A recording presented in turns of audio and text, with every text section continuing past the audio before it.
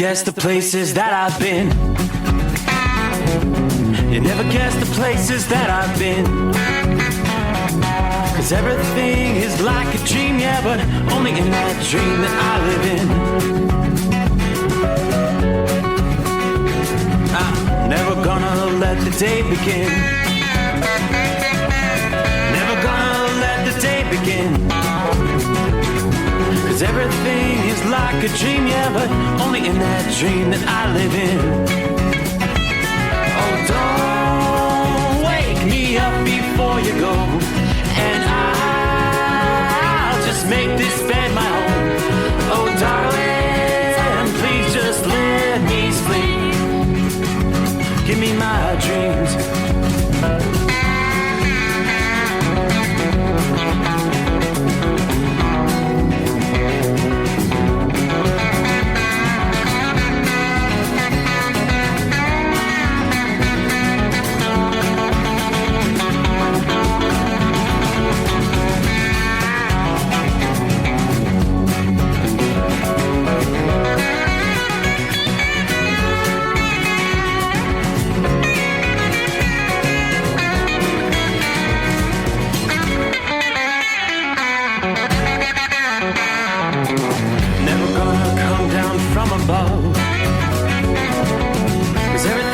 Better from above. Nothing's ever as it seems, yeah, except in that world that I dream of. Never gonna lose the ones I love. Never gonna lose the ones I love. 'Cause everything is like a dream, yeah, but only in that world that I dream of. Oh, don't before you go, 'cause I can't face this day alone. Oh, darling, please just let me sleep. Give me my dreams. Give me my dreams. Give me my dreams.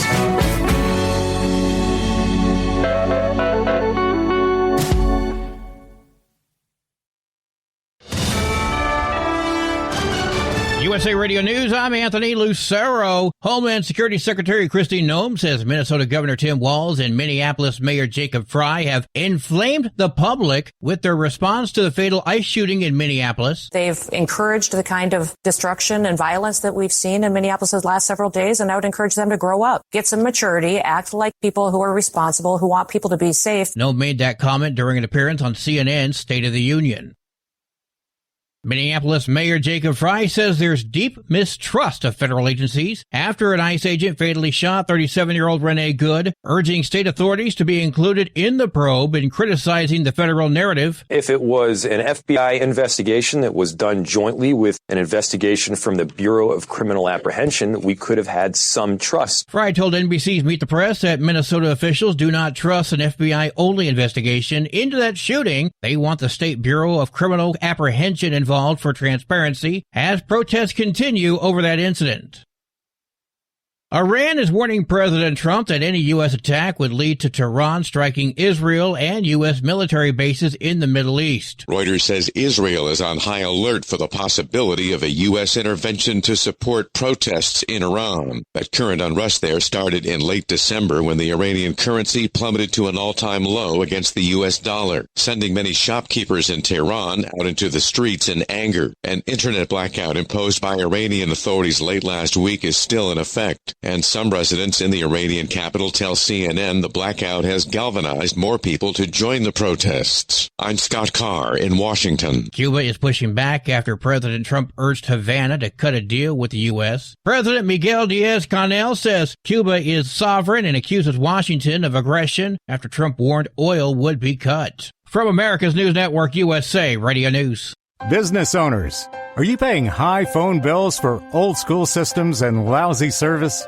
StrongTel cuts your phone bills in half and turns every phone you own into a feature-rich business system. Sean Roddy, CEO of Hennings Brothers Drilling, had this to say. We've been a StrongTel customer for over 10 years. It's great. It even includes an intercom with video to our equipment yard. I can watch live from anywhere with my smartphone. I'd recommend StrongTel to anyone. Never miss a customer call again with your StrongTel business system. StrongTel is a proud iTex partner and always welcomes your iTex dollars. You'll get award-winning StrongTel service, a business-class phone system, and cut your phone bill in half. Visit StrongTel.com. That's StrongTel, StrongTel.com. StrongTel.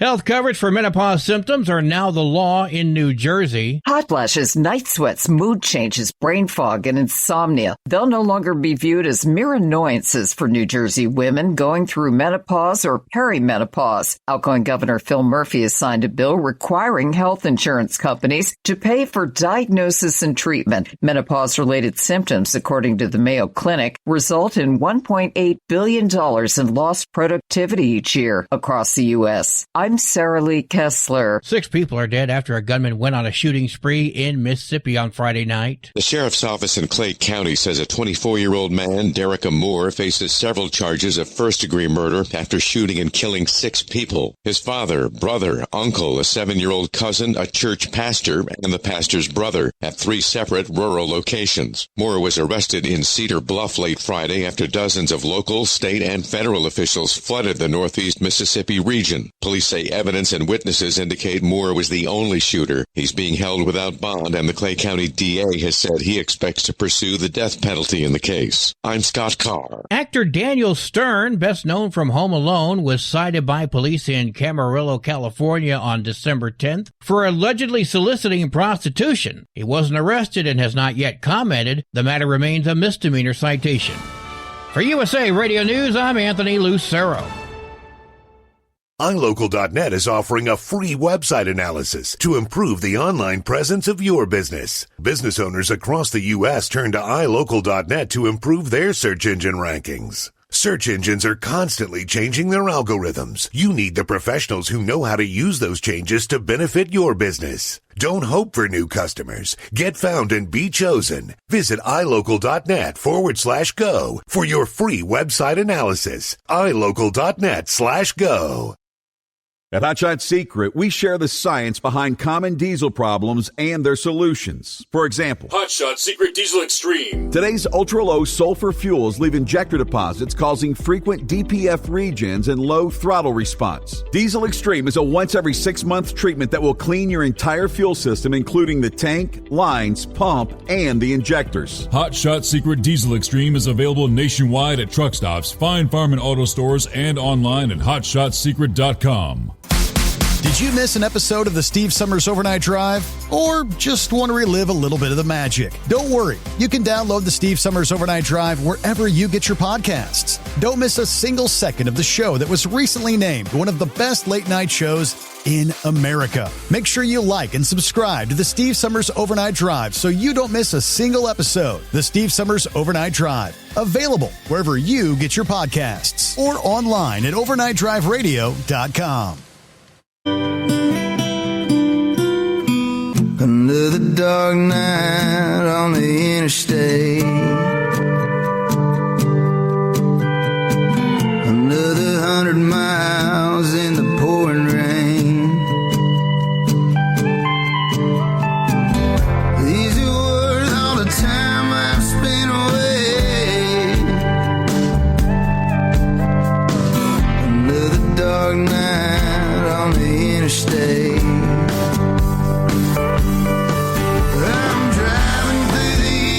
Trying to make it right, my baby's at home, hope she's doing alright. Miss my dogs and I miss my girls, I'm 1,000 miles away from my whole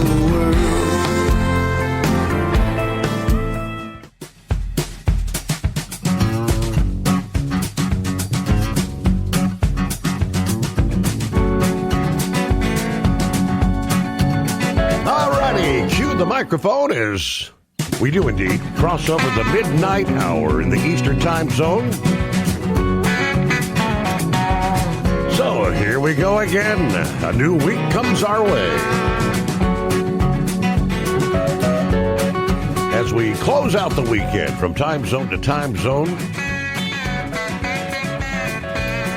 Officially rolling toward mid-January here. We'll turn the page on the calendar. 12th day of January here in 2026. Boy, time flying by, isn't it? Welcome aboard the Steve Summers Overnight Drive, live from the Hot Shot Secret Studios.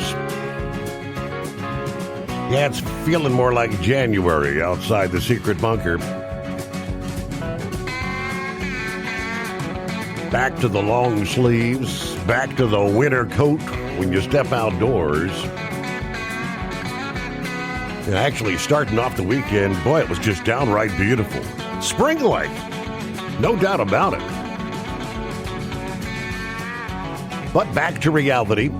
Now, folks along the eastern seaboard, you'll get another day of above normal temperatures, but actually a large sector of the eastern USA that's saw that abnormally warm stretch. Well, we get a temperature reality check trending back toward January, where we should be this time of year. Yeah, some locations along the northern tier of the country that had several inches of snow on the ground saw most of that melt away or turn to slush over the weekend. The remaining snowpack across portions of the Great Lakes, New York, New England, could still see some additional melting before the true January cold returns. While the week could begin with some highs in the 40s and 50s from Chicago to Detroit to Philadelphia, New York City. We'll be ending the week with temperatures back into the 20s and 30s for high temperatures. That transition back to typical mid-January obviously will be more noticeable later this week compared to the first few days here. But as the week progresses, the cold air mass is going to filter south and eastward, bringing even daytime temperature highs into the teens and 20s in the northern plains and the Midwest by later this week. But as we rolled into the weekend here, this past Friday, could you imagine? Buffalo, New York had a high of 61 degrees. I mean, 30 degrees above where they would typically be for that time of year. Yeah, more in line with the typical high in late April. According to AccuWeather, a return to Arctic air sends high temperatures back down to the 20s later this week. In cities like Buffalo, a 40-degree swing in less than a week's time. But here we are for Monday night. Could see some intermittent snow flurries developing east of Lake Ontario into New York State. Most other locations in the Midwest and Northeast should be dry. Windy conditions will develop from Michigan and the Ohio Valley into portions of the Northeast through the day on Monday. Gusts, say, reaching maybe 30 miles per hour in some spots. Tuesday, a little more moisture advances across the region as a storm plunging southeast across southern Ontario and Quebec, Canada, will produce a swath of snow from northern Minnesota into Michigan. Cold air begins to filter in behind that storm as moisture on the leading edge of the storm spreads across the Ohio Valley and the Northeast. Temperatures will still be able to support precipitation in the form of showers ahead of the cooler conditions arriving. By Tuesday night, additional periods of snow and snow showers extending across Wisconsin and the UP of Michigan, maybe sporadic showers pushing south and east across the Ohio Valley. By Wednesday, that storm swings east across southern Canada, bringing cold air back into the Great Lakes region. As a result, accumulating snow begins to spread across northern Wisconsin, Michigan, northern Illinois, Indiana, northern Ohio, and the surrounding areas. Plowable accumulations are expected with the risk for some hefty lake effect bands to set up along the southern and eastern shores of the Great Lakes, including around the Chicago area. Forecasters warn there may be a tight gradient in snowfall totals from Chicago's O'Hare International to downtown locations and into far northwest Indiana due to the nature of the snow bands developing off Lake Michigan. Visibility may be sharply reduced in the heavier bands that develop off the lakes, depending on how the storm tracks through the region and the location of a separate storm that may track northward out of the southeast. Additional locations further east may have a chance for a fresh snow later this week. Back to reality. More expansive snow chances make a return to the forecast for the Northeast and the Ohio Valley as the week continues here. Forecasters monitoring a lake week setup across the east. A few factors are going to impact the movement and the intensity of this potentially notable feature. There's going to be different scenarios on how the week might just pan out. Yeah, there are various models depicting a pretty decent snowfall for the latter portions of the week if it all comes together. Yeah, a deep dip in the jet stream and a cold front will lead to the development of a storm across the Great Lakes in the Midwest come Wednesday, moving eastward Thursday into Friday and potentially forming into a potent coastal storm that could bring significant snow to the I-95 corridor. Even if this coastal storm does not materialize, some snow is going to be possible in the Northeast and the Mid-Atlantic Thursday into Friday. Not to be forgotten, on the western side of that storm, the wind flow will be such that a period of significant lake effect snow could occur in parts of Chicagoland Wednesday night into Thursday morning, maybe impacting the morning commute Thursday across northwest Indiana and northeast Illinois. But back to reality. Hey, it's happy anniversary to the Steve Summers Overnight Drive. Yeah, we've officially concluded 5 years in the secret bunker in Southwest Ohio. It was on this date, actually the 11th of January. 6 years ago today. We're kicking off year number 6, if you could imagine that. The time. Where does the time go now? Saddle up, nocturnal listeners. Pappy, out of the box. Kicking off year number 6 of the Steve Summers Overnight Drive, brought to you by Hot Shot Secrets. Somewhere deep beneath the earth crust is the Hot Shot Secret Hidden Bunker. Your host, Mr. Steve Summers, throwing the breakers, raising the FR3 antenna. The Stiction Eliminator Power Mic is on. 844-844-3388, the number to be a part of the show. Don't be a scarecrow. Hit those digits. Congratulations to Steve Summers and Hot Shot Secret, having one of the top-rated overnight trucking talk shows in the country. And, of course, the fans. Without the nocturnal listeners, the top rating would not be possible. With that said, let's get the party started. All right, Philly Dad, it is that time again. Hope everyone had a great weekend. Well, season's over for the Eagles. Congratulations to the 49ers. Wild card weekend almost in the books. You got the Monday Night Football game tonight. Steelers, can't remember who they're going to be playing, but filling in that final slot before we get to official playoffs next weekend. All right, Shorty, happy anniversary, Steve, on the show, and Hot Shot Secret for sponsoring the program. Scrapyard on board to get the new week started, waving all 5 at us. Hello, Marianne. Good morning, Steve, the overnight family. Pappy's in the house. Hello to the Dipsy driver, Buckeye Boy, Miss Billy. Good morning, everyone. Have a blessed day. All right, hello to Michael. What's up, people? Tank in the house. Morning, Steve and the gang. Happy Monday. We're back in the saddle. 30 degrees here in Stanton, Tennessee. Rolling down to Memphis. We'll get a set and head out west. Everybody truck safe. Have a blessed day. Kevin in the house. Morning, Steve and the overnight crew. Iron Duck. Roll call. Truckers checking in from Boulevard, California. Okay, good to have you with us. Plowboy, good morning from the Big Blue Oval, 34 degrees, dry. Thank you, Steve. Everyone stay safe out there. Watch out for those lefty lunatic socialist Democrats. How about a one-time shout-out to Pappy this morning? All right. There's Jeffrey checking in from southern Florida. Iron Duck was talking about very windy conditions. Strong wind gusts today will make our delivery in San Diego tomorrow morning. All right, keep the rubber side down. Thanks for the update. There's Gilligan.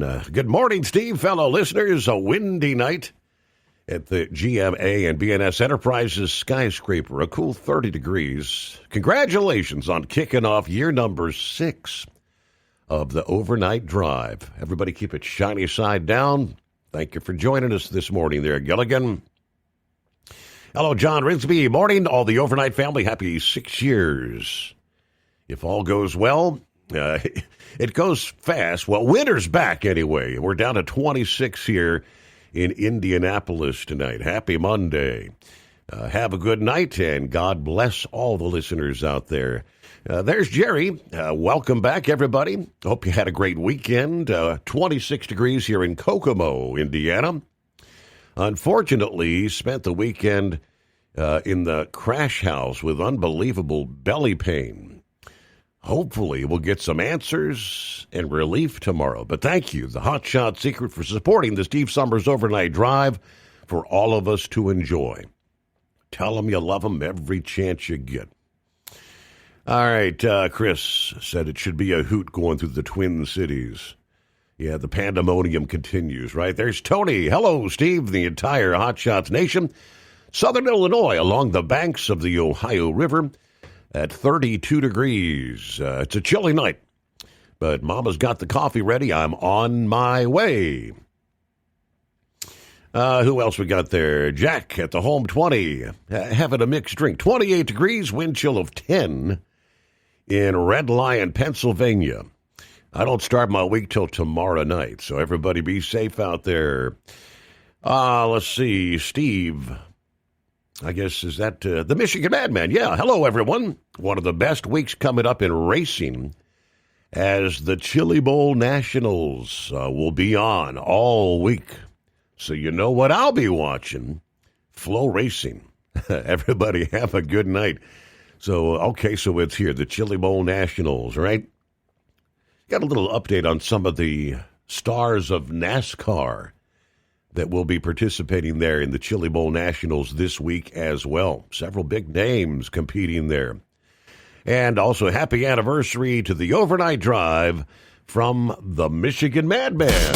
Did you miss an episode of the Steve Summers Overnight Drive? Or just want to relive a little bit of the magic? Don't worry. You can download the Steve Summers Overnight Drive wherever you get your podcasts. Don't miss a single second of the show that was recently named one of the best late-night shows in America. Make sure you like and subscribe to the Steve Summers Overnight Drive so you don't miss a single episode. The Steve Summers Overnight Drive. Available wherever you get your podcasts or online at overnightdriveradio.com. Truck downtime costs you money. One hidden killer on Cummins ISX 15 engines is weak injector cups. When they leak, coolant gets into the cylinders and suddenly you're facing a big repair bill. Industrial Injection has the fix. Our Torque Lock Injector Cup Kit with a threaded Torque Lock design. These cups stay sealed for good. No more coolant leaks. No more surprise downtime. Keep your truck on the road. Ask your shop for Industrial Injection Torque Lock Injector Cups today. Winter is here. When the temperature drops, so does your truck's performance. Avoid fuel gelling by using Hot Shot Secret's EDT Plus Winter Defense, a 7-in-1 fuel booster and anti-gel that improves cold weather performance. The 7-point cetane boost decreases DPF regens and increases fuel economy. Be confident that your engine is running smoothly and trouble-free, even in the coldest temperatures. Hot Shot Secret EDT Plus Winter Defense, available at Pilot Flying J, Amazon, O'Reilly Auto Parts, and HotShotSecret.com. Hot Shot Secret, powered by science. Your factory fuel filter is letting you down. AirDog heavy-duty diesel fuel systems don't just filter your fuel.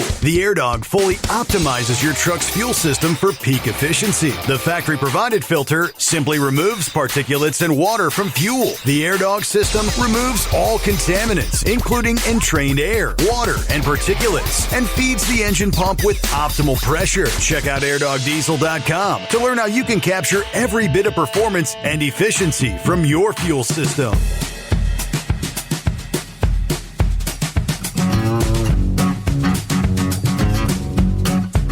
All right, hello hello to Buckeye Boy, checking in from Ackworth, Georgia. That's a reality check. Back down to 31 degrees there. Finally stopped raining yesterday. Between Friday night and Saturday, we picked up 3.5 inches of rainfall. Yeah, happy 6th anniversary to the Steve Summers Overnight Drive. I was so happy when I found you, or found out you were going to be back on the air. It was horrible not having anything decent to listen to at night, considering I'd been listening to your dad for years, and when you took over, to be cast aside by the woke morons. Anyway, unloading later today when I picked up in Orlando. Could have delivered late Friday afternoon, but both me and my contact didn't want to have to fight the Atlanta rush hour traffic. Don't blame you there. I helped the stepson and the electrician on the building a bit earlier yesterday. We worked on it Thursday and Friday, so there you go. Grandkids came over for a while.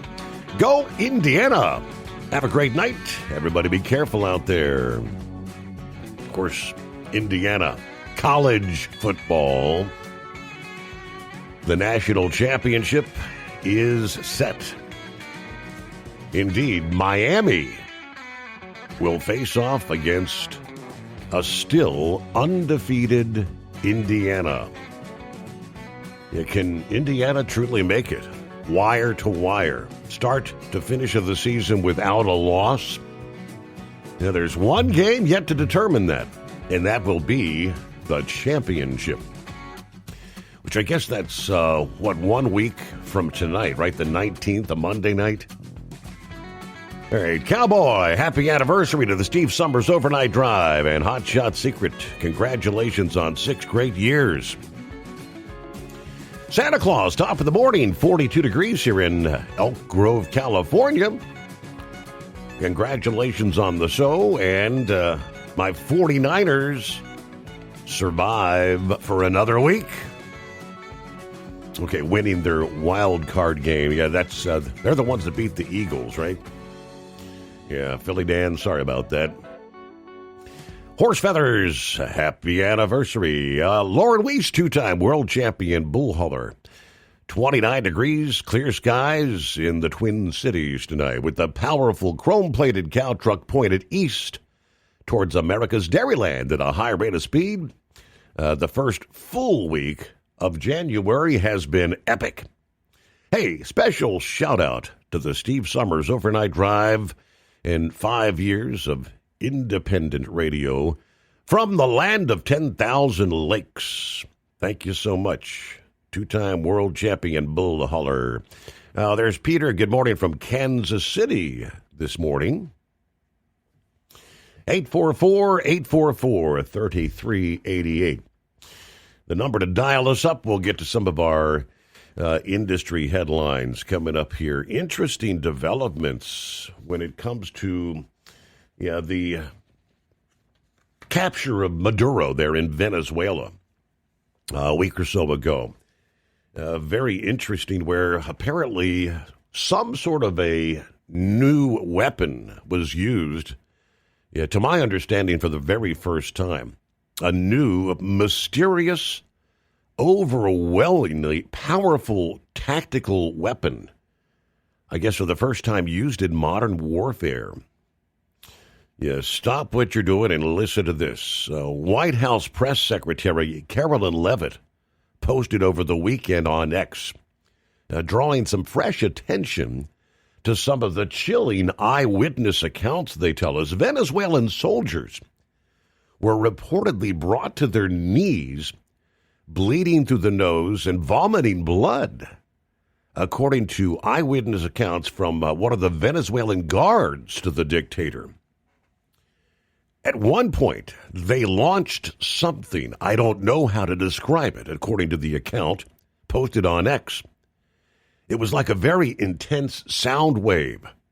Suddenly, I felt like my head was exploding from the inside, he says. Yeah, like a very intense sound wave. He added, as a result, his comrades were not able to fight back. We had no way to compete with their technology, with their weapons. He says, I swear, I've never seen anything like it. We couldn't even stand up after the sonic weapon or whatever it was. The Guard further described how U.S. forces were able to wipe out hundreds of fighters on the ground without suffering any casualties themselves. We were on guard, but suddenly all of our radar systems shut down with no explanation. The next thing we saw were drones, a lot of drones flying over our position. We didn't know how to react. Then barely 8 helicopters appeared, deploying just 20 U.S. troops. But those few men were all that were needed because of their tactical advances. And this, according to the Guard, led to a slaughter. We were hundreds, but we had no chance. Yeah, they were shooting at such precision and speed. Yeah, I felt like each soldier was firing 300 rounds a minute. Those 20 men, without a single casualty, killed hundreds of us, he says.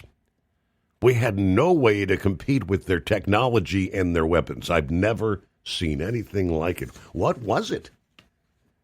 Very interesting. All right, we'll get a news break, and good to have you with us. The Steve Summers Overnight Drive.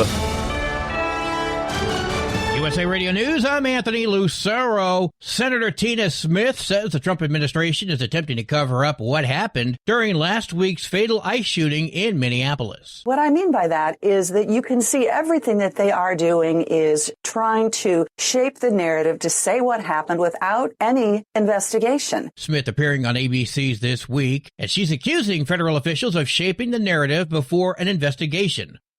Senator Rand Paul is warning President Trump against military action in Iran as deadly protests continue there, saying bombing the country would backfire and unite Iranians behind their government. So when you bomb a country, then people tend to rally around their own flag. They tend to see this is a foreign country coming in and bombing us. And so I don't think it always has that effect. Trump is still reviewing a range of military and non-military options amid unrest in Iran. From America's News Network, USA Radio News. Commerce moves fast. Your business should too. If you're not on the first page of search results, you're losing customers. Out of sight, out of mind is true. Don't let that be you. iLocal.net has helped local businesses dominate search results since 2009. For a limited time, iLocal.net is offering a free website analysis to improve the online presence of your business. Local business owners across the U.S. turn to iLocal.net to improve their search engine rankings. Search engines are constantly changing their algorithms. You need the professionals who know how to use those changes to benefit your business.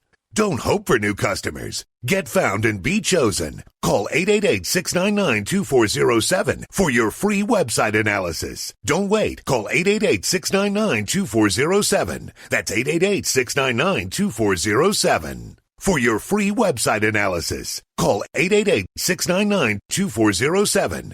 Want to put your business on a brand that is heard in some of the biggest radio markets on some of the biggest radio stations in the United States? Or maybe you want to have your brand take advantage of the explosive growth in podcasting. Why not do both? The Steve Summers Overnight Drive offers the best of both worlds and is ready to put your business at the front of everyone's waking thoughts. I'm sorry, am I moving too quickly for you? Well, at least you'll be on their mind in there somewhere. For sure, the Steve Summers Overnight Drive was recently named one of the top 15 late-night shows in America. So advertising on the Steve Summers Overnight Drive will put you in front of the very clients you want to walk through your front door. Interested? Maybe you want to take a test drive, kick the tires, do a sample tasting, which might be kind of gross. Get details at overnightdriveradio.com or email rwild@lubricationspecialties.com. And let's put the Steve Summers Overnight Drive to work for you today. Well, we're off the air. For good, I think. Like the men and women who power America, the people at Hot Shot Secret work hard and play harder. We're the fastest growing diesel and oil additive brand in the country. We solve problems. We protect engines. We save you money. And more importantly, time. Hot Shot Secret, powered by science. Truckers, meet the SpeedMax Pro Max, the tire built for serious hauls and serious peace of mind. With rugged construction and performance you can count on, Pro Max is made for the long road ahead. And here's the best part. It comes with an 8-year warranty. That's right, 8 years of confidence, mile after mile. Ask SpeedMax. Drive far. Drive strong. For more info, call 860-436-4100 or buy online at digitire.com. At TEL, we know what it takes to succeed as an owner-operator because we were founded by one. The big secret? Affordable new trucks. New equipment keeps you moving, improves cash flow, and delivers reliability. For over 20 years, we've helped drivers take the next step in their careers. Call TEL at 866-404-6289 and use promo code OVERNIGHT100. We look forward to meeting you. Did you miss an episode of the Steve Summers Overnight Drive? Or just want to relive a little bit of the magic? Don't worry. You can download the Steve Summers Overnight Drive wherever you get your podcasts. Don't miss a single second of the show that was recently named one of the best late-night shows in America. Make sure you like and subscribe to the Steve Summers Overnight Drive so you don't miss a single episode. The Steve Summers Overnight Drive. Available wherever you get your podcasts or online at overnightdriveradio.com. The Overnight Drive with Steve Summers. Live from the Hot Shot Secret Studios. Call Steve now. 844-844-3388. That's 844-844-3388.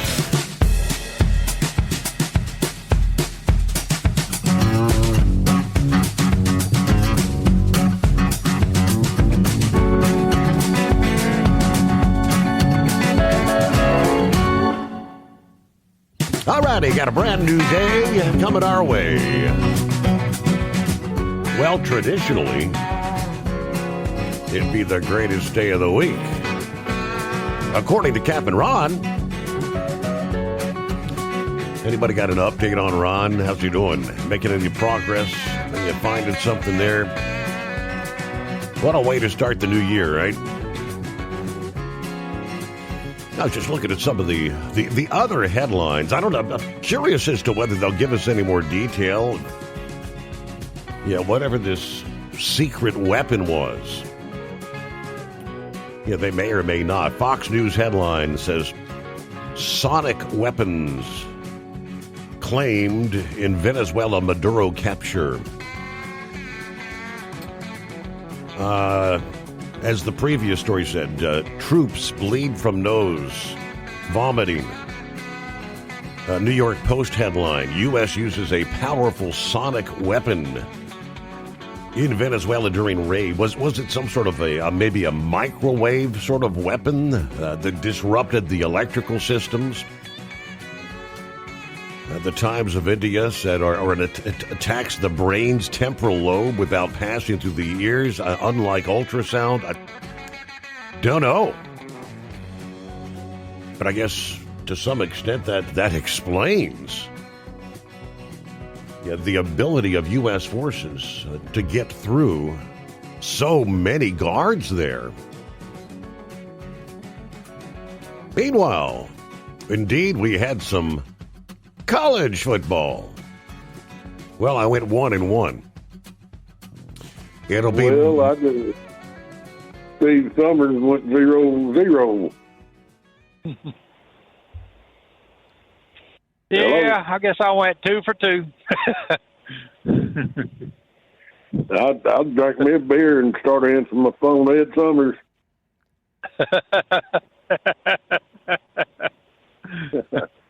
So, Steve, buddy, I joined your ranks. Hello. Well, you picked Miami, Ed, right? No, I picked Ole Miss. Oh, I thought so. So Grump picked Miami then. Okay, I'm sorry. Right, and then he got a win there, and then you and Grump picked Indiana. Indiana, and I was a dummy and picked that no-show Oregon. Yeah, boy, that's that was a gut whooping. Big time. I mean, just first play off the bat, Indiana intercepted, took it in for a touchdown. So that I thought the Ole Miss Miami game was a good game. Good good tight game. And then, right. And I thought all this was going to be, I thought they were going to pull it out. But, yep, Miami marching down the field with time running out. I got so bored with Oregon, I just quit watching it. And the heck with it. Wasn't even worth watching. Yeah. So much congratulations to Grump for going 2 for 2. But Grump ain't winning the thing. You know what? I'm still the prognosticators. I mean, I have my hats off to Grump. Grump has lost the season. They'll be talking about you around campfires, and they'll write songs about you and all kinds of stuff. Yes, sir. And speaking of songs, I seen Lauren Wees. Matter of fact, that's when we was doing all that jamming was during that football game, and I don't know if you've seen that post, but I'm gonna mention to Josh about writing a song about bull haulers and their sleek truck, chrome-plated trucks, right, running the left lane or what I call policing the left lane. So, anyway, I seen that comment. I'll make sure Josh sees it, Lauren.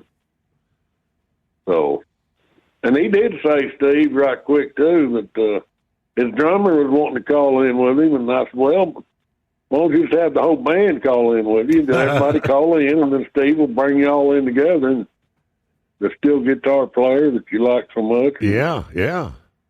You guys already had a pretty good roundtable conversation. He did say he talked to you, so I'm just kind of staying out of that picture and let y'all deal with it.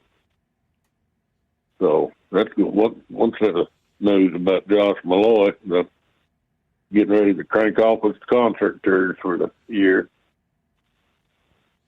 And I saw last week where he had shared all the things that he kind of scratched off his bucket list in 2025.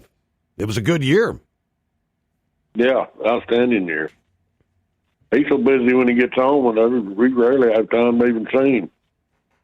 The only reason I seen him the other night because that was his cousin that brought a guitar, bought one, and Josh come over to get it, and they were sitting there playing and thumping around on songs. Yeah. So, other than that, he's been real busy. Just been at home. Hey, hello, Ed. I told you wrong on Mike Shanahan.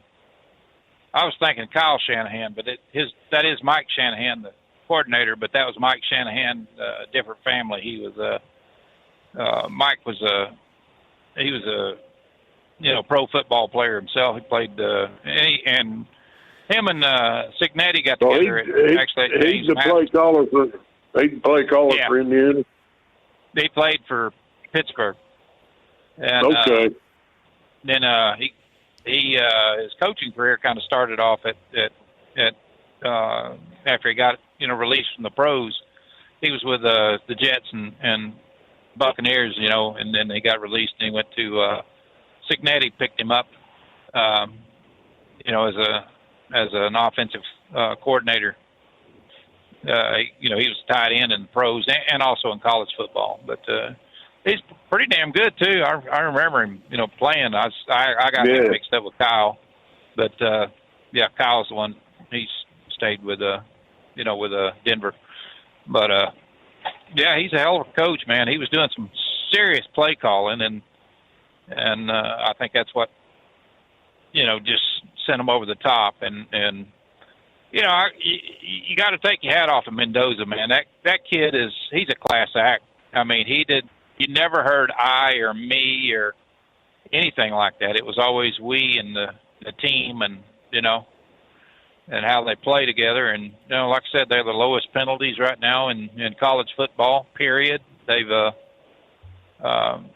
just got a machine, man, that just, and at first I thought they were just, like I was telling Ed, I just thought they were kind of a mediocre team, and everything, that they were just having a couple of good games there. And then I got to watch them and I thought, damn, that kid can thread a needle with that freaking ball and just, he's got the backs and he's got the blockers and he's got the defense,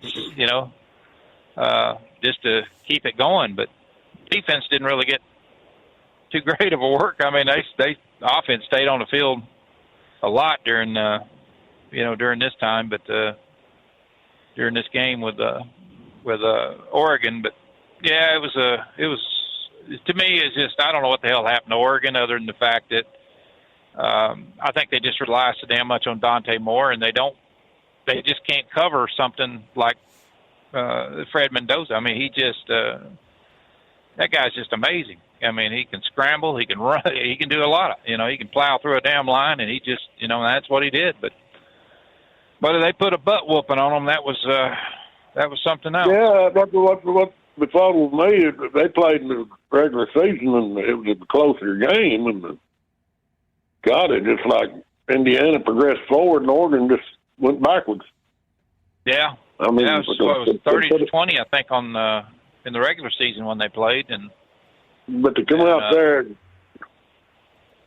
Now I know the Big Ten ain't that weak of a conference. No. To sit there and play like that, I'm thinking, excuse the language, I'm trying to clean up my language. My wife kind of drives that. So, how the heck do you perform all year like you're a really good team, and then to show up like that? I don't know. I don't have the answer for that one. That's for darn sure. Well, I don't know. When you go back over a lot of Oregon's wins, and one of the toughest teams they played was Tech, and it just, I don't know. I kept going back over and looking at some of them. They dominated a lot, but they also had 5 players that was hurt, that was out, hurt too, and Dante Moore, and he just looked confused, man. I mean, they couldn't do anything with a pass rush from Indiana. They were just up, they were in his face every time he turned around. And this is, that was just good football. They did not let up at any time. They just kept pounding on him. Which, I don't want to cry foul on that Ole Miss Miami game, but that last play, even though it was a Hail Mary, man, if that wasn't pass interference, they said, well, they don't call it on that. Yeah. The very last, you know what play I'm talking about? The very last Hail Mary pass, and yep. it was beyond the receiver's ability to catch it. And not when you've been rode like a damn horse into the end zone. Yep. It was just regular. Allow the receiver to get positioned. I think he would have been caught. I really do, but. It is what it is, and the game's over. But, man, which I ain't saying it was a conspiracy. I'm just saying, dang it, these blatant fouls that these players make, when you get right there at the end of the game, you hate to see a game being called on a flag. But if any flag should have been thrown, in my opinion, that should have been penalized, and or at least got a replay on that. Right. So. Well, it was it was a good game. The thing that I've noticed about Miami since the first time I watched them is they are a dirty team. I mean, they have very little discipline. I mean, they got where they play good football because they're just so damn brutal. You know what I'm saying? They just they're heavily penalized. Sounds like that Notre Dame of the past, referring to them as a bunch of convicts. But no, I think Miami plays some good, hard hitting football, and I noticed that right now the poster's got Miami games on them. Go ahead. Go ahead, Steve. No, I didn't say anything. Oh, somebody said something. No, but anyway, I didn't say it. Well, what I was trying to say, the posters already they're not showing no respect to Miami, and I think that right there is going to be a big, especially if they start harping on it. You're going to make life rough on Indiana to go into Miami, because technically that's a home field advantage game for the Miami Hurricanes, and I got a feeling them fans are going to be a real show out there. Unfortunately, because, Oregon, I mean, at the Peach Bowl, it was all Indiana fans. Yep. You ain't going to see that down there in Miami. Well, Miami, they like I said, they're undisciplined. They play some smash mouth football, and they don't give a damn, how hard they hit somebody or where they hit them or anything else. That's, and that's not necessarily a bad thing. I mean, they're in it to win it. They're in it to to play ball, and they just got some big boys and some people that can play. I mean, they can put you on your butt pretty quick, and they're and I think they're safeties, the strong safeties and their defensive backs and stuff. I mean, they're taught, to grab that shirt, and stuff like that. Just don't get caught. Do everything they can to keep them catching that ball. And it's, it's going to be hard. I think this is going to be a lot closer game. I still think Indiana's going to pull it out because, when it comes down to it, it's going to be, I think, a game about defense. Number one, that I don't think Miami has the defense to do anything with Mendoza, and especially not with that big line that Indiana has. I mean, they got some big boys. They got that one big old boy. I forget what his name is. That nose tackle. He's pretty hard to block out. Yeah. I mean, you can tell by the way I'm talking what way I'm leaning. So you're going to have both sides. You're going to have healthy teams, I'm assuming, on both sides. And that this national championship ought to be a good slobber knocker of a game. And it might come down to whoever has the ball last. But if Miami gets blowed out with by Indiana, then I'll be a believer about just how good, because Indiana will make history if they go 16-0. Yep. I mean, even Alabama had done that. I think Miami's going to beat that 7.5 separation there. I think they're going to make the point spread. I really do. Or not Miami, Indiana. I think they're going to make that point spread. I just think that their offense is so damn well-oiled and able to catch that ball the way they do, and the way they can run too. Man, I just think they're going to pull ahead on that, and it wouldn't surprise me if it was a 14-point game, because they've just proven themselves all year, and that's something. Like I said, in the very beginning I was like skeptical of them until I got to watching their games, and I'm thinking, gee, Merry Christmas, Cignetti's serious. I mean, he's got these guys just doing exactly like they ought to do, and when they're doing stupid penalties and stuff, he's got them on the sideline chewing their ass. Saying, we ain't playing ball like that. Don't, because you look at some of the penalties. Some of the penalties that hell, even looking like Oregon. I mean, they did a couple of stupid things. Right there at the very pass interference when they. I don't know. It just like I said, it's just. It's going to boil down to, when it boils down to who's the most disciplined team, I think that's going to be the winner right there. And I look at Indiana on this, and I'll make my announcement right now. It's, I'm an Indiana believer now. I really am. Well, I'm not going to make mine too, because I'm going to Miami. I shouldn't have went against Miami with Ole Miss, but out of respect for Ole Miss, I thought, well, they might have pulled it off, and they almost did. But I still think, I think the national championship is going to come out of the ACC. So that's my thoughts on it, really. So we're going to get that pick out of the way. Who are you thinking about, Mr. Steve? I'm thinking Indiana. I'm sticking with them. You butt licker. You're only going with Grump because Grump's the better picker. They haven't let me down. As I said last week, they've defied the odds. They've beat every team that they thought would. Every team they said was going to beat them, they've came out on top. And hell, it was a no-brainer with Oregon. Man, I don't know where Oregon was. Did you watch any of the games, Mr. Steve? I caught a portion of the Miami game, and I did get to watch the Indiana game. Okay, well, I'll give you that then. My hat's off to you.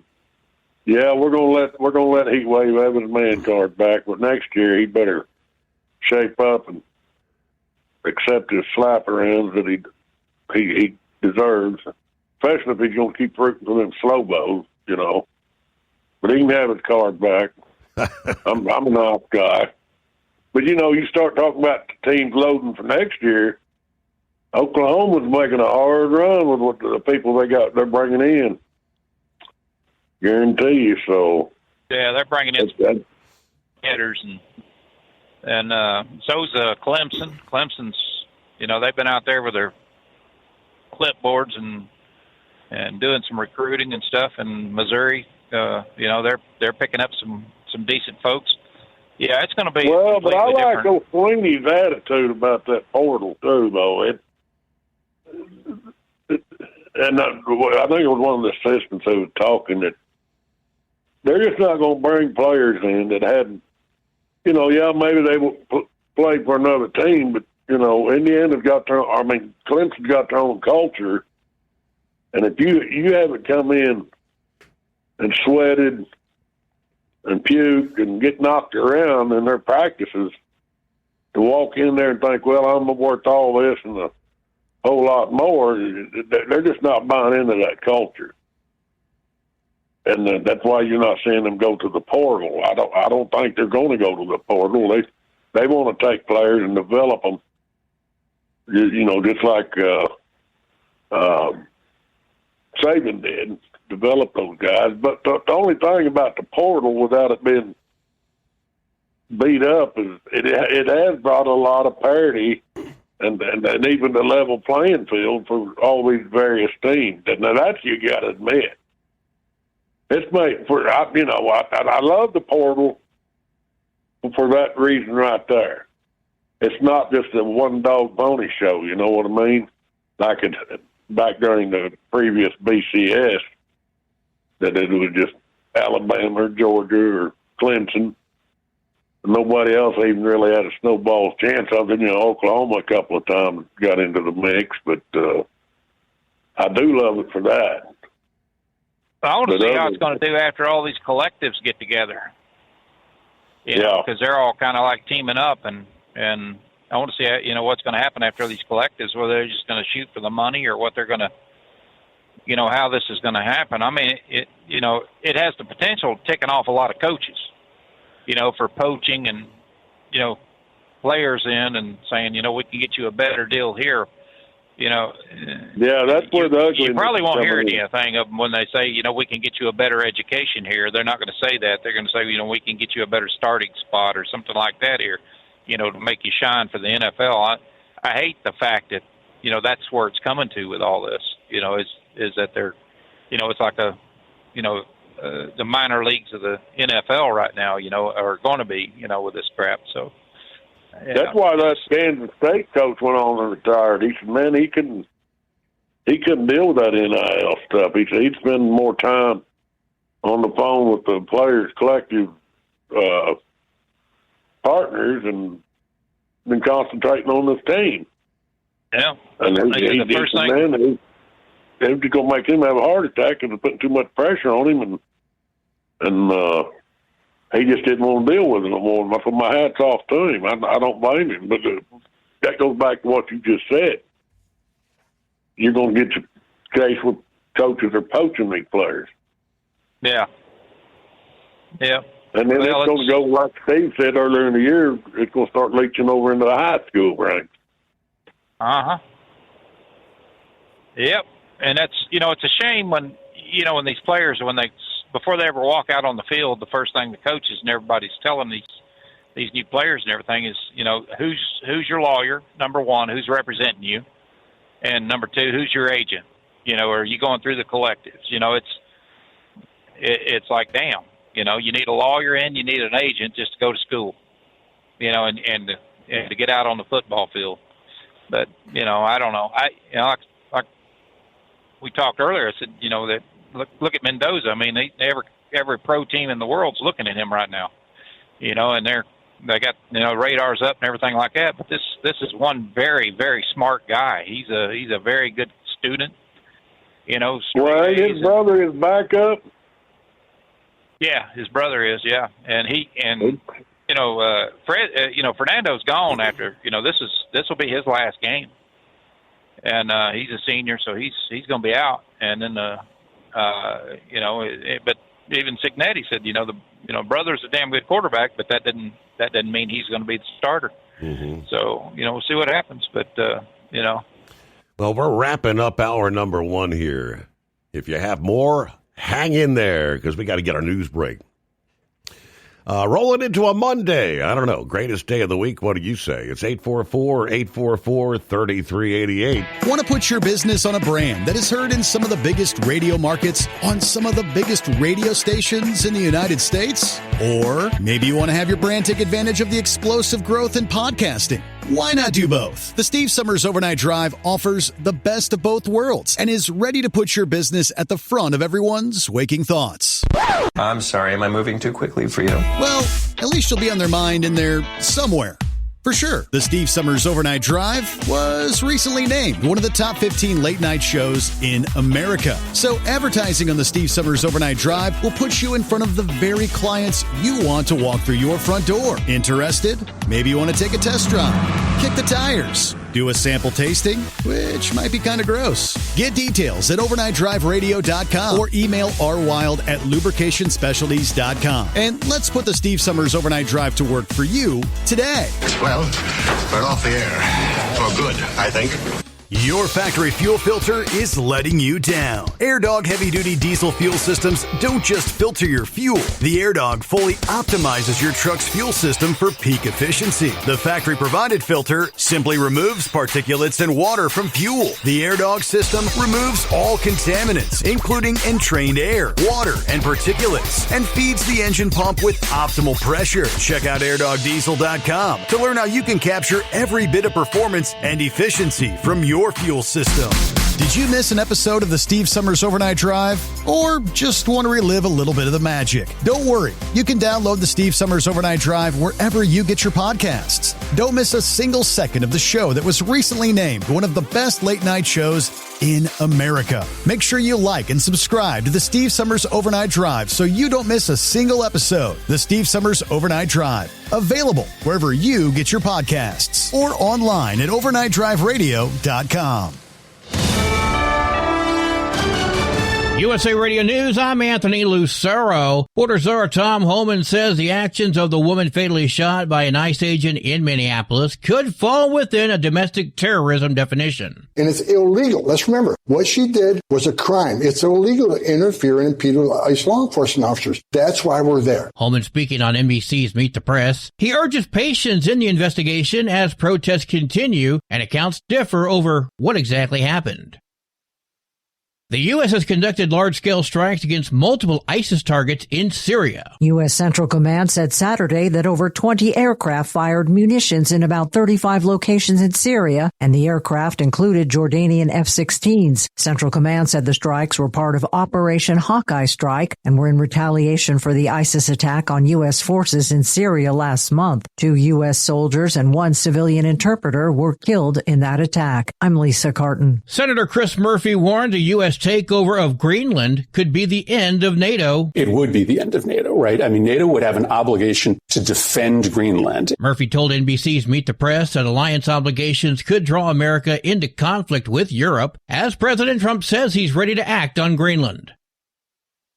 Anti-ICE protests were held in cities across the country on Saturday in response to the fatal shooting of a Minnesota woman by an ICE agent. Thousands showed up at protests in Minneapolis, Portland, New York, Los Angeles, Washington, D.C., Houston, Seattle, and many other major cities. The protests were also in response to the recent Border Patrol shooting in Portland that put 2 people in the hospital. In a statement, the organizers claim both shootings, quote, are part of a broader and deeply alarming pattern of unchecked violence and abuse by federal immigration enforcement agencies. I'm Jim Forbes. From America's News Network, USA Radio News.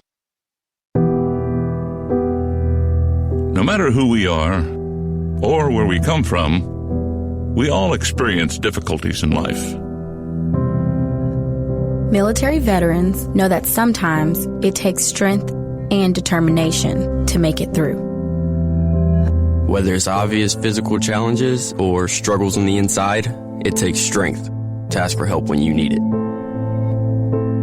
I knew that I had to get support, not just for me, but for the sake of my wife and kids. Talking about it has helped me feel more like myself again. Honestly, it was hard to open up at first, but it's changed my life for the better. Learn how veterans like us have reached out for help. And hear stories of strength and recovery at MakeTheConnection.net. A North Jersey family is mourning the loss of their toddler to the flu, New Jersey's first pediatric flu death this season. The state health department announced the death on Friday but gave no identifying information. But now the 2-year-old's grieving family is stepping forward, saying that their beloved boy, Isaias Castillo IV, died of flu complications Tuesday at Morristown Medical Center. Isaias had no known underlying conditions. It's unclear whether the toddler was vaccinated against the flu. Influenza is circulating at very high levels in New Jersey, also in New York. I'm Sarah Lee Kessler. California led the nation in job cuts in 2025. A report from the outplacement firm Challenger, Gray & Christmas says California lost nearly 176,000 jobs last year. More than 14,000 jobs were cut in November. In December, it was down to fewer than 2,800 layoffs. A large chunk of the job cuts were in the tech and entertainment industries. Overall, the U.S. saw 1.2 million layoffs in 2025, the most since 2020. I'm Daniel Martindale. A new Oklahoma lawsuit claims State Farm underpaid a commercial hail damage claim, citing a program allegedly minimizing payouts. The roofing estimate showed $38,000 plus in repair costs. State Farm offered $549. The insurer denies any wrongdoing. The case joins growing scrutiny of claim practices across the state. For USA Radio News, I'm Anthony Lucero. Would you know where to turn if you or a loved one became paralyzed? For thousands of families, the National Paralysis Resource Center has been that lifeline. But now federal funding's at risk. Sherman Gillums Jr., a partially paralyzed Marine veteran with the Christopher and Dana Reeve Foundation, explains why. This is about more than just a budget line. It's about veterans, caregivers, and families, real people who need these resources to live more productive and independent lives. Learn more at ChristopherReeve.org. Want to put your business on a brand that is heard in some of the biggest radio markets on some of the biggest radio stations in the United States? Or maybe you want to have your brand take advantage of the explosive growth in podcasting. Why not do both? The Steve Summers Overnight Drive offers the best of both worlds and is ready to put your business at the front of everyone's waking thoughts. I'm sorry, am I moving too quickly for you? Well, at least you'll be on their mind in there somewhere. For sure, the Steve Summers Overnight Drive was recently named one of the top 15 late-night shows in America. So advertising on the Steve Summers Overnight Drive will put you in front of the very clients you want to walk through your front door. Interested? Maybe you want to take a test drive, kick the tires, do a sample tasting, which might be kind of gross. Get details at overnightdriveradio.com or email rwild@lubricationspecialties.com. And let's put the Steve Summers Overnight Drive to work for you today. Well, we're off the air. For good, I think. Keep the bugs off your glass and the smokies off your ass. This is the Overnight Drive with Steve Summers.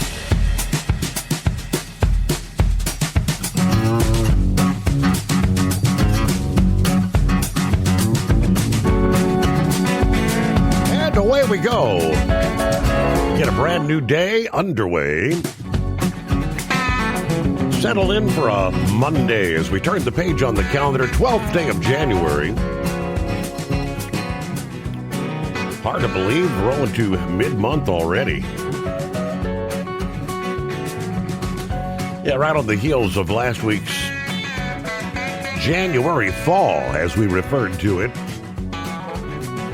Back to reality. A few days after the colder air returns to much of the eastern USA, patterns may come together to bring maybe one or two chances for snow from the mid-Atlantic in New England, west to the Appalachians.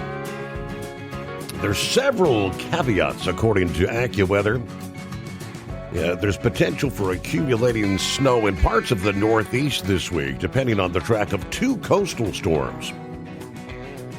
As the jet stream dips into the eastern U.S. Thursday, that positioning will help determine where a coastal storm forms and how it moves from Thursday night into Friday. Yeah, a storm that tracks further east would likely head out to sea, bringing snow showers to parts of the interior Northeast and the Mid-Atlantic. In another scenario, a storm that tracks closer to the coast could spread snow across much of the Mid-Atlantic and the southeastern New England. Now, if the storm on Friday is strong and hugs the coast with snow, it would likely push the next storm out to sea later next weekend. However, if that first storm is weaker, the second storm could become stronger and track much further north.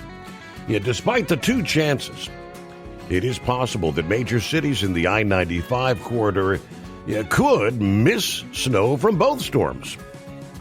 It's going to be a lot to try to put together in the coming days. So, further details on both storms will be unfolding. But snow lovers and skiers, kind of dismayed with the loss of so much snow, will have at least something to be happy about with the return of cold. As we get the new week underway, at least the resorts will be able to start making snow to rebuild the base once again. And the lake effect snow showers may coat the landscape for some areas here as the week progresses. But welcome into a Monday, back with the prognosticator of prognosticators and the analyst, Mr. Grump. Welcome back. Well, Steve, appreciate you having us back. And those 2 people that hate football, well, guess what? Here in a couple of weeks, you guys can go back to watching paint dry and enjoy it. So that's all I got to say about that. So, anyway. Yeah. Go ahead, Grump.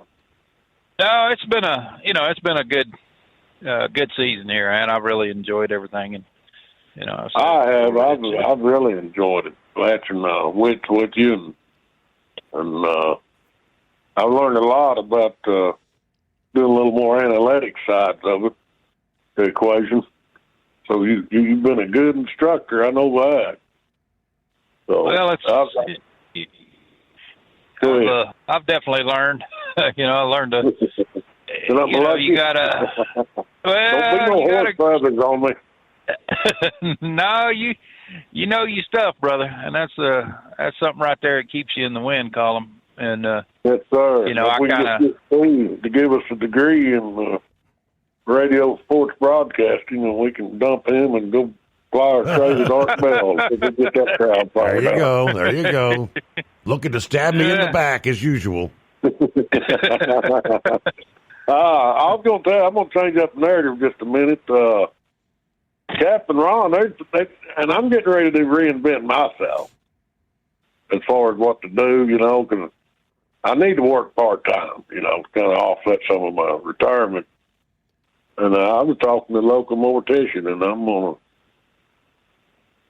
fly my trades helping him, go pick up folks and, bring them back to the funeral home, help him, whatever he needs. I mean, I ain't going to be doing all that embalming stuff. But he said, do you, wouldn't bother you to pick up people that passed? And I said, no, it don't bother me. I mean, people get the heebie-jeebies. I know when you die, all of a sudden everybody wants to get the heebie-jeebies. I said, if they start thrashing around in the back, I'll just turn around and get them back to the hospital. I'm not going to sit around and be scared. What to be scared of, But anything to try to help.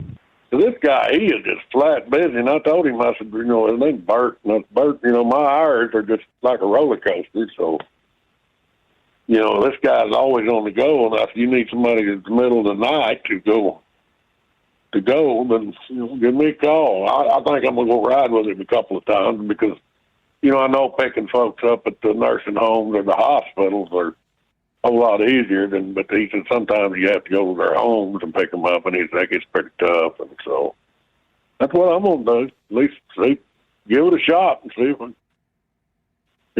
make a little money on the side there. It pays good. So, anyway, I guess I'll start calling in as Mortician Ed. Mortician. What do you think, Steve? You going to be uncomfortable talking to me? Oh, boy. The prognosticating pallbearer. There you go, man. We'll figure out something there. So anyway, well, go ahead.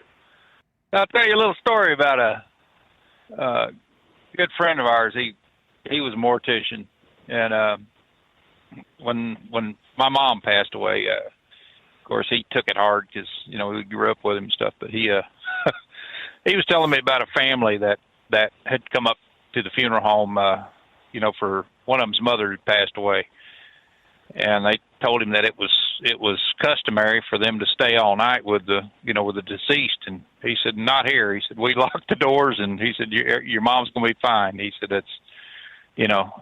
we just can't allow that. And one of them got up and started knocking stuff over and raising hell and said, I want to tell you something. He said, I'm going to be here all night, with my mother. And the mortician pulled out a damn gun. He said, you damn right you're going to be here all night with you next to your mother.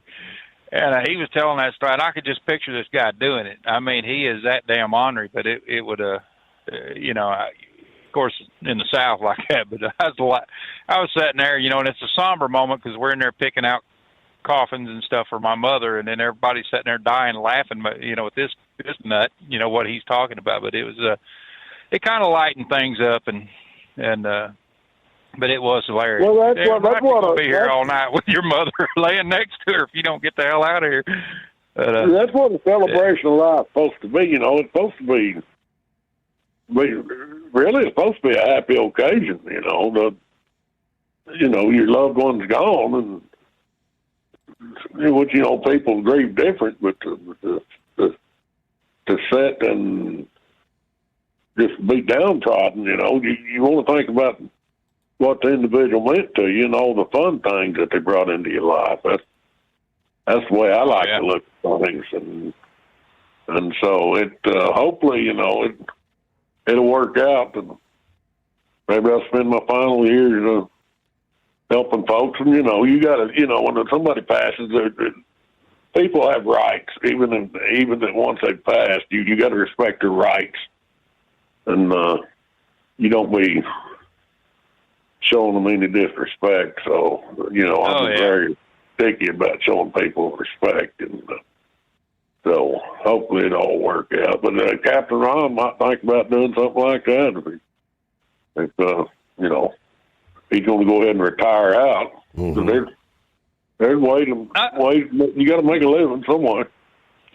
A good friend of mine retired, and he said he had to, supplement his income a little bit, and he started driving for one of these parts places, but he drives a pickup truck, and he said he may run all the way to Dallas or somewhere like that out of Illinois, to pick up expedient parts or take them down there or something, from the DC and turn around. He said, hell, I'm making as much money doing this, 3 and 4 days a week as what I was on the road for, 7 days a week. So, he said, so give me a credit card. I want to get away from that because, it's just like that little trip I made out to Pasadena. I got a nice new pickup, and even as nice as it is, man, it's not air riding, man. That'll go beating on your bones, at least my bones. So, yeah. Well, right quick, too, Steve, how long do you think it's going to be before somebody sells this new technology to our damned enemies? What took place over in Venezuela. The sonic weapon, whatever it was. Good question. Yeah. Good question. How long will it be before some jerk will sell it? So, well, with that being said, this weekend I didn't quite know my football, but I got schoolhoused and learnt, and so I may not know it all, but I do like thinking on my football. So with that being said, guys, we will holler at you later. Good to hear from you, Mr. Prognosticator of prognosticators. What's your thoughts on the sonic weapon, Grump? What do you think? Had you caught that in the news? Yeah, I think it's been in the works for a while. I think what it works off of is basically enough radio waves that it's disrupting your equilibrium. And they've worked on these weapons, before, and where they, basically get your equilibrium, you're dizzy and you're nauseous, and it's creating a lot of problems. And it's, an hour or two later, you're fine. If it's something that can, keep people alive and stuff like that, in instance, stuff like that, then I'm all for it. It's it wouldn't surprise me a damn bit if they didn't use some of these things, if they didn't get some of them worked into, over in Iran or something like that, and start using some of them. I don't know if they're shoulder weapons or whether they're actually mounted on the front of a helicopter or something like that. I know I'd read an article years ago, I'd say 3 or 4 years ago, where in the development of this stuff, they were going to be part of a weapon system that could be mounted, on the front of a helicopter or something like that, where they can just constantly give off these bursts, when they get into close support of other troops, that would, kind of, I don't know, knock them on their butts, basically, is what, incapacitate them or something long enough, just in a short term, where they can get in and get this done, and then, things like this done. But, I think we're going to find out a lot more about that weapon and things here pretty soon. But I seen where, and heard it there, where NATO is getting really ticked off at Trump about this, talking about, Greenland again, how, he's wanting to take it by force if the Danish didn't give it up. We could get booted out of NATO for that. I mean, literally, they could just say, bye, you're done. You're no better than Russia. I hope the hell this guy gets his head out of his butt and goes with something, that's like I said the other night, on a long-term lease or something, because this is exactly the problems that we don't want, and as much as we like to say that we're the big dogs on the block, if it came down to somebody attacking us under the NATO charter, they have to help defend us. And, the last damn thing we'd want to be is on our own, and it's, especially when you got Russia, North Korea, China, you never know what side of the fence India is going to play on anymore. They claim to be a friend at one time, and then they turn right around and then they're not. This is something that Trump really needs to think about, and if I would, if I was advising him on anything, as his advisor should, and I don't know who is advising him on this. One time I heard Stephen Miller was, talking it up. Stephen Miller needs to set his little wormy butt down and shut up and worry about his, that hair on his head or whatever.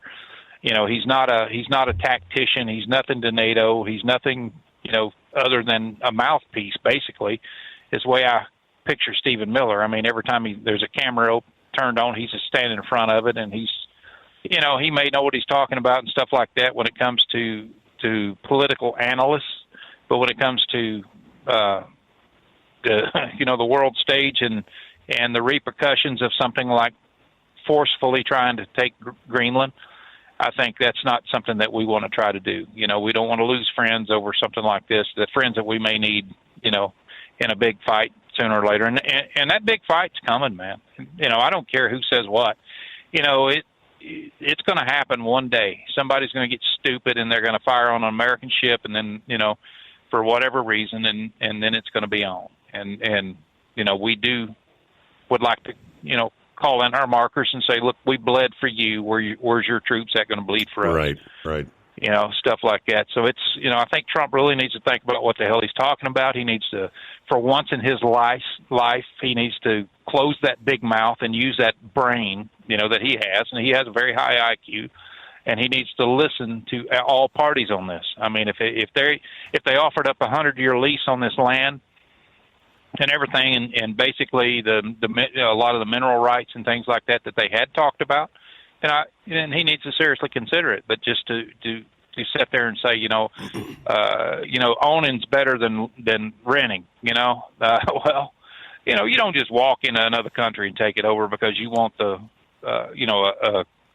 a strategic position over your adversaries, or there may be some minerals there. Hell, you're no better than Russia if that happens, or any of the rest of these damn third world countries that tries to take over another country. We don't want to be that. I'm sorry, that's, it might piss some people off, and they think, oh yeah, we need to go in there and get Greenland because of its. No, we don't. No, we don't. We've been to Greenland. I've been to Greenland. Go there. Hell, there ain't a hell of a lot there. It's Thule, Greenland. They changed the name of it, of course, but it's there's not much there, and but radar sites and it's early warning systems and things like that we need. That we built. We don't need to give that up because he wants to be a horse's butt and say, we'll just come in there and take it by force. Right. They could cancel everything, say, bye, go. We don't want you here. Then what happens? NATO's not going to back that. NATO's not going to back taking that by force. And I don't know. I think it's a mistake. Number one, he needs to consider the long-term lease and partner up with them with some money and things like that pays the residents around there to where our troops are welcomed. And I've been to places, Steve, where they couldn't stand us. Literally couldn't stand us. I mean, it's just Germany was like that for a long time. Where you go off base and hell, they want to knock you around, stuff like that. Parts of Turkey, I was in a cab one time in Turkey, and they tried to take us out to a place where they robbed GIs and stuff like that, and luckily, we were armed and convinced them that was a stupid mistake. And, it's just things like that happens that, you paint a big bullseye on our troops, and, we don't need that. So that's just my view on it. On another subject here, I got DOT tonight. Right before I talked to Big Ed, he called me the first time. I just got done with the DOT, and we got to talking about the shutdowns and things like that, and the English speaking requirement and stuff. And there was two of the officers in there, and one of them brought up a very valid subject. A problem. He said the problem is, he said, yeah, it looks good on paper.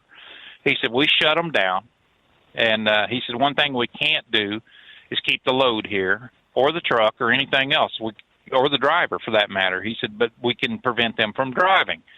So he said, when we shut them down, they call a wrecker. They call their company calls a local wrecker somewhere. They hook onto the truck, throw it to the truck stop, and then the bastard's gone. Then they're back behind the wheel, and away they go. Mm-hmm. And he said, this is the problem that we're up against on trying to shut these guys down. They need to do something where they can knock their physicals out, and that's something else. I said, do they even have physicals? And he said, probably 70% does not. Wow. And we see that many that don't even have a CDL. They're riding with somebody, or they're helping drive and things like that. And so it's still a problem, and they kind of complimented, Sean Duffy. They said, he's been doing it right and doing a good job and stuff like that, but it's not enough. It's still, and he told me about an accident that happened up on 80 2 years ago. And it was with one of the Sikhs, one of the Indian drivers that was driving on a visa, number one. And he'd been here for several years, but hardly spoke any English. They tried to get his, for litigation purposes and for charges, they wanted his ELD records, his logs, and he said, we subpoenaed California twice. It went through court twice, and we're still waiting on them damn records. He said it's been blocked by California. Every time we try to get them, they block them. Mm-hmm.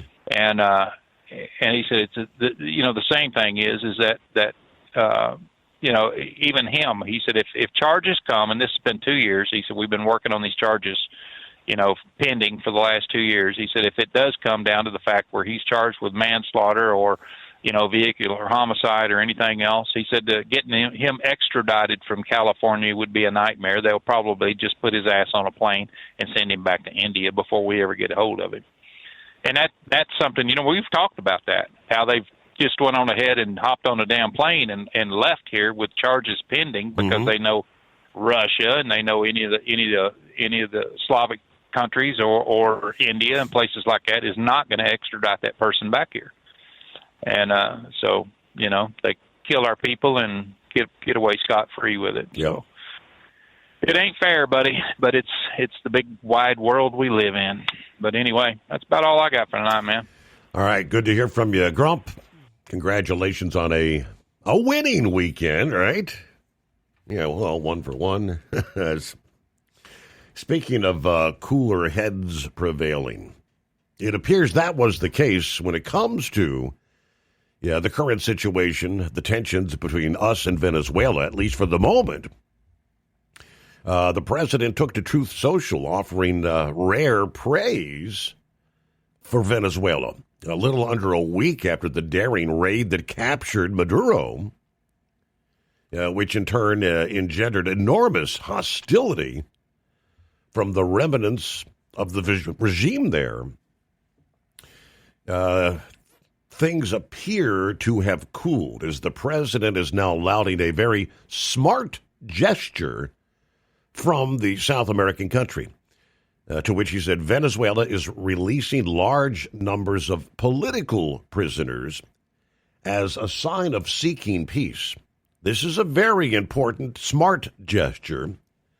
The USA and Venezuela are working well together, especially as it pertains to rebuilding in a much bigger, better, more modern form their oil and gas infrastructure. This important gesture has seemingly led the president to kind of back off his previous insinuation that more military action might be needed to further straighten out the Maduro regime. He had insinuated about a possible wave number 2, even stronger than the first, if you'll recall. We'll return following news break, the Steve Summers Overnight Drive. USA Radio News, I'm Anthony Lucero. Senator Tina Smith says the Trump administration is attempting to cover up what happened during last week's fatal ICE shooting in Minneapolis. What I mean by that is that you can see everything that they are doing is trying to shape the narrative to say what happened without any investigation. Smith appearing on ABC's This Week, and she's accusing federal officials of shaping the narrative before an investigation. Senator Rand Paul is warning President Trump against military action in Iran as deadly protests continue there, saying bombing the country would backfire and unite Iranians behind their government. So when you bomb a country, then people tend to rally around their own flag. They tend to see this is a foreign country coming in and bombing us. And so I don't think it always has that effect. Trump is still reviewing a range of military and non-military options amid unrest in Iran. From America's News Network, USA Radio News. So right now may be the perfect time for you to rethink how you pay for health care. And here's why. This time of year is decision time for a lot of people. But it's also when you can join Medi-Share and save even more than usual. For many families, joining Medi-Share means saving about $500 a month, which is a game changer for a lot of people. More than 1 million people are now part of healthcare sharing because it just makes so much sense, especially right now. And Medi-Share is the gold standard. Members like it a lot. We know this from member surveys. Medi-Share has been around for over 30 years. It is a proven thing. And if you join before January 15th and you mention the promo code SHARE, they'll waive your application fee, so you save $100 right off the bat. I'll give you the number here in a second, but just call. You'll get a price within 2 minutes. And again, the deadline is January 15th, so call now. You'll save even more. Call 855-SHARE-40. That's 855-SHARE-40. 855-SHARE-40. Did you miss an episode of the Steve Summers Overnight Drive? Or just want to relive a little bit of the magic? Don't worry. You can download the Steve Summers Overnight Drive wherever you get your podcasts. Don't miss a single second of the show that was recently named one of the best late-night shows in America. Make sure you like and subscribe to the Steve Summers Overnight Drive so you don't miss a single episode. The Steve Summers Overnight Drive. Available wherever you get your podcasts or online at overnightdriveradio.com. TEL's Independent Owner-Operator Program gives you the power to operate under your own authority or choose the carrier you want to run for. Drive a new truck with full factory warranties, solo or team. TEL has a lease that fits your business. Call us at 866-404-6289 or visit tel360.com and use promo code OVERNIGHT100. Like the men and women who power America, The people at Hot Shot Secret work hard and play harder. We're the fastest growing diesel and oil additive brand in the country. We solve problems. We protect engines. We save you money. And more importantly, time. Hot Shot Secret, powered by science. Looking to stretch every mile and every dollar? Go with Speedmax tires. Designed specifically for U.S. roads and built tough for long hauls. With a best-in-class mileage-to-cost ratio, you'll get more miles, fewer swaps, and more money in your pocket. Built strong, priced smart. That's Speedmax. Speedmax, built for the long haul, priced for the smart hauler. For more info, call 860-436-4100 or buy online at digitire.com. Want to put your business on a brand that is heard in some of the biggest radio markets on some of the biggest radio stations in the United States? Or maybe you want to have your brand take advantage of the explosive growth in podcasting. Why not do both? The Steve Summers Overnight Drive offers the best of both worlds and is ready to put your business at the front of everyone's waking thoughts. I'm sorry, am I moving too quickly for you? Well, at least you'll be on their mind in there somewhere. For sure, the Steve Summers Overnight Drive was recently named one of the top 15 late-night shows in America. So advertising on the Steve Summers Overnight Drive will put you in front of the very clients you want to walk through your front door. Interested? Maybe you want to take a test drive, kick the tires, do a sample tasting, which might be kind of gross. Get details at overnightdriveradio.com or email rwild@lubricationspecialties.com. And let's put the Steve Summers Overnight Drive to work for you today. Well, we're off the air. For good, I think. And now, back to the Steve Summers Overnight Drive, live from the Hot Shot Secret Studios.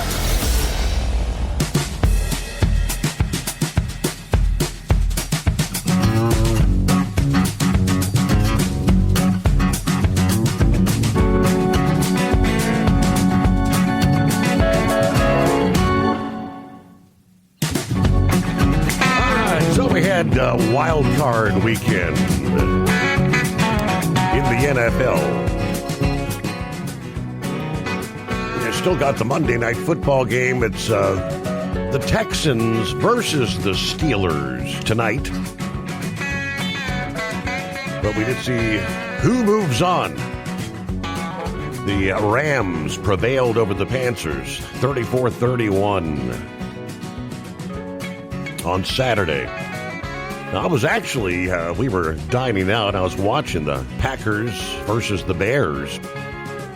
Yeah, what a comeback from the Bears. If you gave up on that game, say at halftime, it was like 21-3. Green Bay was up. But a historic comeback. Final score 31-27. The Bears moving on. Caleb Williams threw for 361 yards, a pair of touchdowns, including the game-winning score to DJ Moore with just under 2 minutes in regulation. Bears won a playoff game for the first time in 15 years. This comeback win, they say, the largest the Bears have ever scored over the Packers. It marks only the fourth time in NFL history a team won a playoff game when trailing by 15 points or more. Congratulations to the Bears. All right. And this past day, Bills moving on. Beat the Jaguars 27-24. That was an interception with about a minute left in the game. And Bills down the ball and run the clock out. 49ers over those Eagles. It was the Patriots over the Chargers this past evening. So that kind of sets the stage. What do we have next Saturday? 49ers versus the Seahawks. Bills versus the Broncos. We'll see who prevails tonight, Pittsburgh or the Texans. They will face the Patriots on Sunday next week. Then the Rams facing off against the Bears next Sunday. That's divisional round playoff action in the NFL. Meanwhile, hello to sneakers this early Monday. Congratulations on anniversary there, Steve. 5 great years rolling into year number 6. Thank you to the folks at Hot Shot Secret and Staybill. All right, who else on board? Hello from Bob in Michigan.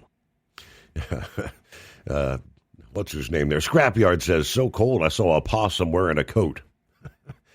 Mr. Edwards, happy anniversary, overnight drive, and Happy New Year. Looks like Ryan was with us in our first hour. Ryan Wild, that is. Talking college football. He says, I've got Indiana in this one. Of course, he lives there right around Indianapolis somewhere. Yeah, they don't make mistakes. So congratulations, Indiana. They'll be playing in that championship game next, not tonight, but the following Monday night. Drummer Girl, happy anniversary. I bought a bunch of Hot Shot Secret Tractor Supply over the weekend.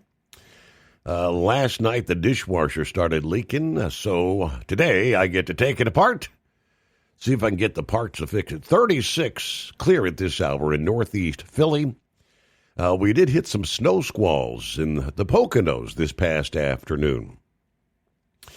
Robin Clark, how you been? It's been a long time since we heard from you, Robin. Okay. Soma, talking about the political arena internationally. Screw NATO, he says. We need to protect ourselves. Europeans, weak, unreliable. Yeah, offer a fair price for Greenland and be done with it, he says. Now, the grumpy old grump, he also said the stock market was going to crash because of the tariffs. Differing opinions, right? Hello, Gary, Mr. Montgomery. Morning, Steve, all the overnight crew on this early Monday morning. Thanks for being with us. And we roll on into a brand new day. Industry headlines. Let me take us out west to Lincoln County, Oregon, to get things underway. This segment, according to the Oregon Department of Transportation, Oregon 229 is going to be closed indefinitely between milepost 14 and 15 from Kernville to Siletz, following a big landslide that occurred back in like the second week of December. I mean, we're going back like a month ago today, as a matter of fact. The slide destroyed the road. Highway is closed to all traffic. Water continues to be one of the biggest challenges at the site and is a key factor affecting the timeline to reopen the highway, they say. Saturated ground conditions limit access, increasing the risk of additional movement or new slides. The project team is looking at ways to help the area dry faster, but it's too early to know what options might work, they say. Repairs could take years, they're saying. DOT engineers and geotechnical experts continue to evaluate the site. There are still many unknowns, they tell us, so it's too early to set a detailed timeline based on what we know right now. Fully rebuilding Oregon 229 is going to take years. The team will continue to assess over the winter months as the conditions allow. The slide is extremely complex and moved in different ways, they tell us. In some areas, large blocks of soil and rock shifted, while other sections turned into a muddy flow due to so much water. Due to the ongoing instability and the potential for additional movement around the edges of the slide, the area is unsafe to access on foot. We're working with experts to evaluate the full extent of the slide, develop potential options moving forward. The consultant will continue assessment as conditions allow. So what kind of an impact? I guess this is having some pretty significant effects for drivers. There's no local detour they sell. The DOT's developed a long-term detour plan. They're evaluating potential short-term solutions. Crews in the process of completing detour signage. Once signage is in place, updated travel information will be shared on the website tripcheck.com. but it's pretty significant on the community and travelers because the slide destroyed portions of the road and remains unstable. Reopening is simply not just debris removal. It's going to require extensive investigation, design, funding, and construction similar to building an entirely new road, they say. So I'm not sure obviously the significance of the detour must be pretty ugly there. But update under the industry headlines. We got a new week underway. Eagle is out and about this early Monday. What's going on, Eagle? Okay. Yeah, how you doing? I'm out here on the road tonight. Before I get started with the football, Steve, and some late breaking news tonight, I wanted to first say, if you had heard, maybe you could update it later on in the show. Over the weekend, another trucking company, looked like another trucking company went under over the weekend. A major company, they got bought out by Prime Industry out of Springfield, Missouri. Western Flyer. I don't know if you heard that. Have you heard anything about Western Flyer Express being bought out by Prime? I've not seen anything under the trucking headlines in regards to that. No, I have not. Yeah, maybe you could check on that during the break or something. Well, I heard about that over the weekend. I wanted to see if you had heard any news, if it was true or not, because I didn't. I Googled it. I didn't see nothing, but I don't know. But that's what I heard. But Steve. I'll get started right quick. I'm just say something about football. Then I want to talk up to you about this major breaking news that I heard about. I watched the games today. Two of the games were pretty good. Last game wasn't too good. The Patriots game was low-scoring game. Los Angeles didn't really have a chance to win that one. And the 49ers-Eagle game was a pretty good game. And the first game of the day, Jacksonville, they gave a good effort against Buffalo, but came up short. But it was pretty good so far. And hopefully Houston can win tomorrow. The last game against Pittsburgh, we'll see. I don't know what I've been noticing. You gave an update.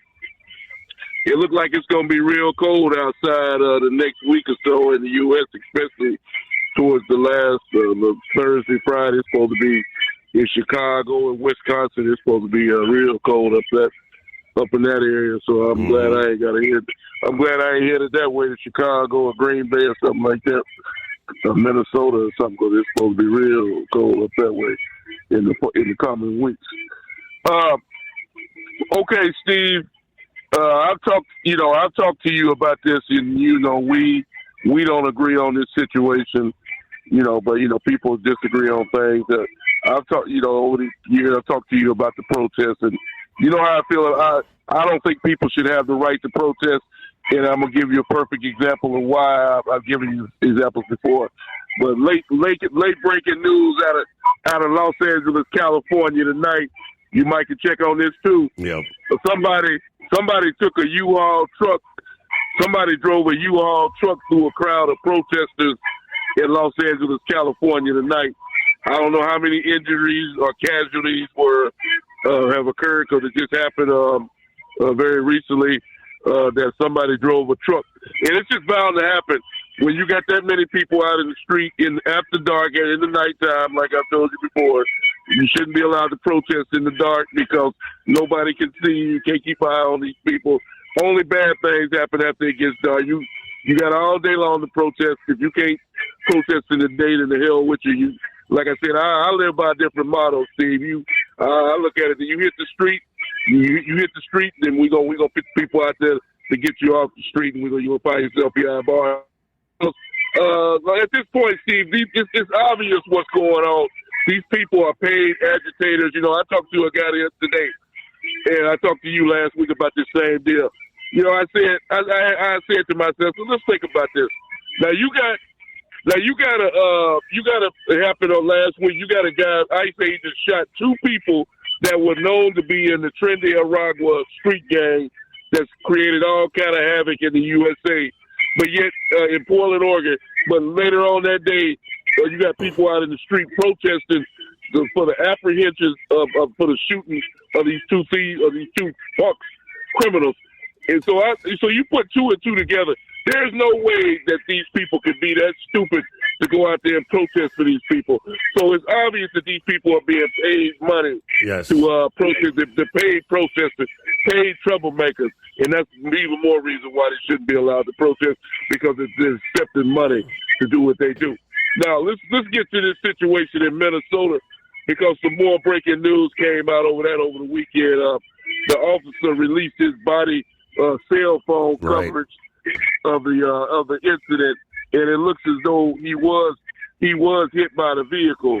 He was hit by the vehicle, and you can hear the girl's girlfriend or wife talking trash. See, this all built up, Steve. If you look at the video real close, this woman had been agitating these people all morning long. Mm-hmm. And by the way, we've already talked about this, Steve. For those people who support those women, that woman was a paid agitator. She was trained on how to do what she do. But she had been aggravating those guys all morning long. And you could see it when those two cops got out of that pickup truck, the urgency that they walked up to her car. He didn't go up to her car and ask her questions. He was already pissed off. He tried to open up the woman's door. He told her to get the F out of the car. These guys were already aggravated because this woman had been causing problems all morning long with these people.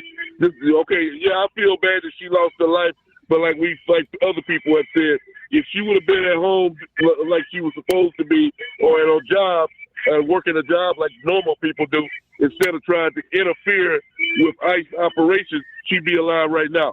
So what I'm trying to say is, all these people marching up and down the streets, as we speak right now, Steve, in Minnesota, you got the streets full of these so-called protesters protesting the shooting of this woman, because of the rhetoric that these leftist idiots like AOC and Crockett and Chuck Schumer are calling this officer a murderer, and that man is not a murderer. That man, if I was in the same position, I would have done the same thing. If somebody tried to run me over with a damn car, I would have tried to defend my life too. What the hell was the man supposed to do, Steve? Let the woman run him over and drive on down the road and go on about her business? And so is that what these idiots think?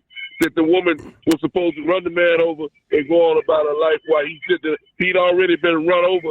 He'd already been run over by one of these so-called invaders in the U.S. a couple of weeks or months before this incident. So I don't blame the man. Like I said, nobody wants to see nobody get killed, but he would have got killed if he wouldn't have stopped that vehicle. So, like I said before, Steve, things are out of control right now with these protests. These protests, you can protest peacefully. You can protest when you start fighting and throwing things. When you start blocking, and you try to alert the people. That's what they do. They blow their horns and whistles to try to alert people that ICE is on their way. That's interfering with government work, and these people need to be arrested. What she was doing was completely wrong. And for these people to be protesting night after night, it's been going on for almost a week now, Steve. This incident took place on Wednesday, and yet we still got people out in the streets in Minnesota protesting as I speak right now. And there's something wrong with that. And I think all right, and there was another video that was also released over the weekend. It was an individual that lived on that street, one of the residents who was standing on his front porch, and he was getting video of these women, and it's, I think, a full 3 minutes worth of video prior to the time when the shooting actually occurred. And that's with her blocking the roadway, got the car across the street, and they're honking the horn, blowing their whistles. Just supposedly alerting the neighborhood that ICE is in the neighborhood. But it's, agitating, just agitating as hell, blowing the horn, blowing their whistles.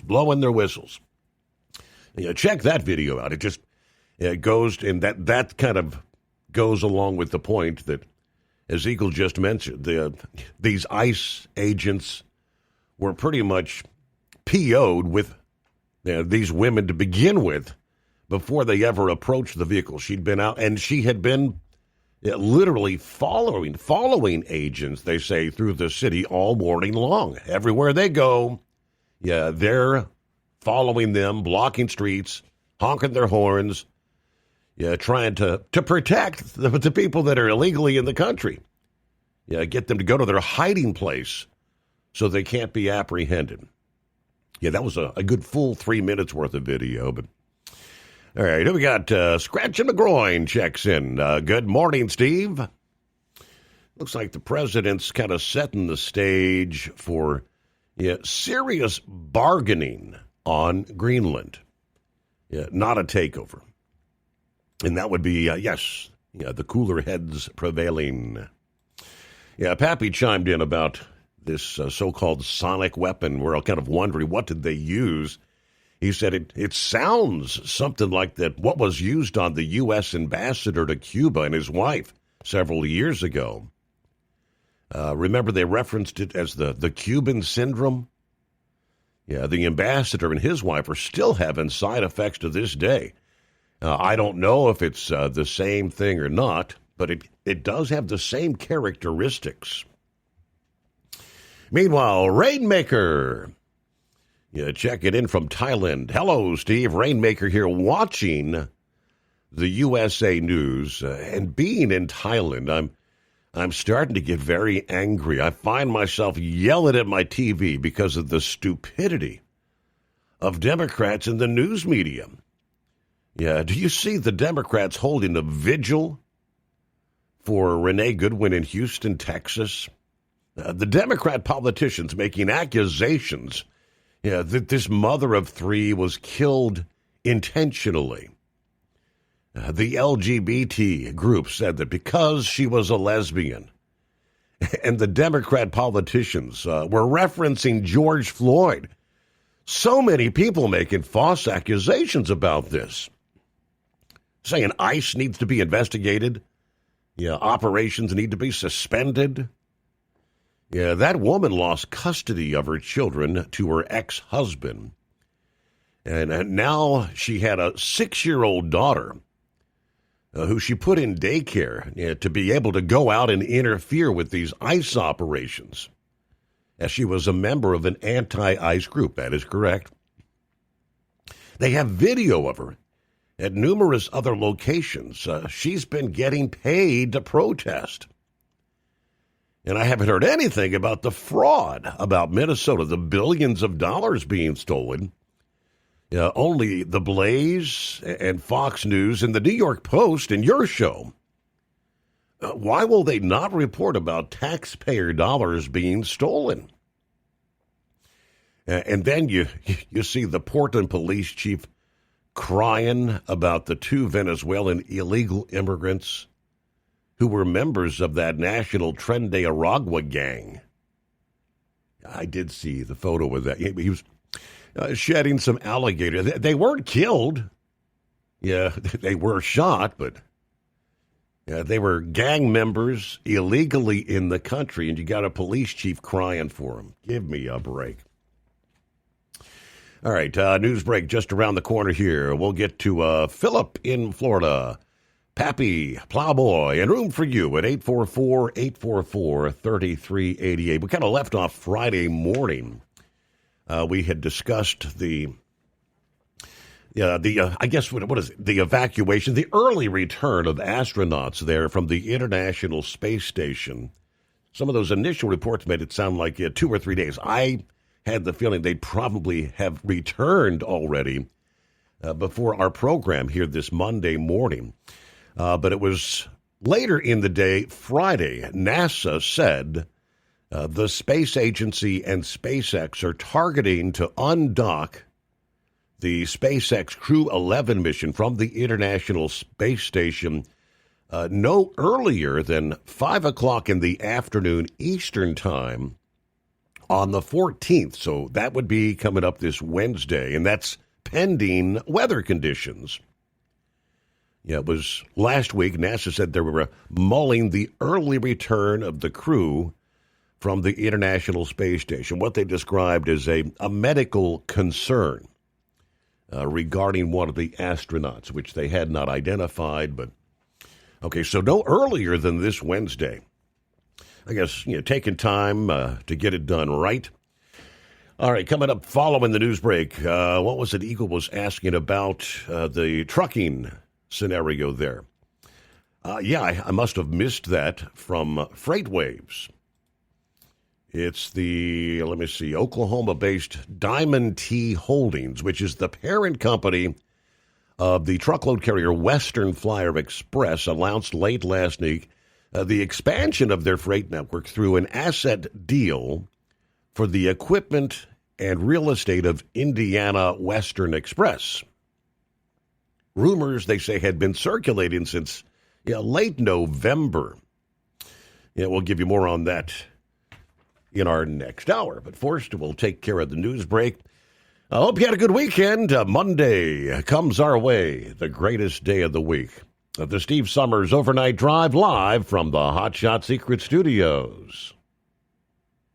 Want to put your business on a brand that is heard in some of the biggest radio markets on some of the biggest radio stations in the United States? Or maybe you want to have your brand take advantage of the explosive growth in podcasting. Why not do both? The Steve Summers Overnight Drive offers the best of both worlds and is ready to put your business at the front of everyone's waking thoughts.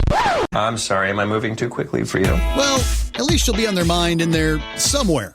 For sure, the Steve Summers Overnight Drive was recently named one of the top 15 late-night shows in America. So advertising on the Steve Summers Overnight Drive will put you in front of the very clients you want to walk through your front door. Interested? Maybe you want to take a test drive, kick the tires, do a sample tasting, which might be kind of gross. Get details at overnightdriveradio.com or email rwild@lubricationspecialties.com. And let's put the Steve Summers Overnight Drive to work for you today. Well, we're off the air.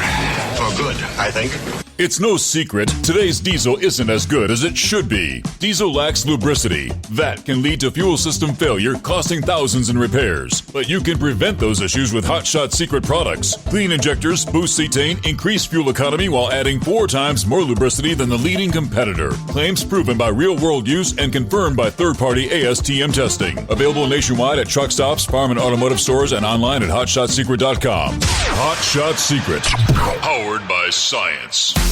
Did you miss an episode of the Steve Summers Overnight Drive? Or just want to relive a little bit of the magic? Don't worry. You can download the Steve Summers Overnight Drive wherever you get your podcasts. Don't miss a single second of the show that was recently named one of the best late-night shows in America. Make sure you like and subscribe to the Steve Summers Overnight Drive so you don't miss a single episode. The Steve Summers Overnight Drive. Available wherever you get your podcasts or online at overnightdriveradio.com. USA Radio News, I'm Anthony Lucero. Homeland Security Secretary Kristi Noem says Minnesota Governor Tim Walz and Minneapolis Mayor Jacob Frey have inflamed the public with their response to the fatal ICE shooting in Minneapolis. They've encouraged the kind of destruction and violence that we've seen in Minneapolis the last several days, and I would encourage them to grow up, get some maturity, act like people who are responsible, who want people to be safe. Noem made that comment during an appearance on CNN's State of the Union. Minneapolis Mayor Jacob Frey says there's deep mistrust of federal agencies after an ICE agent fatally shot 37-year-old Renee Good, urging state authorities to be included in the probe and criticizing the federal narrative. If it was an FBI investigation that was done jointly with an investigation from the Bureau of Criminal Apprehension, we could have had some trust. Frey told NBC's Meet the Press that Minnesota officials do not trust an FBI-only investigation into that shooting. They want the State Bureau of Criminal Apprehension involved for transparency as protests continue over that incident. Iran is warning President Trump that any U.S. attack would lead to Tehran striking Israel and U.S. military bases in the Middle East. Reuters says Israel is on high alert for the possibility of a U.S. intervention to support protests in Iran. That current unrest there started in late December when the Iranian currency plummeted to an all-time low against the U.S. dollar, sending many shopkeepers in Tehran out into the streets in anger. An internet blackout imposed by Iranian authorities late last week is still in effect. And some residents in the Iranian capital tell CNN the blackout has galvanized more people to join the protests. I'm Scott Carr in Washington. Cuba is pushing back after President Trump urged Havana to cut a deal with the U.S. President Miguel Diaz-Canel says Cuba is sovereign and accuses Washington of aggression after Trump warned oil would be cut. From America's News Network, USA Radio News. Business owners, are you paying high phone bills for old-school systems and lousy service? StrongTel cuts your phone bills in half and turns every phone you own into a feature-rich business system. Sean Roddy, CEO of Hennings Brothers Drilling, had this to say. We've been a StrongTel customer for over 10 years. It's great. It even includes an intercom with video to our equipment yard. I can watch live from anywhere with my smartphone. I'd recommend StrongTel to anyone. Never miss a customer call again with your StrongTel business system. StrongTel is a proud iTex partner and always welcomes your iTex dollars. You'll get award-winning StrongTel service, a business-class phone system, and cut your phone bill in half. Visit StrongTel.com. That's StrongTel, StrongTel.com. StrongTel.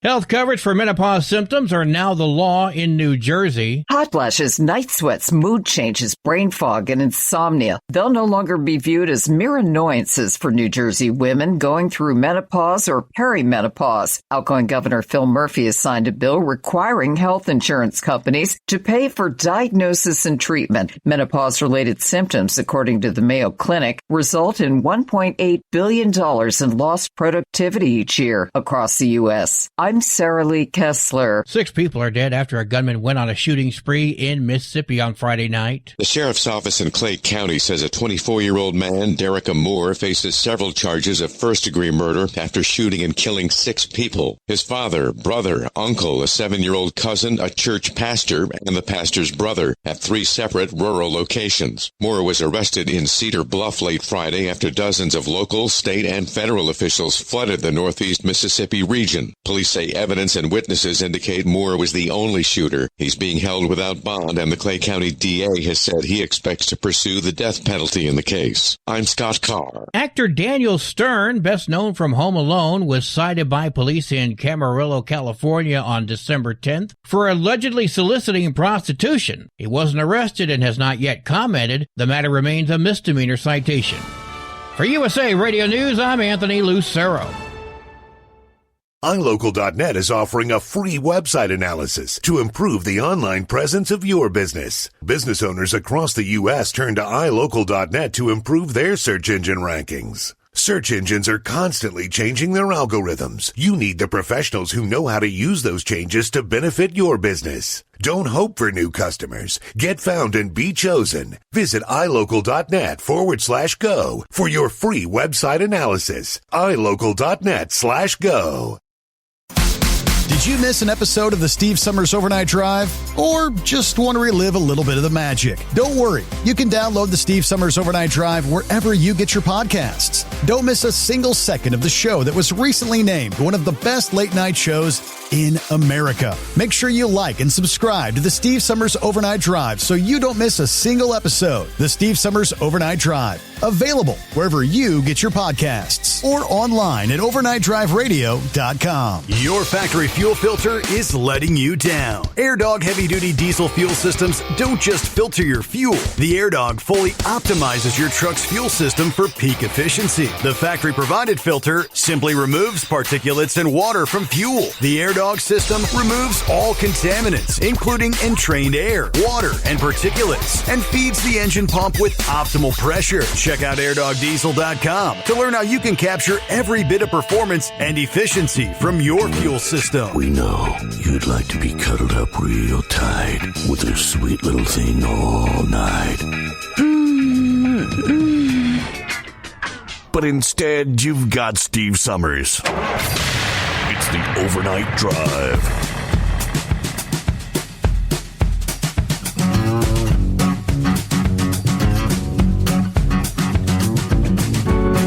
Another hour underway. Here we go. Hello to Donald, checking in via email this morning.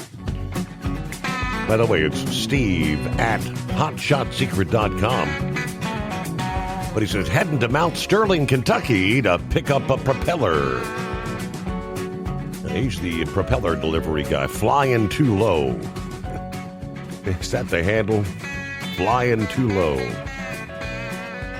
All right, we left off there at the top of the guy. They say rumors had been circulating since late November that Western Flyer Express, headquartered in Oklahoma City, and newly created subsidiary IWX Motor Freight, which boasts 250 power units and 325 reefer trailers, would be joining forces after an email that was sent to IWX employees and drivers. They also reported that Randy Timms, CEO of WFX, actually toured the headquarters of the Springfield, Missouri-based truckload carrier about the same time as the email was distributed. WFX, Western Flyer Express, operates some 1,150 power units and 3,000 dry vans and reefer trailers. Founded by Rodney Timms and his son Randy back in 1996. They started out with 2 trucks and 4 refrigerated trailers. Randy Timms assumed the role of CEO of WFX after his father retired in January of 2021. However, Randy would not confirm the acquisition of the truckload carrier's assets to FreightWaves until last Thursday. So I guess, that word breaking. Now, the acquisition of IWX's assets was appealing because of its high percentage of team drivers, which allowed IWX to provide a premium level of service, maximizing trailer utilization. The newly acquired IWX Motor Freight Sports Terminals in Springfield, Edinburgh, that's Edinburgh, Indiana, Kingman, Arizona, as well as secure drop yard Texas locations in Fort Worth and Laredo, they tell us. Okay, under the other mergers and acquisitions category, I did have, it's Avka Equity Holdings has acquired Minnesota-based carrier Dart Transit, ending more than 9 decades of ownership by the Oren family. The transaction became effective first of the year, a new ownership chapter for the trucking company, according to the news release. The deal also includes Dart Express and affiliated subsidiaries. Financial details not disclosed. Dart Transit, headquartered in Eagan, Minnesota, and operates truckload, dedicated, and logistics services across North America. As part of the transaction, long-term Dart executive Mike Delbovo will remain president of the Dart Transit Group, while David Oren will continue to serve as president of Dart Express. Avga named Tom Witt as chief executive officer of the Dart Transit Group following the acquisition. Dart Transit founder Don Oren has retired as part of the ownership transition. Officials said the acquisition will not result in changes to day-to-day operations. Dart will continue operating under its existing name. No changes to drivers, customers, facilities, or service offerings, they tell us, in the near future. But founded in 1934, Dart Transit has grown from a single truck operation into a sizable national carrier serving nearly all U.S. states. FMCSA shows Dart operating 971 power units, employs roughly 855 drivers. The San Francisco-based Avka Equity Holdings said they view Dart as a strong operational platform for growth, plans to pursue additional investment and expansion opportunities in the Dart Transit Group. So mergers, acquisitions. We jump on down to Florida. Philip, what's happening this morning, Philip? Nothing much, just being a four-wheeler, driving along here on I-4. That's interesting stuff there. You know, a lot of these family-owned companies are really suffering right now. They need the capital and liquidity, and I guess they're going to these holding companies to back it up. I mean, we saw what, you know, with Davis Express last year. They decided to get out of it because of all the stuff that's happening with regulation and stuff. But, you know, they're still trying to sell their trucks, Steve. I still see that they've still got a lot of equipment up for sale, and they shut down, last June. Seeing a lot more of this family stuff going away, and it's going to holding companies. What do you think, Steve? Yeah, and a lot of times, depending on which holding company it is, I mean, sometimes these holding companies will go in and, you know, leverage everything, make a bunch of money, and then the next thing you know, they're going out of business. I hope that's not the case. Well, yeah, what they'll do is they'll go in the company, and if it isn't profitable, they'll just shut it down and they'll liquidate. You know, that's business 101. You know, and then you've got a ton of equipment sitting out there that, you know, and then you got people out of work as well. You know, we're seeing a lot of downsizing in the industry. I know there is that's out there. I know the loads aren't as abundant. I mean, I've heard recently that some of the LTL freight is down. Now, maybe that was due to the holidays, and then, you know, we had that little drop after the holidays where, you know, things kind of bottom out a little bit because there's not any freight moving.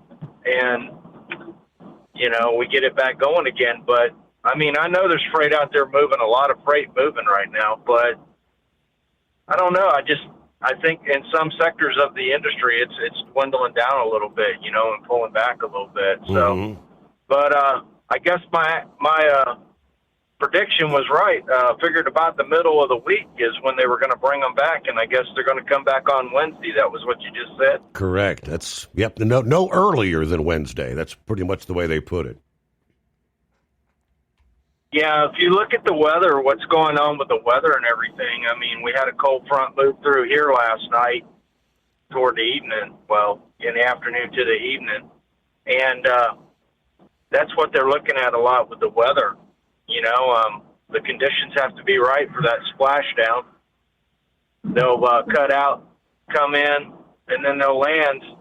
And then on that ship that they bring them in on, they've got a helo pad. They'll helo out that one person that's having some issues. They'll go straight to to a institution to be looked at, whatever they needed to get done. You know, it's going to be quick.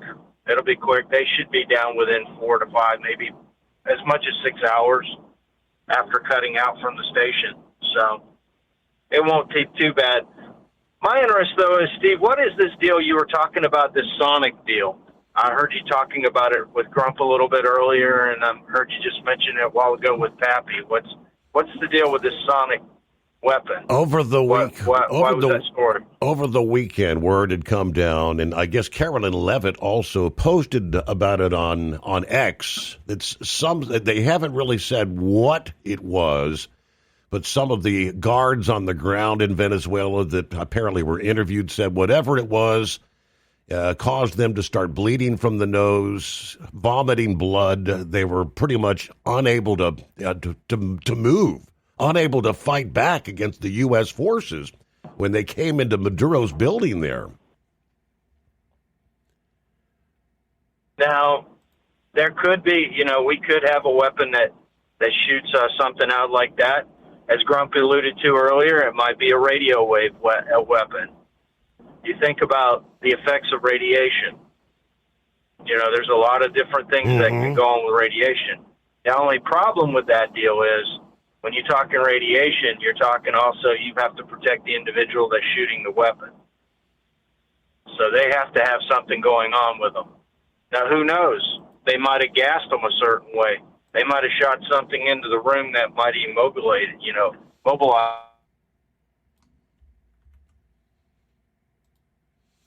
Yeah, let me see. I think we may have, we'll get our signal back there momentarily. So hold the thought. We'll come back in 2 and finish up with Philip and move on down the line.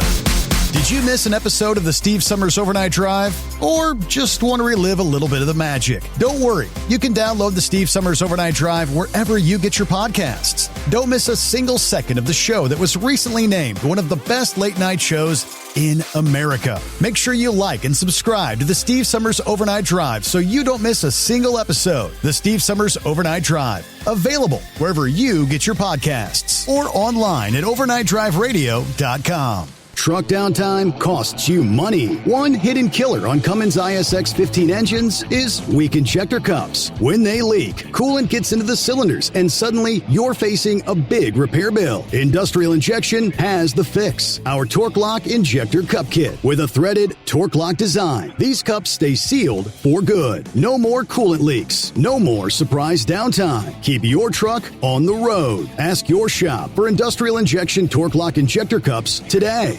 Want to put your business on a brand that is heard in some of the biggest radio markets on some of the biggest radio stations in the United States? Or maybe you want to have your brand take advantage of the explosive growth in podcasting. Why not do both? The Steve Summers Overnight Drive offers the best of both worlds and is ready to put your business at the front of everyone's waking thoughts. I'm sorry, am I moving too quickly for you? Well, at least you'll be on their mind in there somewhere. For sure, the Steve Summers Overnight Drive was recently named one of the top 15 late-night shows in America. So advertising on the Steve Summers Overnight Drive will put you in front of the very clients you want to walk through your front door. Interested? Maybe you want to take a test drive, kick the tires, do a sample tasting, which might be kind of gross. Get details at overnightdriveradio.com or email rwild@lubricationspecialties.com. And let's put the Steve Summers Overnight Drive to work for you today. Well, we're off the air. For good, I think.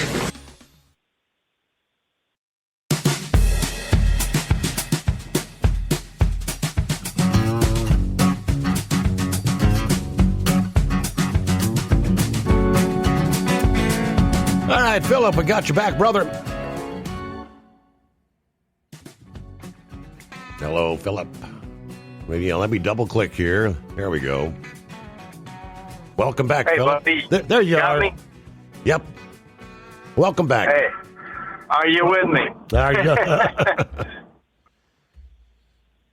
Yeah, the cell must be bouncing in and out. Nah, it was on our end. It was on our end. Okay, no worries. We're going up against a different type of warfare than we used to have, Steve. We can send drones in now and take care of business before we actually get into the room. And what those drones shoot, nobody knows. You know what I mean? It could be radiation. It could be anything. So, that's something that a lot of people aren't looking at. I mean, have you seen the new technology they got for schools now, Steve, that if they have an active shooter in a school, they can send a drone in and that drone can send them down? Immobilize the bad guy, yes. Like I said before, I've mentioned it on here before, that we're taking the human element out of it because the human element is the part that's inferior to the deal. I mean, I hate to say it that way, but we're the inferior part of the mechanism, and plus two, when things happen like that, who's going to cry about their drone being shot down in a war in Iraq or something like that? You know what I mean? I mean, it's one of those deals. Mm-hmm. Getting on to Minnesota, I don't know if it was me or not, but while I was growing up, Steve, my father taught me to obey the law. So, like, when I'm pulled over by a law enforcement officer of any sort, just do what they tell you to do. And you don't have the crap going on like you're hearing with this deal. If people would just do what the law wants them to do. Now, if there is stuff that happens during the arrest that presents an issue with law enforcement and it's investigated, so be it. That lady might be alive today if she hadn't have done what she did as far as aggravating them. You know what I mean? Mm-hmm. It's one of those deals. It's like, just do what they ask you to do. If they ask you to get out of the car, show them your hands, get out of the car.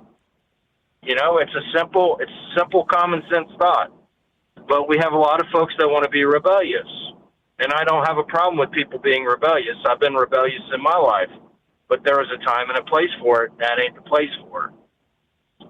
You need to get out of the car, do what they ask you to do. I know. I've been in that situation before. You know, if they tell you to stick your hands out of the car, stick your hands out of the car. They tell you to get out of the car, you get out of the car. No matter how mad they are or anything like that. And don't go fighting back. You know, I mean, think about the George Floyd incident. If George Floyd wouldn't have been that way, kind of, and I'm not blaming it totally on the law, and I'm not blaming it on him, just looking at it from that point of view, would you think his head would have been on the ground with the deal that happened with him? You know what I mean, Steve? Right.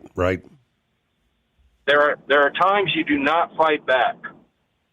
You have to respect the other individual and the job that they're doing. You know? And if that woman was paid to do that, then somebody needs to find out who she was paid by and go after them. You know, and follow the line of the head. You know, that's just the way it is. And need to look at it the way. The football was pretty good over the weekend. The Bears game, that was a nail biter.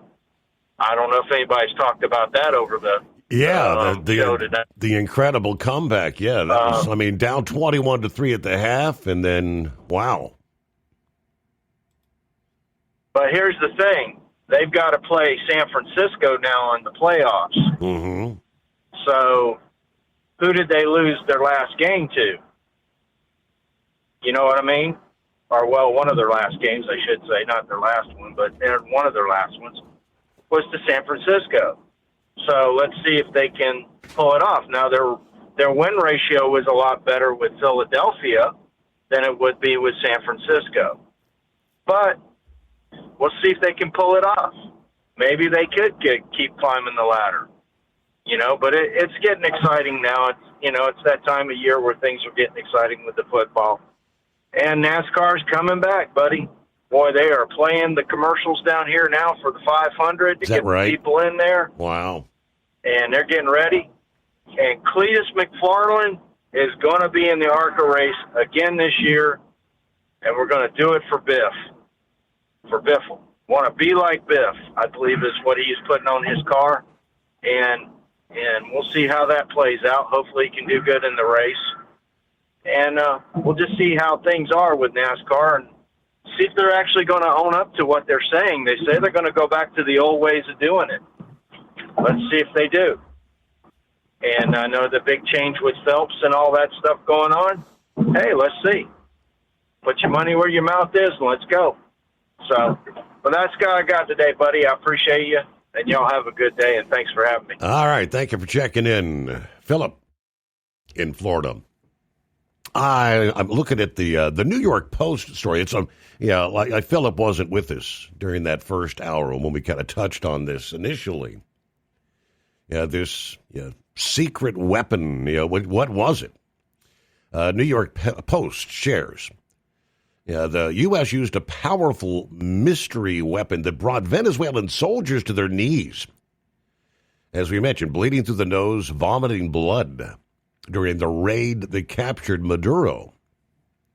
According to a witness account posted over the weekend by the White House press secretary, Carolyn Leavitt.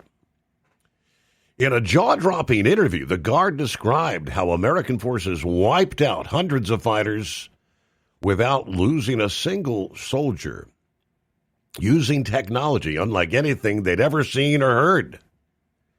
We had shared the comments on this earlier, but again, for those who maybe weren't with us, we were on guard, but suddenly all our radar systems shut down without explanation. The next thing we saw drones, lots of drones.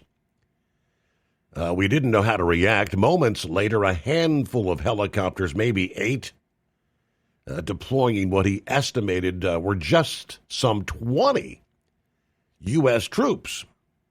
Those few men, he said, came armed with something far more powerful than guns. They were technologically very advanced.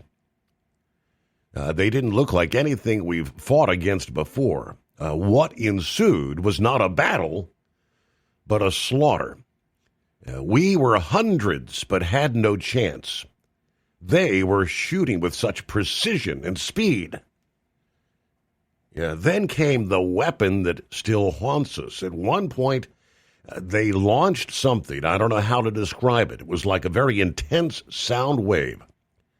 Suddenly, I felt like my head was exploding from inside. The effects were immediate, horrific. We all started bleeding from the nose. Some were vomiting blood. We fell to the ground, unable to move.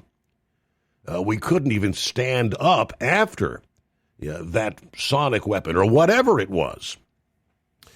The White House did not immediately respond to a question regarding whether Caroline Leavitt's sharing of that post. Stop what you're doing, it said, and read this, indicating the administration was kind of verifying the veracity of the eyewitness account. Now, in reality, an estimated 100 Venezuelan security forces were killed in that attack, according to the country's interior ministry.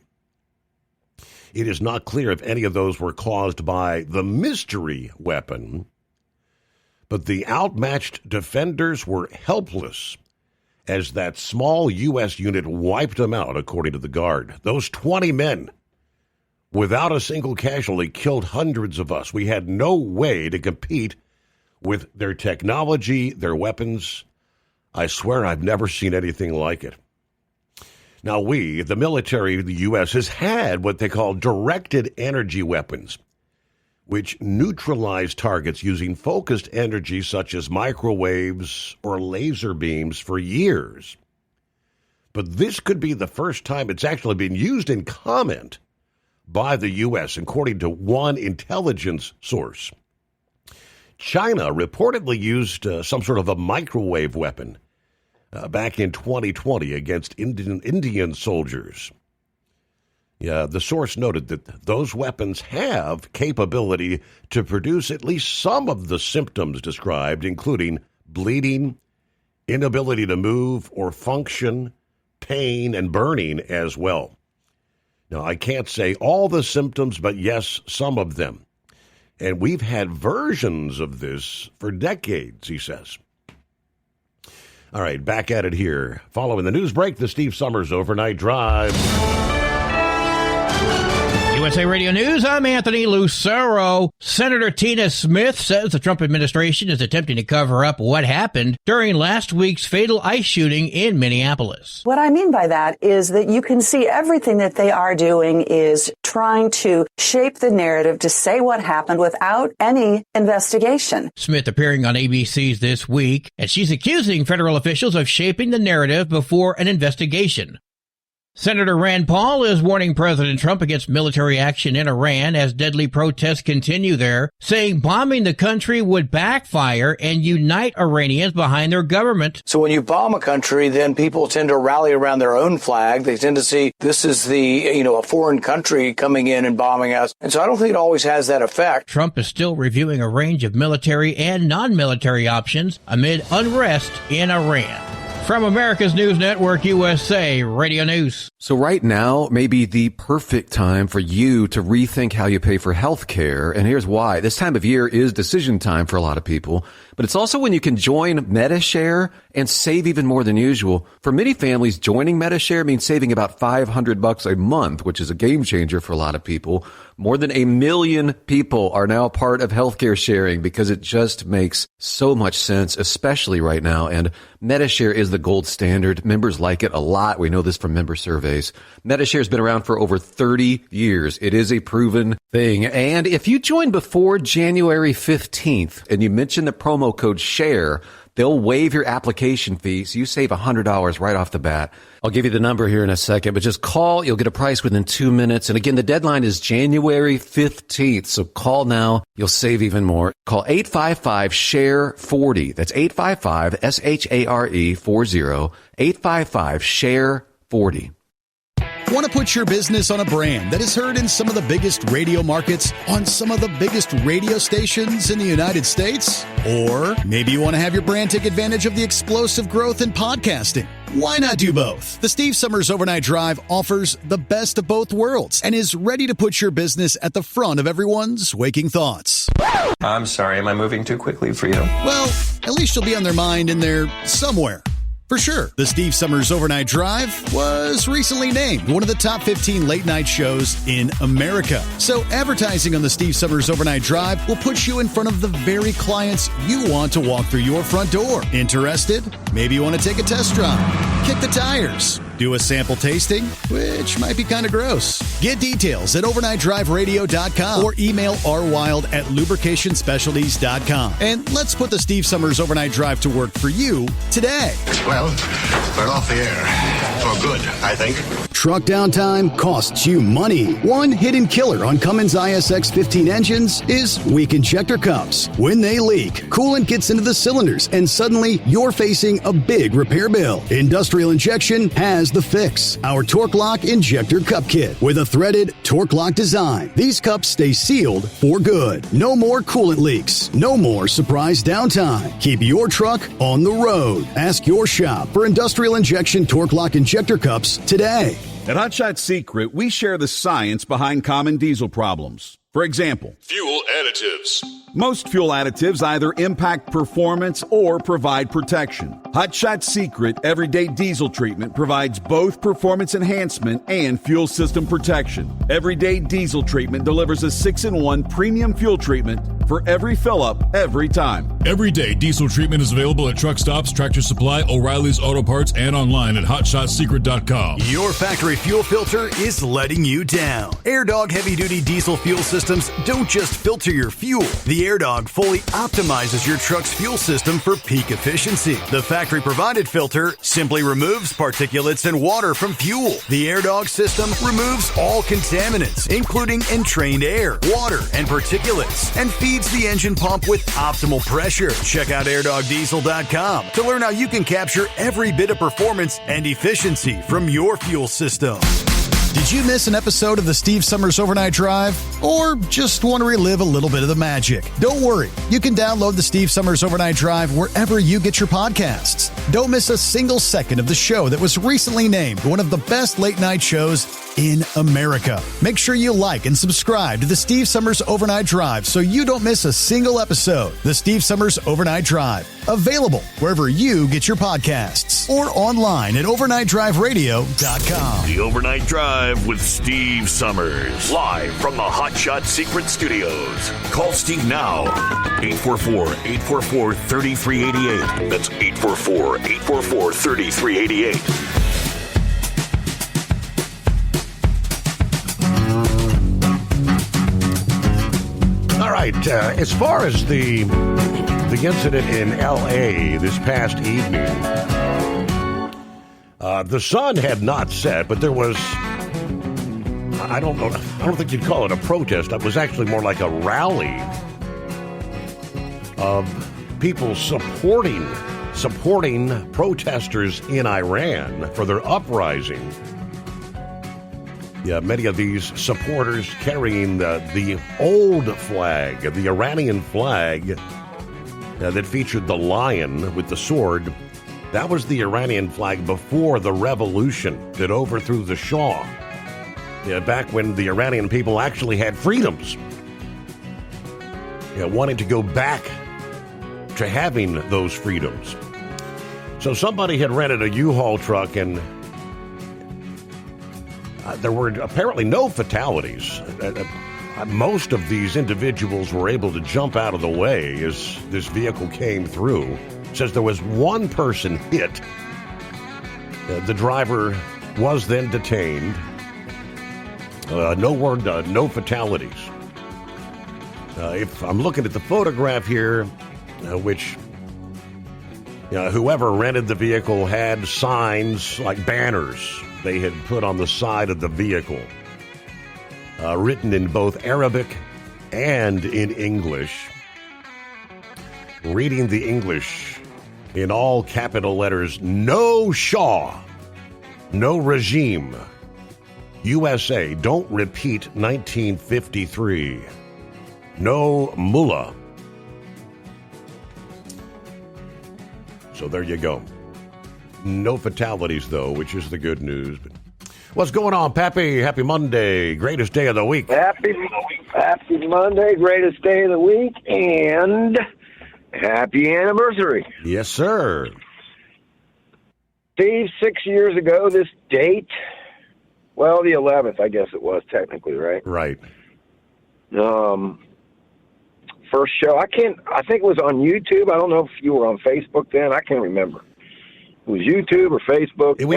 We were on both. We had YouTube, Facebook, and the app to kick off the program. Rumble came later. Yeah. Anyway, I remember tuning in. For the first show, I was down in my gun room, cleaning the gun. I did say gun room, Steve. I have a gun room where I clean my guns and I make my own ammo. I said it. Wow, 6 years ago, yeah. Cool, congrats. Hey, before you even said directional energy weapons, yeah, I had it wrote down. These directional energy weapons have been in research and development for quite some time. They're not a mystery weapon. Maybe for the average person that don't pay attention to too much of this stuff, but it's probably the first time, that we used them in combat. I haven't heard of any of them being used over in Afghanistan or Iraq, but there's a few different types. What they used down there, who knows? Mm-hmm. A lot of them, either high-frequency sound waves or low-frequency sound waves that you can't really hear, but they can direct these sound waves to make you nauseous. I think microwaves were also a part of it. Here lately, law enforcement has been developing some directed energy waves in the form of heat. For a riot situation, you point this daggone thing at the rioters, turn it on, and they get a blast of heat where it hits their face, and it's so hot that they need to turn around and get out of there, or they feel like they're going to burn up. It might give them a little sunburn, but it's not supposed to really technically cause any serious injuries. Now, I do recall, maybe Vic can chime in on this if he's listened. Several years ago, there was an incident down in Cuba where the ambassador and his wife were sitting in their home, and all of a sudden they started getting these migraine headaches, started getting nauseous, and it totally incapacitated them. And it wasn't just them two. There were some other people that were affected also.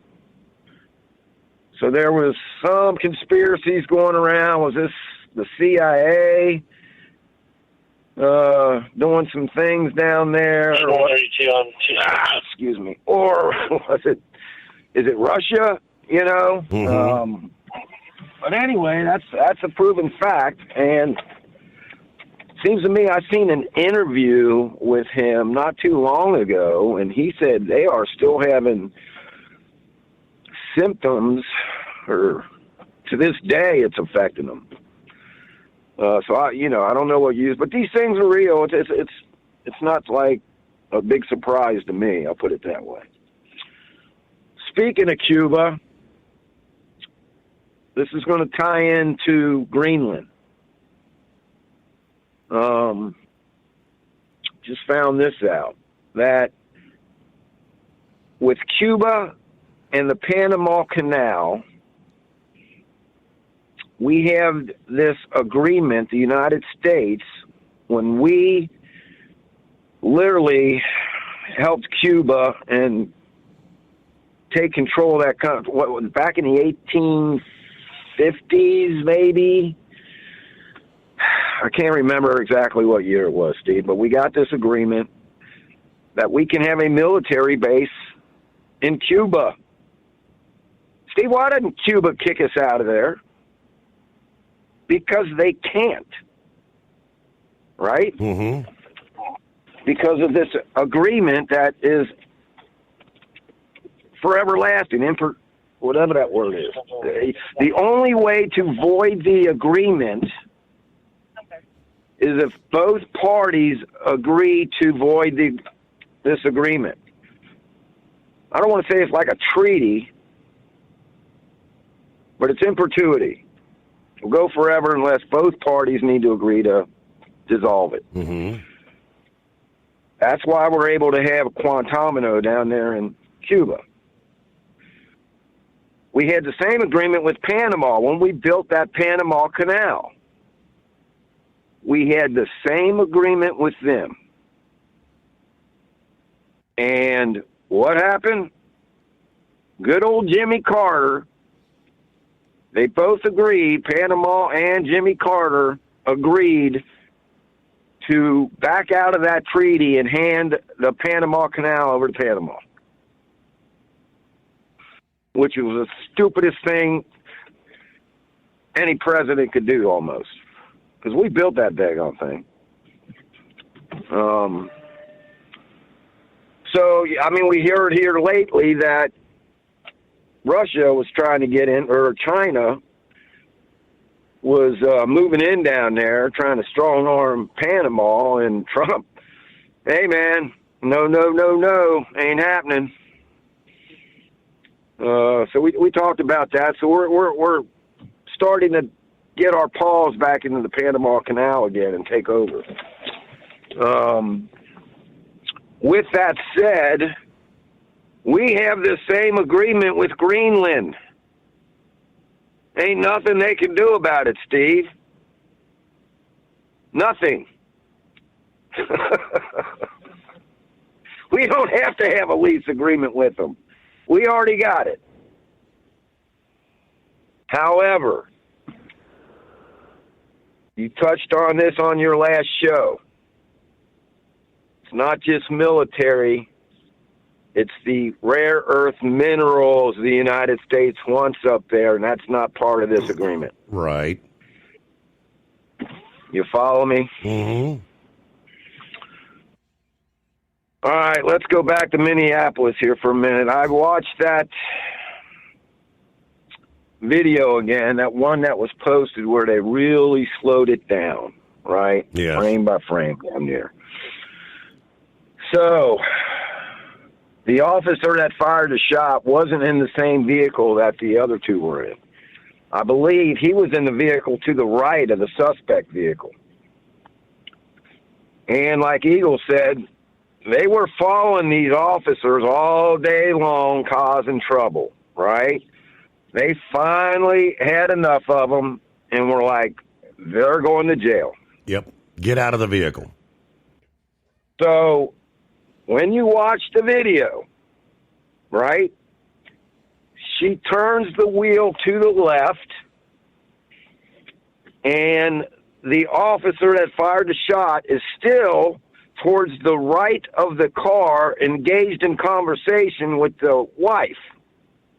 It's on body camera when they released his body camera. Yep. Right?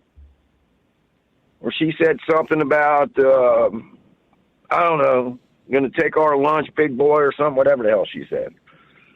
So the driver turns the wheel to the left and backs up.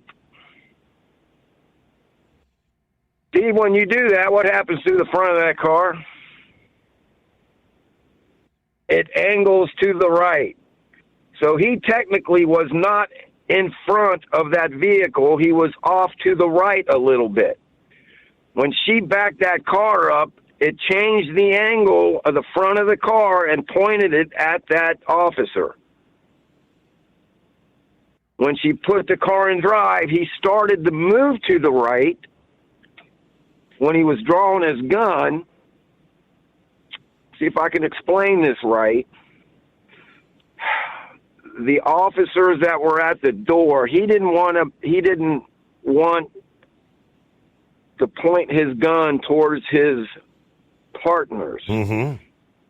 Right? So he wanted to get a better angle, so he's moving to the right as he's trying to not get in. He didn't want to go to the left, because if he would have went to the left, that would have been like a crossfire situation. So he's moving to the right. He's obviously trying to get out of the way of the car, but he's also trying to get a better angle, not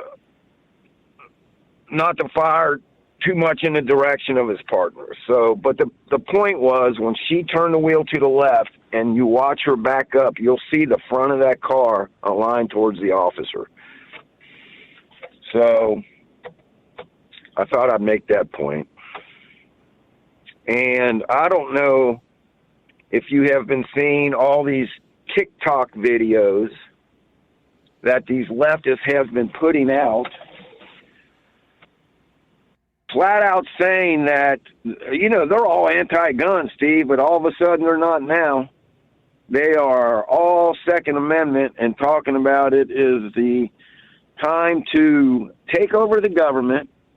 They had one lady out there actually flat out saying, I don't know how, she's got to be arrested.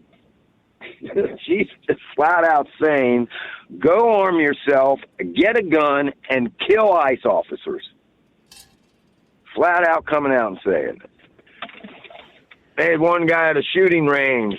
Had, I don't know what kind of rifle. It didn't look like an AR, but he's at a shooting range, and he puts about 5 rounds down range, right, and he brings the target back, and it's a nice little group there.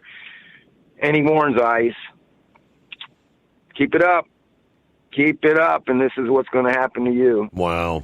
All these videos calling and telling these citizens to literally start killing ICE officers.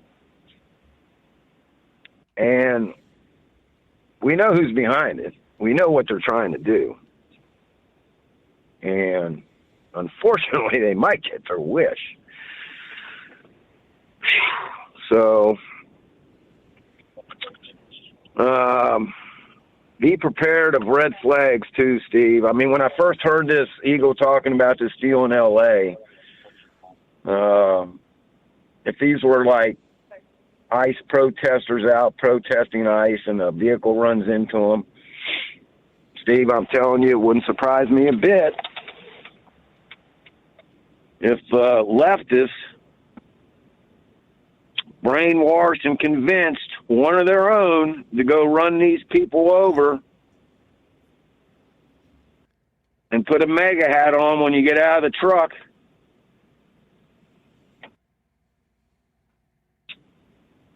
Convinces him that it's for the good of the order, and the George Soros judge will not convict you. So, right, for the good of the order, this is what you need to do. See, this is done in the military tactics, unfortunately. You'll take a group of soldiers for some sort of diversion tactic, and the general say, we need to do a diversion tactic. You take a squad of men, put them over here. Well, General, all the men will get killed. Yes, they will, but in order to win the battle, that's what we need to do. So I'm just saying, just like that shooter that worked for Tampon Tim, they tried to make that a red flag operation, tried to make it look like that was a Trump supporter. Right. When in reality, it was not. So just be careful, man. Don't fall for anything you hear from the news. If any of this stuff comes out, it's just like the left trying to turn this whole shooting around in Minneapolis. They are just flat out coming out. We talked about it the other night, no sense in repeating it, but they're just flat out coming out saying this was a murder. Unjustified. No reason to be doing it. The ICE are just out killing U.S. citizens now. We need to start killing them back.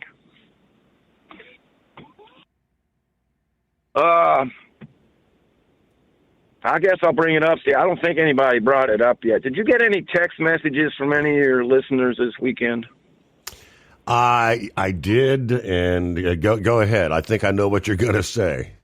Yes, sir. I got a text message from one of your listeners, and apparently Hillbilly Tex passed away on Friday, I believe it was. I think, Friday morning. The 8th. Does that sound right? The 8th, I think it was.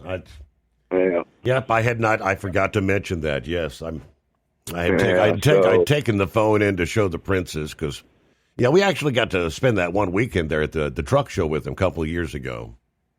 Steve, I had the pleasure of drinking a Skull Buster with old Hillbilly Tex. Him and Monkey Gouger and a good old Moose. Mm-hmm. We went in the parking lot. And you weren't allowed to drink in there.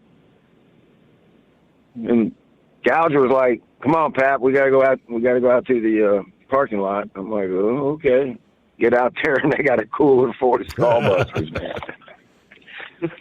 And Steve, for me, man, I usually don't wake up till 2:00 in the afternoon. This was like noon, 1 o'clock, whatever the heck it was. So Pappy was drinking beer for breakfast. Old Hillbilly Tex. So we'll give Hillbilly Tex the big cookie for tonight, Steve. Seemed like a good man. Yeah, and if memory serves, his last call was, back, I can't remember. It was Thanksgiving or Christmas. I think he was headed down to Texas. He knew he was very ill, and he was going down to spend some time with, I guess, his kids, his family or something. So, yeah. He's tipping the hat, ringing the cowbell, Steve. Yes. I'll be on 75 at the 81-mile post. And some people thought that he was that wasn't his actual voice, that he was trying to imitate like Mr. Haney on Green Acres or something, but he really Pattycoke Junction or whatever it was. Yes, Mr. Haney. That's what I thought when I first heard it. That's the way he actually talked. Yes, sir. That's a fact. Because when you meet him in person, it's the same way. Yep. So God love him. God love his family. Prayers out to his family. And all right, Steve, I appreciate you taking the call, man. Rock and roll through this year. Everybody be safe. Watch your six. Appreciate it. All right, good to hear from you there. Pappy, yep, I forgot to mention that. In that the text message was actually his obituary. And I'm not sure who sent that our way, if that was Pup or who actually sent it. But Plowboy, what's happening? Oh, good morning, Steve. I might be a little long on Marin Hill, but damn, I hate to hear about Hillbilly Tex. How old was that fella anyway, Steve? I think he was 67, 68, something like that. Wow. Yeah. Not that old. Damn. I hate to hear that. Now, when it comes to NCAA football, I'm sorry. I think Ian Grump's going to be right, but I'm going to be on Ed's side when it comes to watching the game. And here's the reason why. Is that quarterback for the Canes came out of Georgia. And that's, I think that would be a good showing for the SEC, even though we're not involved in it. But I think it's going to be a good game. I just can't imagine how Indiana ran away with that game like they did in comparison to the night before when it was a damn nail biter. Like I said, riding that boy like a horse at the end of it, that Hail Mary between Canes and Ole Miss is just like, wow. But reason why I said what I said a little bit ago, Steve. Oh, by the way, before I get to that one, I seen a meme here a little bit ago. I don't know how much you pay attention to memes. They're not worth a damn, but kind of got a thought going in my head. Steve, what has happened to these liberals up here in Minnesota and across this country? All of a sudden, we're blaming that ICE agent for good getting killed. Did we forget the gun is one that really shot her? If the gun had been there, I thought, well, that's kind of a different way to look at it. But no, Grump said he got DOT'd here a little while ago. Yeah. And then he made me mad. Oh, yeah? Grump, if you can, grab the phone, line up with me, please, Grump. Okay, how's this happening? And I think everybody who's listening to this show needs to be on their phone with their congressmen and senators first thing in the morning, lighting them yahoos up. Steve, he said that they were taking tow trucks, towing them away from the scale to the truck stop and shutting them down, correct? Mm-hmm. Red tagged. Okay, let's go back a few years. Did not old Ida, I remember listening to Landline years ago. Don't get to it very much anymore, but they literally said there was being law written and being put on the books, whereas you got shut down and you disobeyed a shutdown order. Mm-hmm. The calculator hit and hit hard. It didn't only hit the driver. It hit the company that they were leased to.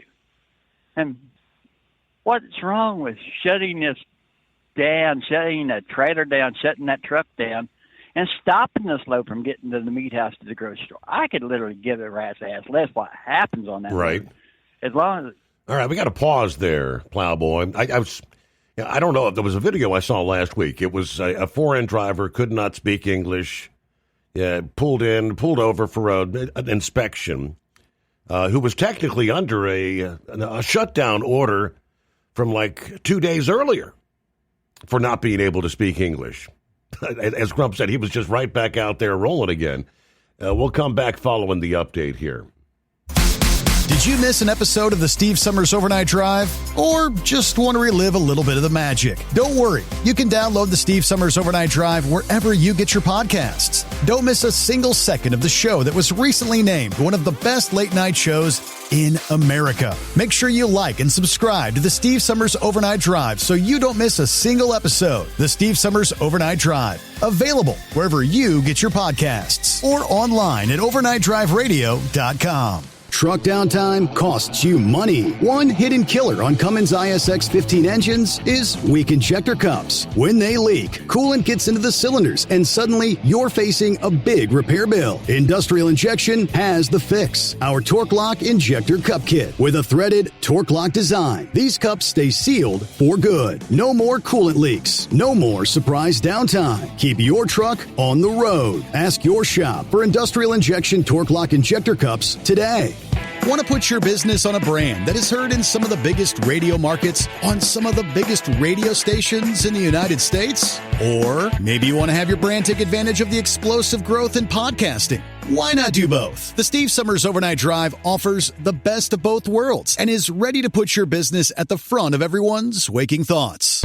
I'm sorry, am I moving too quickly for you? Well, at least you'll be on their mind in there somewhere. For sure, the Steve Summers Overnight Drive was recently named one of the top 15 late-night shows in America. So advertising on the Steve Summers Overnight Drive will put you in front of the very clients you want to walk through your front door. Interested? Maybe you want to take a test drive, kick the tires, do a sample tasting, which might be kind of gross. Get details at overnightdriveradio.com or email rwild@lubricationspecialties.com. And let's put the Steve Summers Overnight Drive to work for you today. Well, we're off the air. For good, I think. USA Radio News, I'm Anthony Lucero. Border Czar Tom Homan says the actions of the woman fatally shot by an ICE agent in Minneapolis could fall within a domestic terrorism definition. And it's illegal. Let's remember, what she did was a crime. It's illegal to interfere and impede ICE law enforcement officers. That's why we're there. Homan speaking on NBC's Meet the Press. He urges patience in the investigation as protests continue and accounts differ over what exactly happened. The U.S. has conducted large-scale strikes against multiple ISIS targets in Syria. U.S. Central Command said Saturday that over 20 aircraft fired munitions in about 35 locations in Syria, and the aircraft included Jordanian F-16s. Central Command said the strikes were part of Operation Hawkeye Strike and were in retaliation for the ISIS attack on U.S. forces in Syria last month. 2 U.S. soldiers and 1 civilian interpreter were killed in that attack. I'm Lisa Carton. Senator Chris Murphy warned a U.S. takeover of Greenland could be the end of NATO. It would be the end of NATO, right? I mean, NATO would have an obligation to defend Greenland. Murphy told NBC's Meet the Press that alliance obligations could draw America into conflict with Europe, as President Trump says he's ready to act on Greenland. Anti-ICE protests were held in cities across the country on Saturday in response to the fatal shooting of a Minnesota woman by an ICE agent. Thousands showed up at protests in Minneapolis, Portland, New York, Los Angeles, Washington, D.C., Houston, Seattle, and many other major cities. The protests were also in response to the recent Border Patrol shooting in Portland that put 2 people in the hospital. In a statement, the organizers claim both shootings, quote, are part of a broader and deeply alarming pattern of unchecked violence and abuse by federal immigration enforcement agencies. I'm Jim Forbes. From America's News Network, USA Radio News. No matter who we are or where we come from, we all experience difficulties in life. Military veterans know that sometimes it takes strength and determination to make it through. Whether it's obvious physical challenges or struggles on the inside, it takes strength to ask for help when you need it. I knew that I had to get support, not just for me, but for the sake of my wife and kids. Talking about it has helped me feel more like myself again. Honestly, it was hard to open up at first, but it's changed my life for the better.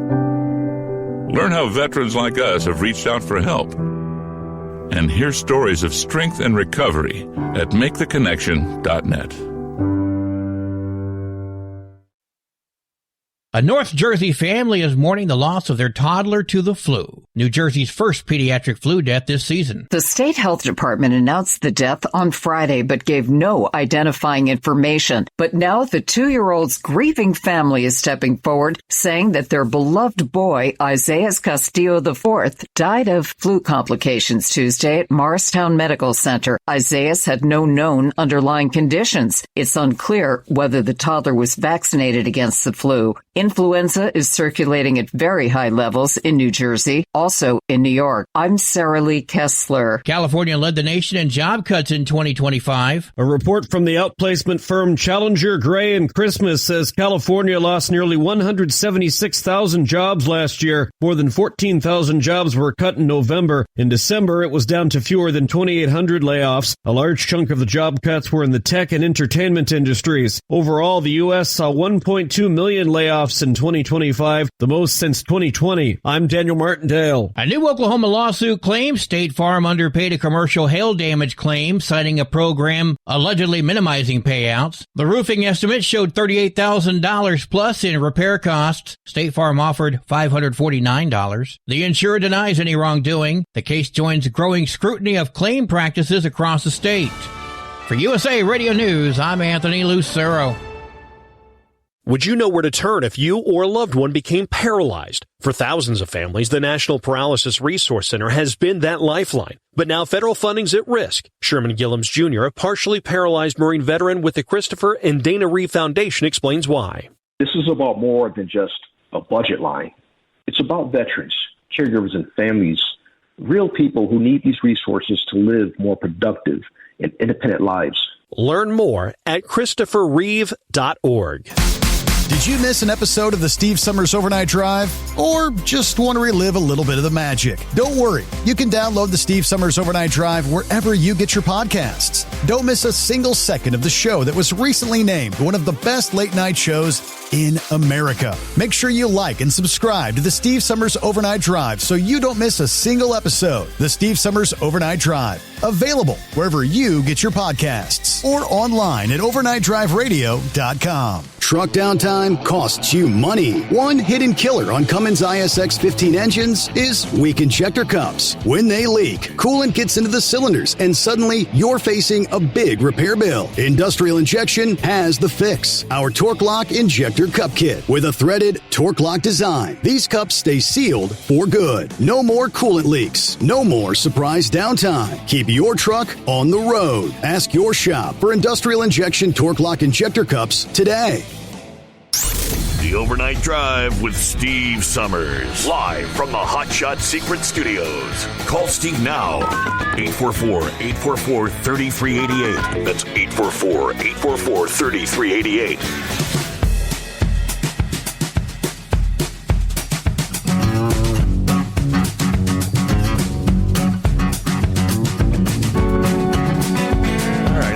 Welcome back. Welcome aboard as we cross over the midnight hour on the West Coast. Here comes a Monday. There you go. Greatest day of the week. 12th day of January. Okay, picking up where we left off, we were talking to Plowboy. Yeah, the non-domiciled, the non-English speaking drivers. I was talking about the video that I saw sometime last week, and I can't remember if I had shared it on my Facebook feed or not. But, all right, so you got the inspection. Guys hauling hazmat, first of all. No placards. No hazmat endorsement on his license. Can't speak English. He's using the translator device on his smartphone to try to communicate with the officer. When all was said and done, and I think his co-driver didn't have a valid medical certification. It's like, plus he had an out-of-service order from like 2 days before. But he's driving.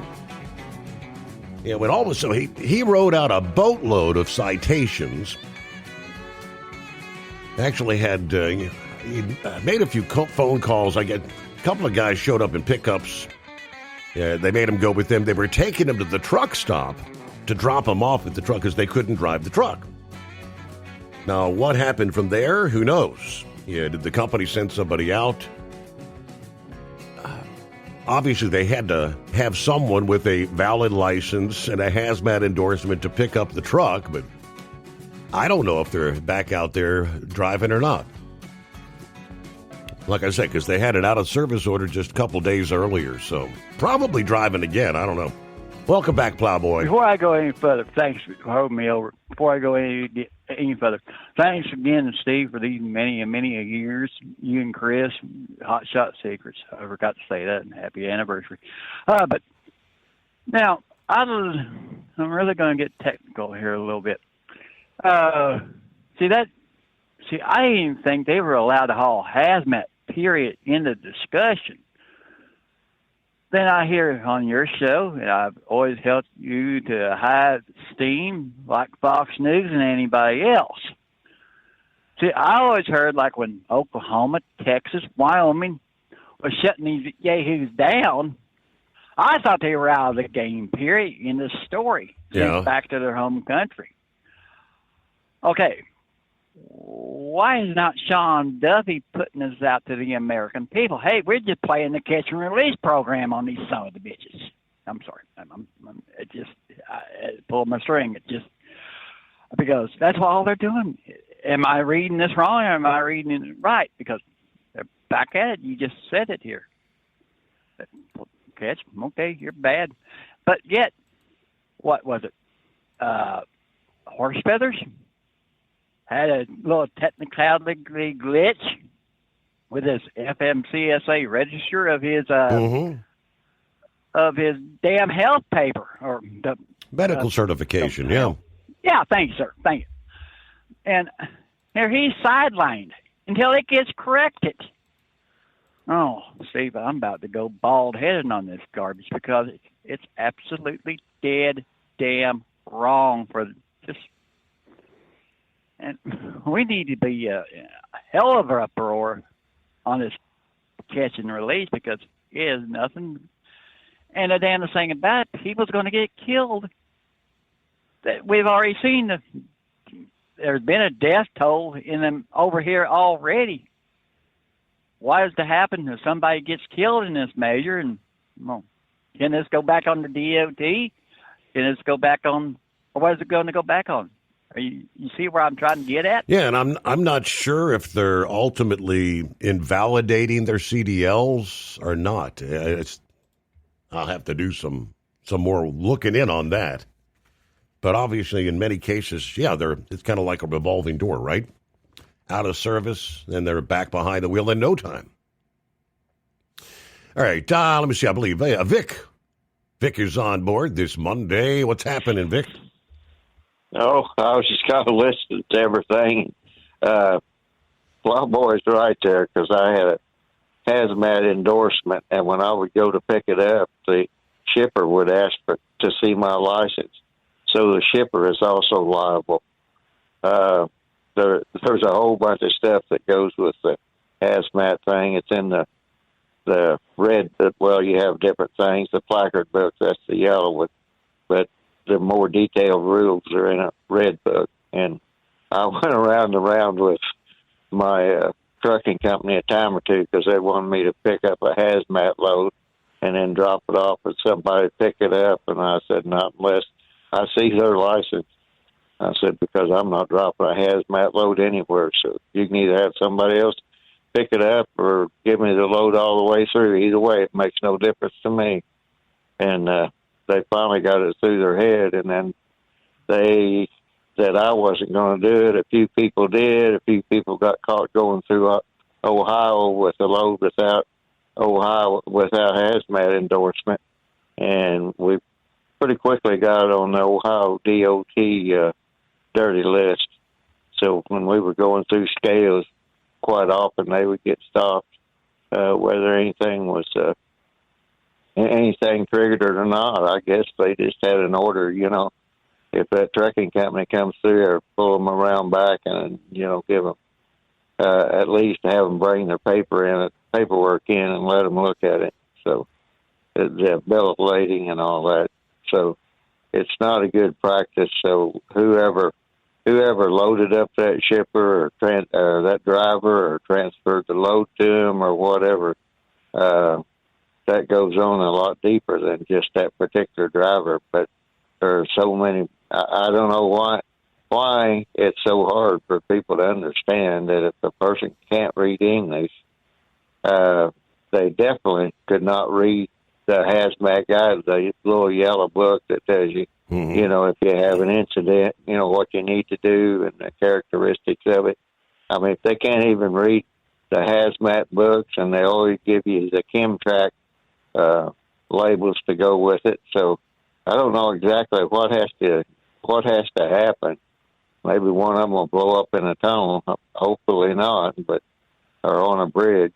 But I mean, it's really amazing to me how some of the bureaucrats treat a lot of different things, but especially transporting hazmat. But you were talking about those devices that was used in the Venezuelan raid.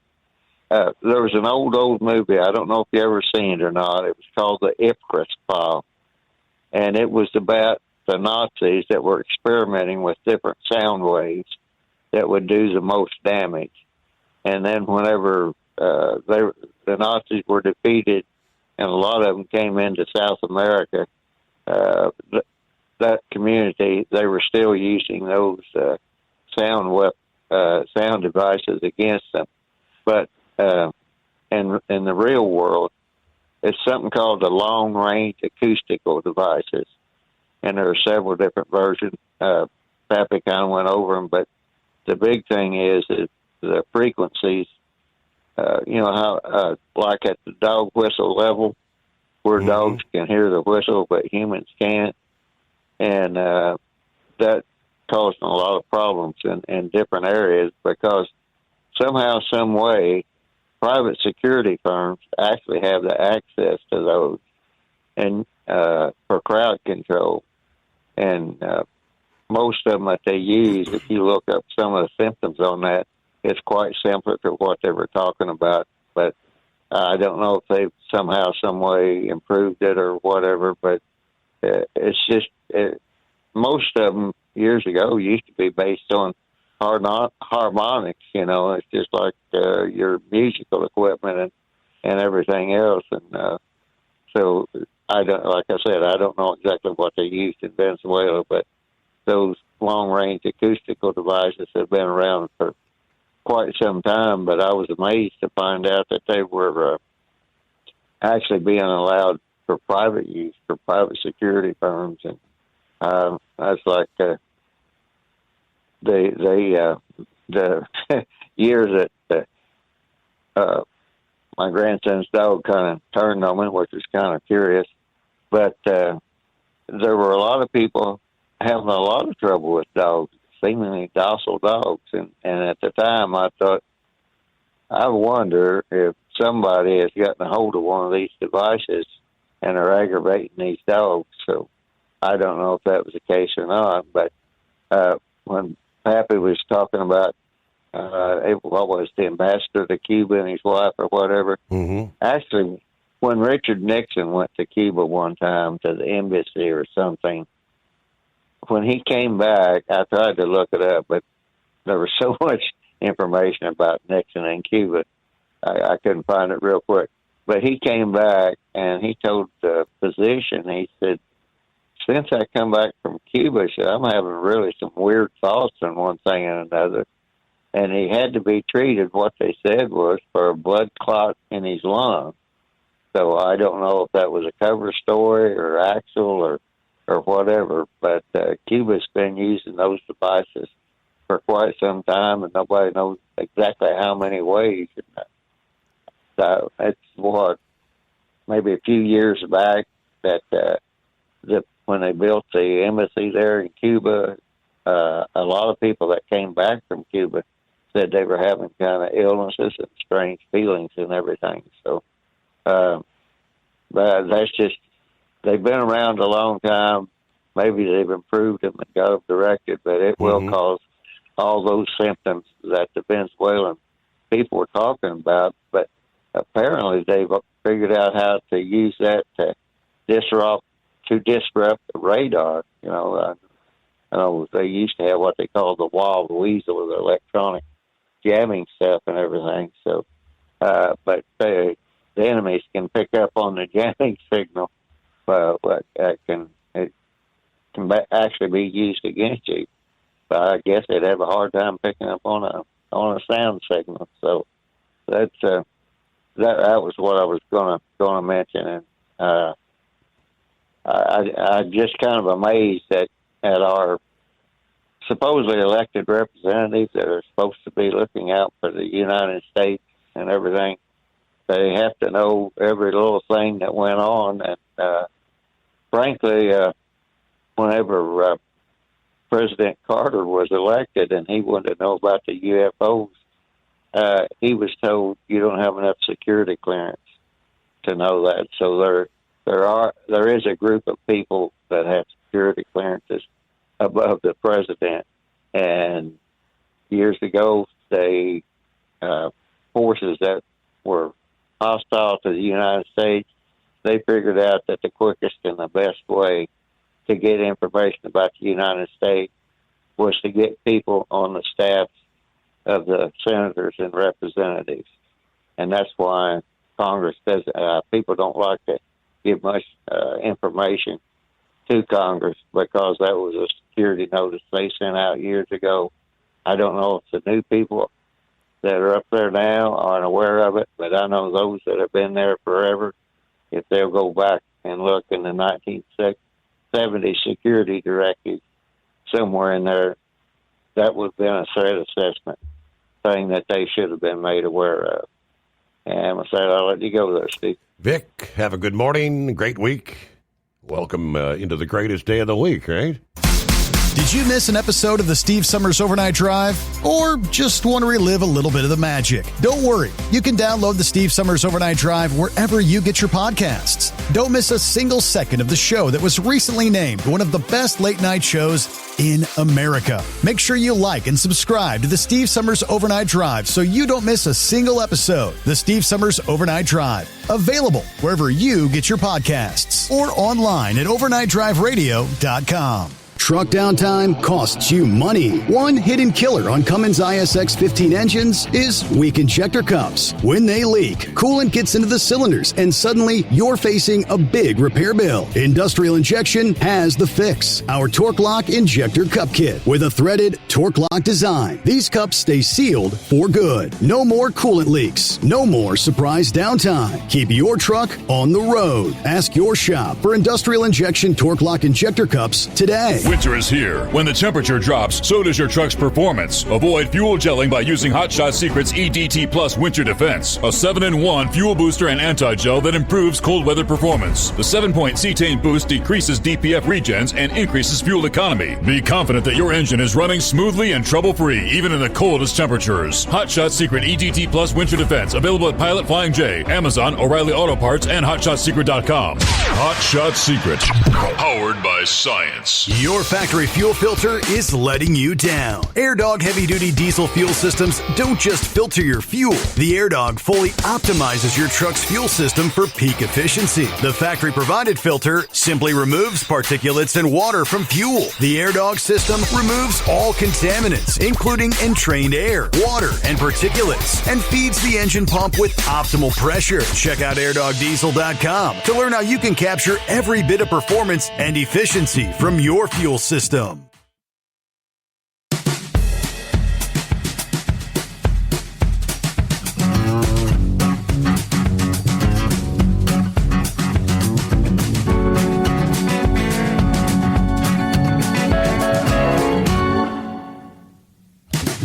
Alrighty, other items in the headlines.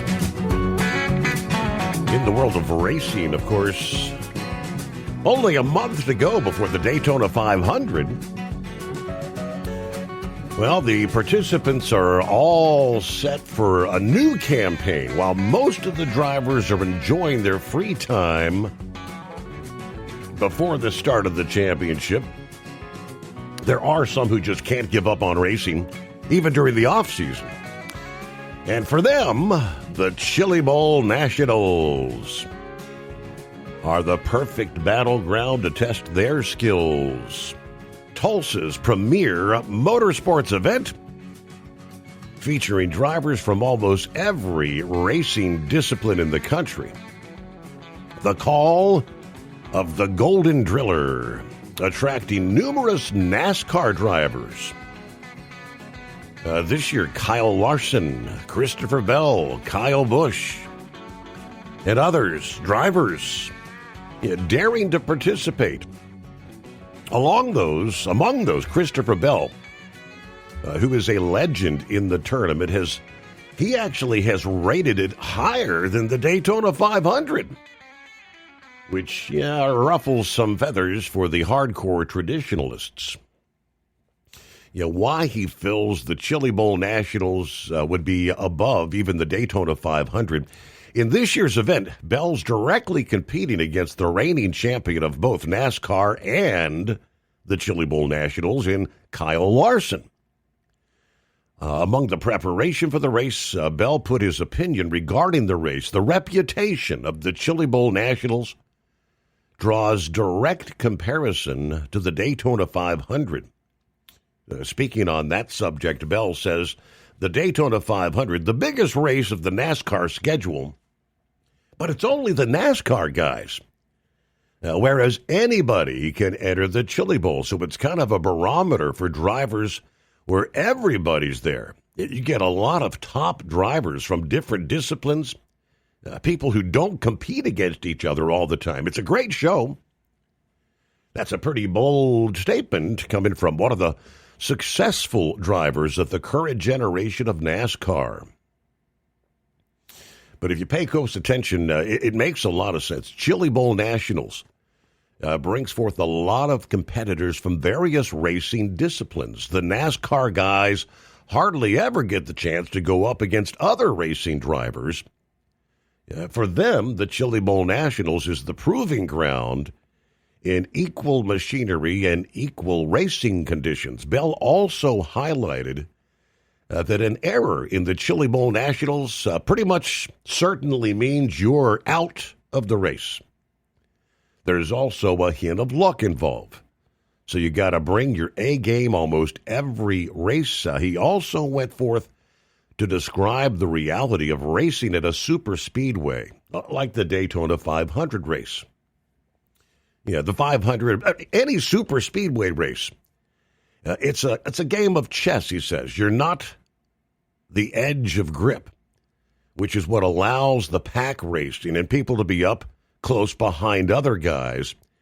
It's all about timing, being in the right place at the right time, when to make a move to get in front. It's a huge event, something that extends outside the motorsports community, but he was pretty much visibly happy with the fact that the fans of the two racing disciplines are making time for both events.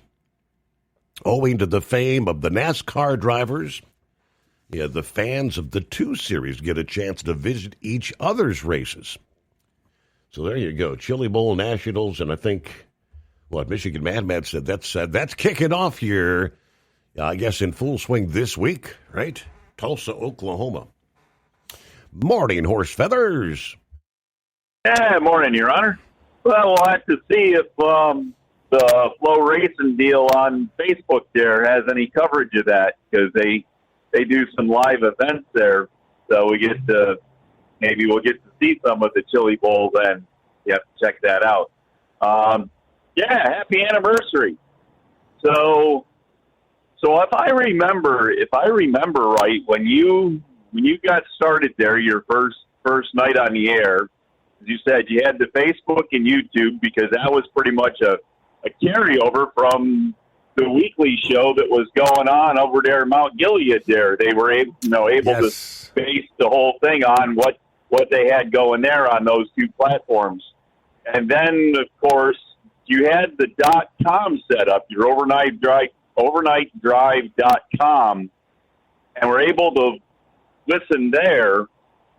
I don't remember that the apps, now I don't know if it was just the iOS, the Apple app wasn't fully functional, wasn't up and running, or if it was both. As far as, you know what, I think you're right. Both Android and iPhone, they weren't up and running. I mean, I remember Kyle and Josh were in here, they were listening on their smartphones, but you're right, they were probably at overnightdriveradio.com on the phone, huh? Yeah, it was the web address, the .com that we were listening online, and that was the problem, because you go to close out of that, you couldn't just put it in the background and let it just simmer back there and do something else. When you shut off the your web browser, it turned off your show, so we couldn't keep listening without keeping the web browser open, kind of like keeping Facebook or YouTube open. And if memory serves, I think it took a couple months. When Josh was able to get first, we did have the iPhone app, and then it was sometime later before we had the Android app. You're right, boy. Hey, we'll return following in the news.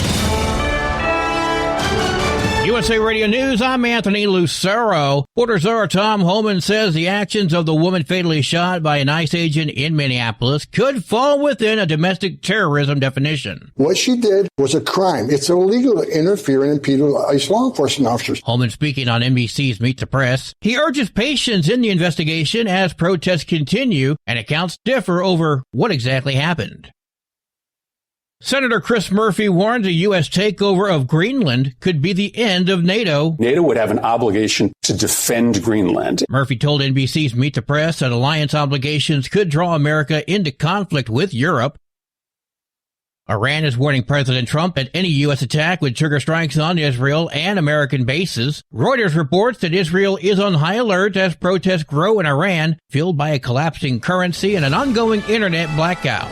From America's News Network, USA Radio News. This is Denny Gillum, host of Frontlines of Freedom, here to tell you about an amazing new book, The Miracle Man, written by a good friend of mine.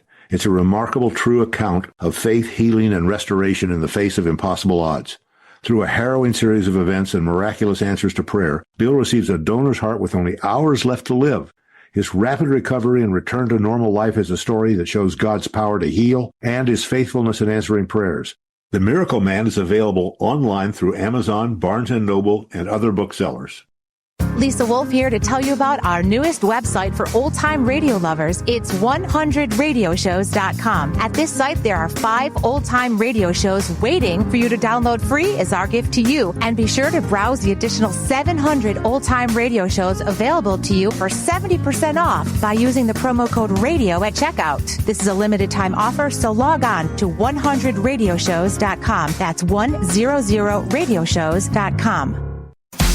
Did you miss an episode of the Steve Summers Overnight Drive? Or just want to relive a little bit of the magic? Don't worry. You can download the Steve Summers Overnight Drive wherever you get your podcasts. Don't miss a single second of the show that was recently named one of the best late-night shows in America. Make sure you like and subscribe to the Steve Summers Overnight Drive so you don't miss a single episode. The Steve Summers Overnight Drive. Available wherever you get your podcasts or online at overnightdriveradio.com. Your factory fuel filter is letting you down. AirDog heavy-duty diesel fuel systems don't just filter your fuel. The AirDog fully optimizes your truck's fuel system for peak efficiency. The factory-provided filter simply removes particulates and water from fuel. The AirDog system removes all contaminants, including entrained air, water, and particulates, and feeds the engine pump with optimal pressure. Check out airdogdiesel.com to learn how you can capture every bit of performance and efficiency from your fuel system.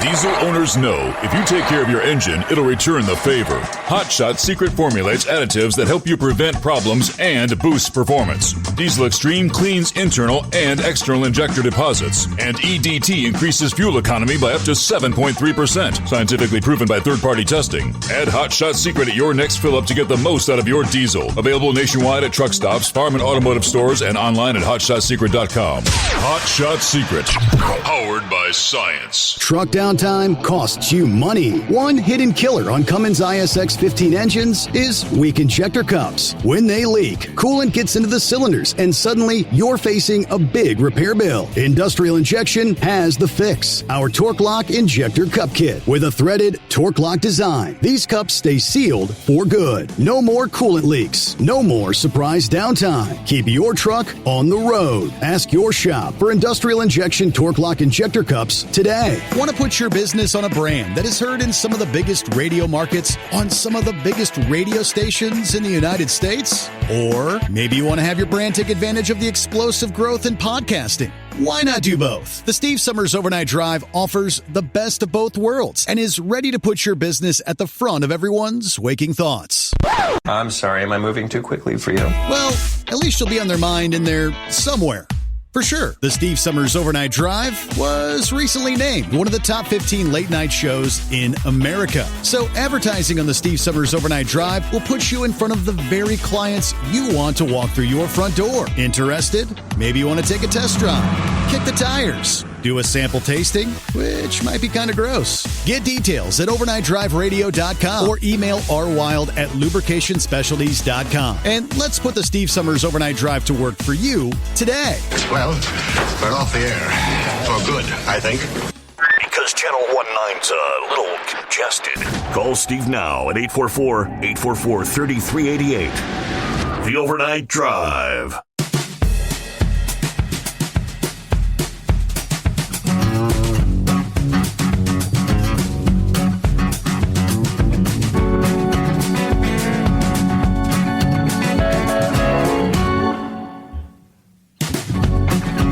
Meanwhile, over the weekend, the president tells Cuba,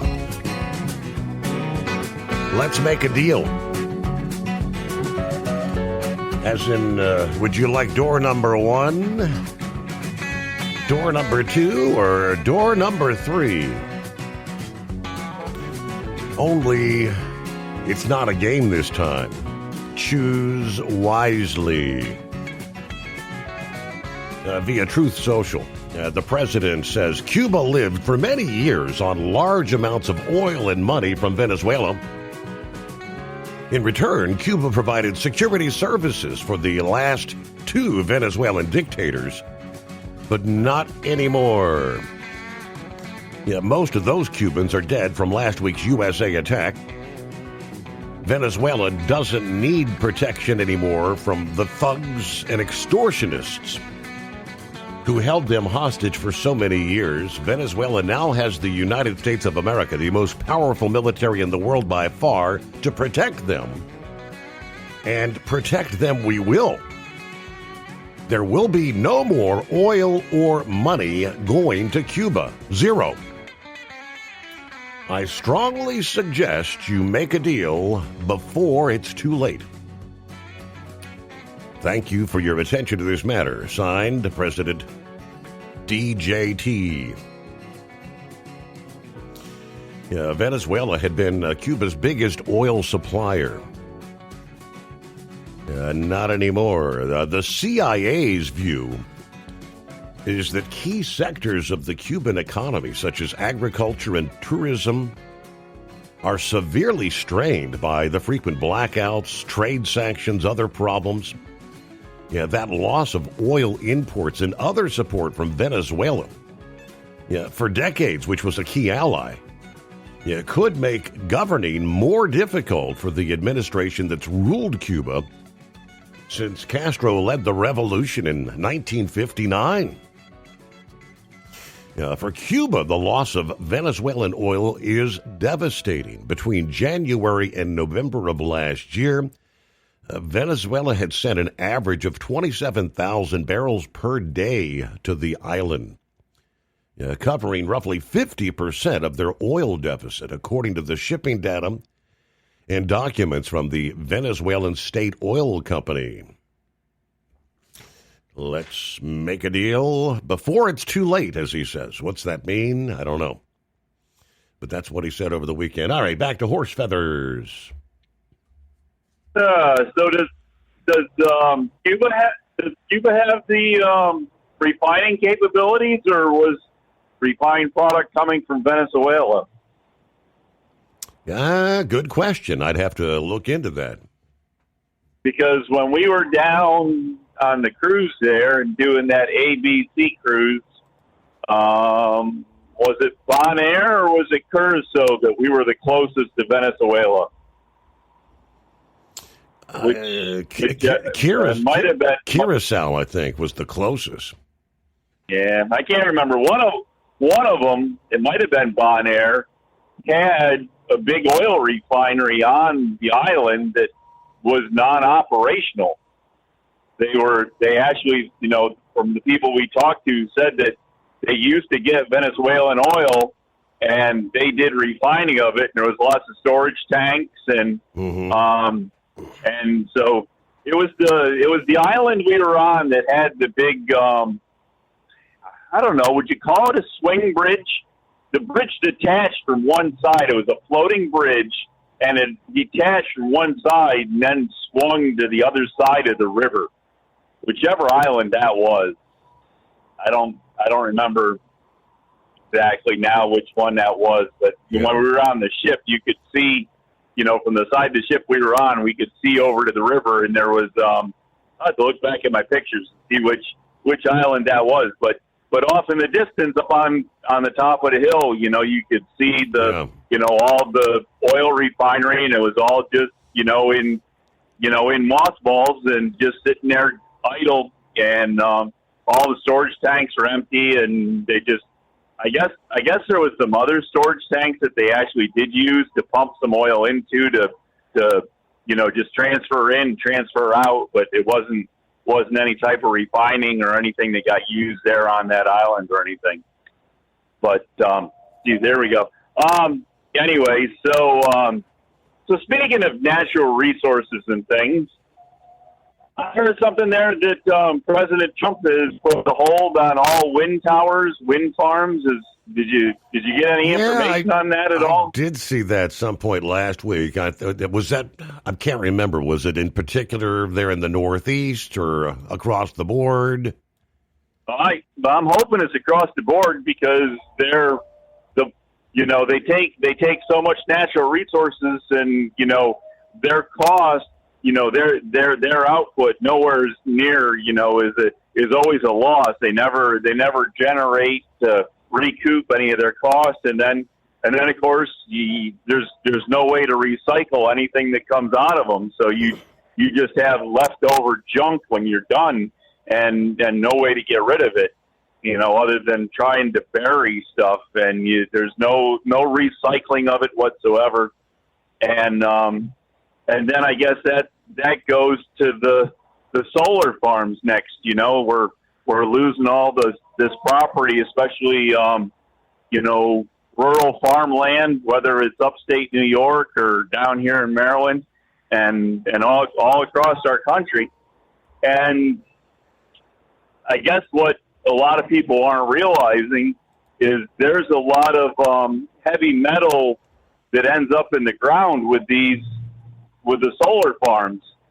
And it's come out now that the potato industry, whether it's the regular potatoes or the potato chip people, will no longer accept any potatoes grown on ground that is either with the solar farms, or if a solar farm has been removed, because the heavy metals are going to be in the ground. So they will not accept any potatoes. So even if you try to reclaim the property after getting rid of the solar farm, especially if you have damage. We had the one big solar farm there that went through a hailstorm and had all the damage, and so when all that gets busted up, it ends up in the soil. So all the heavy metal and everything's there, so it's no longer viable to use for farming, even if the solar farm isn't there anymore. So, anyways, and the Chinese that I happened to catch us saying, I don't know, maybe you can, if you saw this, or if there's possibly you can check into this. I guess out in California, the Chinese have another virus facility out there, research facility, and they were working on things out there, and even working with mice, trying to inject viruses into them, but supposedly has been found out about and is either being watched closer or has been shut down. I don't know if you caught any of that about that lab at all, but that was kind of the three bigger things there that I came across. Other than that, we heard about Hillbilly Tex there, and so sorry to hear about him. I guess things were getting pretty rough for him there at the very end there. Yeah. So, but I guess weather-wise, we pretty much ended up exactly as you said. So we got our rain showers when we were supposed to, and actually got a pretty decent amount of rain there during the day on Saturday here. So it actually lasted a little bit longer. It went almost probably until 10, 11 o'clock at night. And but we did end up with some rain. And so we're expecting our weather to be pretty much exactly what you spoke about earlier. So we're, I guess, just sit back and wait for Thursday and see what's going to happen. But anyway, so did catch the Bills and Jaguars, Jacksonville, right? Jacksonville Jaguars, and there was a mention there that there was a good share of the players on the Jacksonville team that actually came from Clemson. So it was like Clemson playing Buffalo. But anyways, I'm not sure exactly how many they had there, but it was a pretty decent game, and it was a little bit more than just a little bit, the at the very end there, but the whole game was pretty much back and forth through. So it was a pretty good game the whole way. It wasn't just one of the ones that kind of gets up there close, and then you get a couple plays at the end of the game to make it interesting at the end. And so But anyways, other than that, I guess we'll say happy anniversary again. And I don't know, are we going to continue doing the greatest day of the week, or are we going to have like Monday morning, which that could go either way, Your Honor. Are we mourning the weekend being gone Monday morning? Right. I don't know. It's Monday morning. I don't know, something like that. All right, Your Honor. We'll let you get out and do some due diligence. All right. Hopefully, greatest day of the week there, Cap and Ron. Other industry headlines. Transportation Secretary Sean Duffy delivers an ultimatum to North Carolina. Add them to the list this past Thursday, following the audit revealing that over half the commercial trucking licenses issued by the state to foreign drivers were granted illegally. In a press release announcing those findings, Duffy said, "I'm calling on state leadership to immediately remove these dangerous drivers from our roads and clean up their system. If the state fails to do so," he warned the FMCSA would withhold approximately $50 million in transportation funding for fiscal year 2027. In addition, if the FMCSA issues a final determination of substantial noncompliance, we may decertify North Carolina's CDL program in total. He wrote in a letter sent last Thursday to Governor Josh Stein and Paul Tyne, head of the state's Division of Motor Vehicles, decertification of North Carolina's CDL program would prohibit the state from issuing, renewing, transferring, or upgraded commercial learner's permits or CDLs until such time as the FMCSA determines that the DMV is in substantial compliance. He gave them 30 days. Gave them 30 days to explain corrective action in plans they put in place. DOT's audit found that North Carolina's DMV issued non-domiciled CDLs, as many other states had, that remained valid long after a driver's lawful presence in the U.S. had expired. In one instance, a driver was issued a license valid until the year 2030, despite their work authorization expiring in 2025. The audit also found North Carolina issued commercial licenses to Mexican citizens who were ineligible under federal law, failed to verify the lawful presence of other CDL applicants entirely. So to prevent funding and CDL authority sanctions, the DOT outlined a list of corrective actions. Number one, immediately pause the issuance of non-domiciled CDLs. Secondly, identify all unexpired non-domiciled CDLs that fail to comply with the FMCSA regulations. Revoke and reissue all non-compliant, non-domiciled CDLs if they comply with the federal requirements. And lastly, conduct a comprehensive internal audit to identify all procedural and programming errors, training and quality assurance problems, insufficient policies and practices, and other issues that's resulted in the issuance of non-domiciled CDLs that did not meet federal rules. Now, that announcement followed the decision last Wednesday to withhold $160 million in federal funding from California for failing to correct their CDL deficiencies after a similar audit. North Carolina, you're on alert. Want to put your business on a brand that is heard in some of the biggest radio markets on some of the biggest radio stations in the United States? Or maybe you want to have your brand take advantage of the explosive growth in podcasting. Why not do both? The Steve Summers Overnight Drive offers the best of both worlds and is ready to put your business at the front of everyone's waking thoughts. I'm sorry, am I moving too quickly for you? Well, at least you'll be on their mind in there somewhere. For sure, the Steve Summers Overnight Drive was recently named one of the top 15 late-night shows in America. So advertising on the Steve Summers Overnight Drive will put you in front of the very clients you want to walk through your front door. Interested? Maybe you want to take a test drive, kick the tires, do a sample tasting, which might be kind of gross. Get details at overnightdriveradio.com or email rwild@lubricationspecialties.com. And let's put the Steve Summers Overnight Drive to work for you today. Well, we're off the air.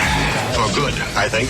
Truck downtime costs you money. One hidden killer on Cummins ISX 15 engines is weak injector cups. When they leak, coolant gets into the cylinders and suddenly you're facing a big repair bill. Industrial Injection has the fix. Our Torque Lock Injector Cup Kit with a threaded Torque Lock design. These cups stay sealed for good. No more coolant leaks. No more surprise downtime. Keep your truck on the road. Ask your shop for Industrial Injection Torque Lock Injector Cups today. At Hot Shot Secret, we share the science behind common diesel problems. For example, fuel additives.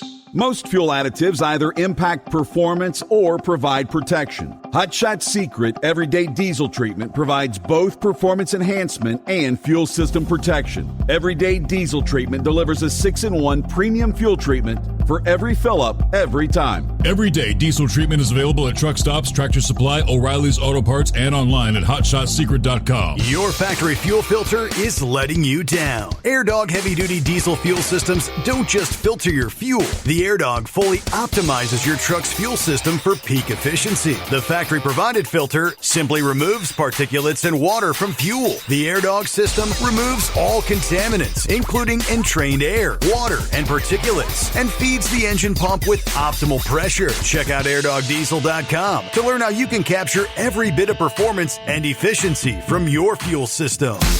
Did you miss an episode of the Steve Summers Overnight Drive? Or just want to relive a little bit of the magic? Don't worry. You can download the Steve Summers Overnight Drive wherever you get your podcasts. Don't miss a single second of the show that was recently named one of the best late-night shows in America. Make sure you like and subscribe to the Steve Summers Overnight Drive so you don't miss a single episode. The Steve Summers Overnight Drive. Available wherever you get your podcasts. Or online at overnightdriveradio.com.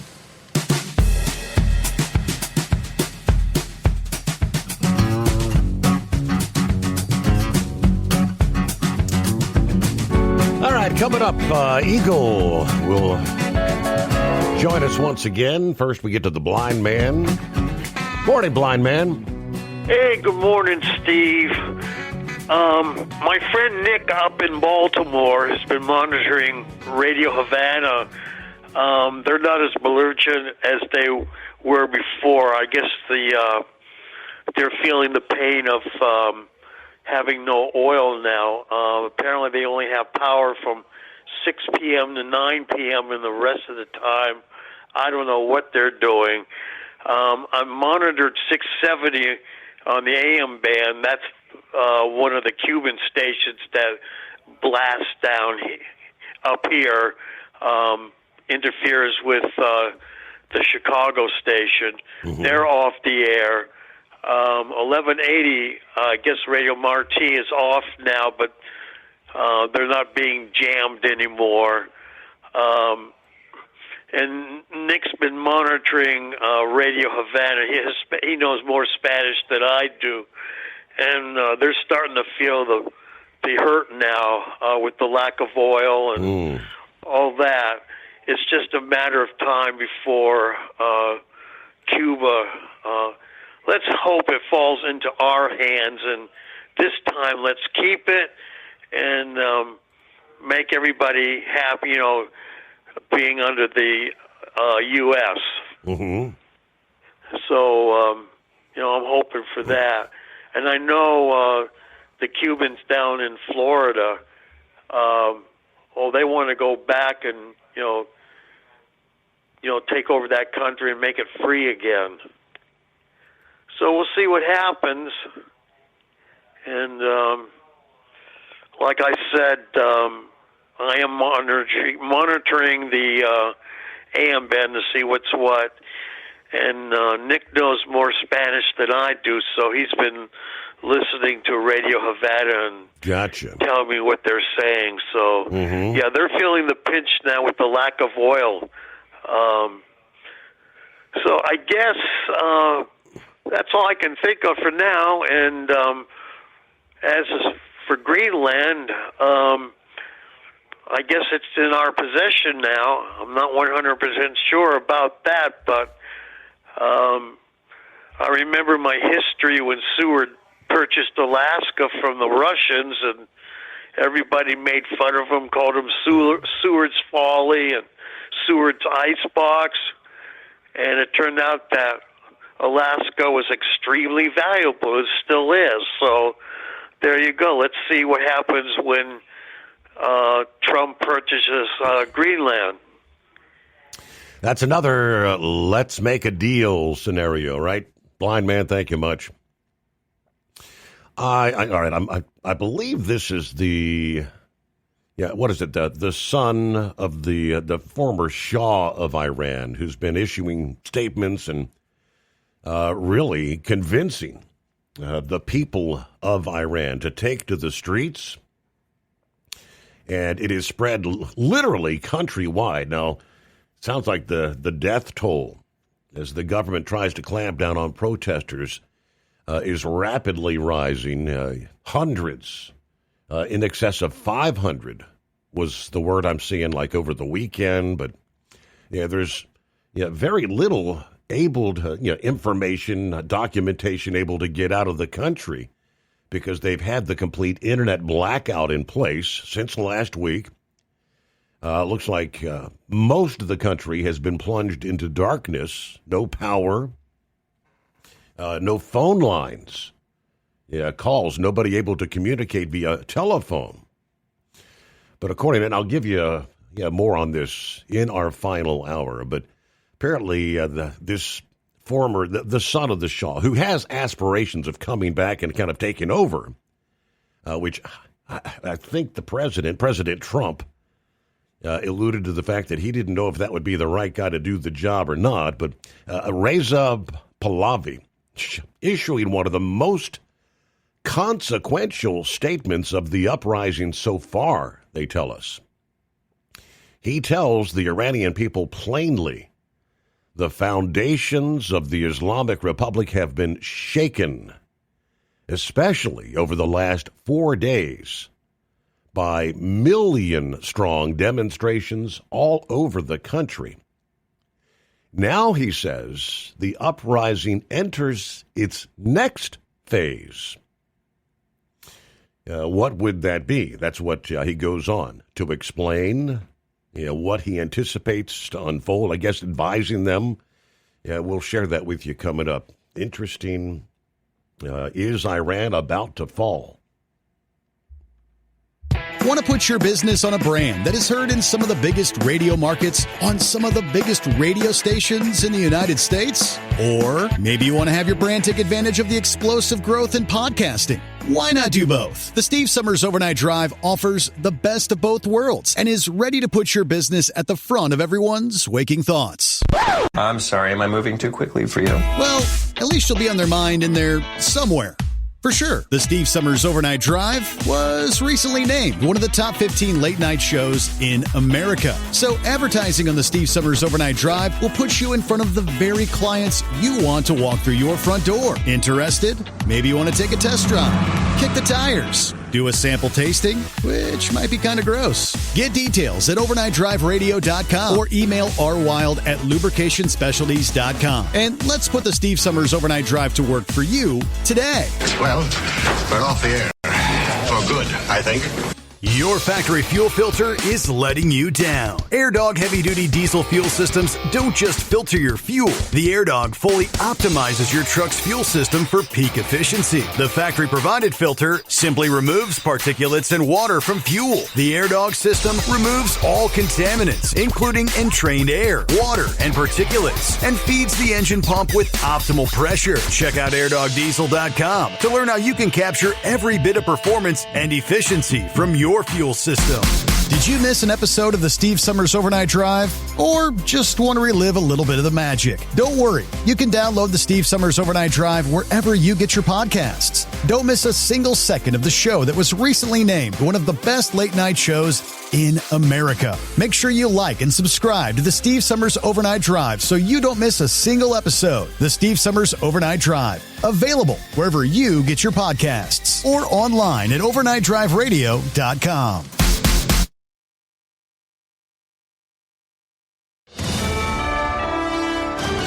USA Radio News, I'm Anthony Lucero. Senator Tina Smith says the Trump administration is attempting to cover up what happened during last week's fatal ICE shooting in Minneapolis. What I mean by that is that you can see everything that they are doing is trying to shape the narrative to say what happened without any investigation. Smith appearing on ABC's This Week, and she's accusing federal officials of shaping the narrative before an investigation amid ongoing protests and conflicting accounts.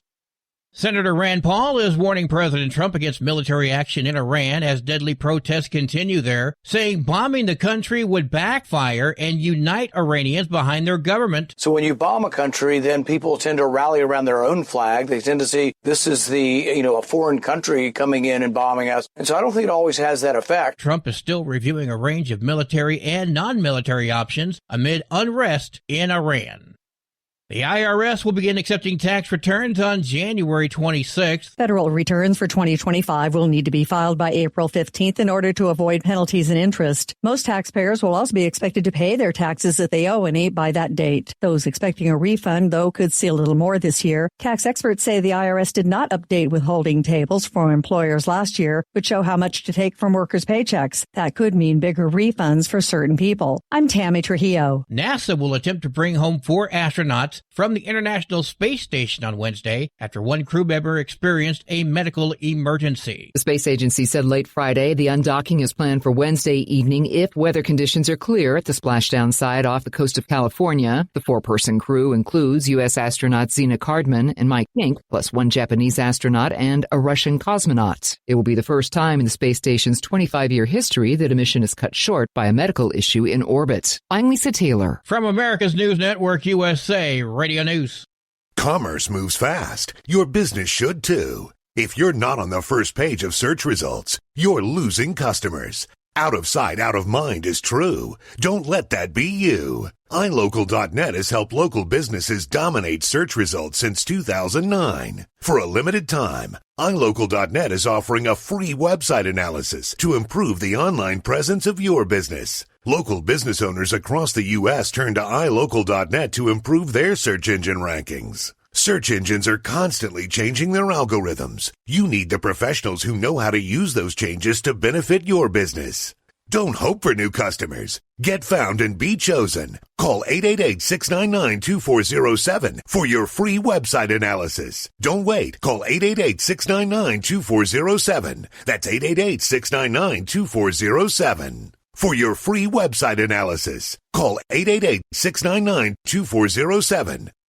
Maryland Congressman Steny Hoyer is retiring after more than 4 decades in the U.S. House. Hoyer, who is 86, told colleagues on the House floor that he will not seek re-election after reflecting with his family over the holidays. I make this decision with sadness, for I love this House, an institution the framers designed to reflect the will of the American people. Hoyer received a standing ovation after his announcement last week. He was first elected in 1981 and is the 3rd longest serving member of Congress. Hoyer said he leaves with mixed emotions, but believes it's time to step aside after 60 years in public service. I'm Lisa Carton. New York Governor Kathy Hochul has issued an executive order ahead of a looming New York City nurses strike. Hochul is declaring the walkout threat by 16,000 nurses at 3 of the city's largest private hospitals, Montefiore, Mount Sinai, and New York Presbyterian, a disaster emergency. Money is the major sticking point, with the nurses union demanding a nearly 40% wage hike. The hospital calling that demand reckless and insisting patient care won't be affected. They're saying people shouldn't avoid getting help for medical emergencies because they've got traveling nurses ready to go. I'm Sarah Lee Kessler. The FDA upgraded a national cheese recall to Class 1, which is the highest warning level, after listeria was found in products from Ambriola Company's New Jersey plant. No illnesses have yet been reported, but the risk is considered serious. For USA Radio News, I'm Anthony Lucero. What if the music stopped? If the familiar voices were silenced? If there were no breaking news updates? What if your companion and connection to your community came with a monthly fee? Don't worry, we're free local radio with you wherever you go, celebrating 100 years and looking forward to the next 100. We are broadcasters. Text radio to 52886 and let Congress know you depend on your local radio stations. By the National Association of Broadcasters. At Hot Shot Secret, we share the science behind common diesel problems and their solutions. For example, Hot Shot Secret Diesel Extreme. Today's ultra-low sulfur fuels leave injector deposits causing frequent DPF regens and low throttle response. Diesel Extreme is a once every 6-month treatment that will clean your entire fuel system, including the tank, lines, pump, and the injectors. Hot Shot Secret Diesel Extreme is available nationwide at truck stops, fine farm and auto stores, and online at hotshotsecret.com. Did you miss an episode of the Steve Summers Overnight Drive? Or just want to relive a little bit of the magic? Don't worry. You can download the Steve Summers Overnight Drive wherever you get your podcasts. Don't miss a single second of the show that was recently named one of the best late night shows in America. Make sure you like and subscribe to the Steve Summers Overnight Drive so you don't miss a single episode. The Steve Summers Overnight Drive. Available wherever you get your podcasts or online at overnightdriveradio.com. You're listening to the Overnight Drive with Steve Summers.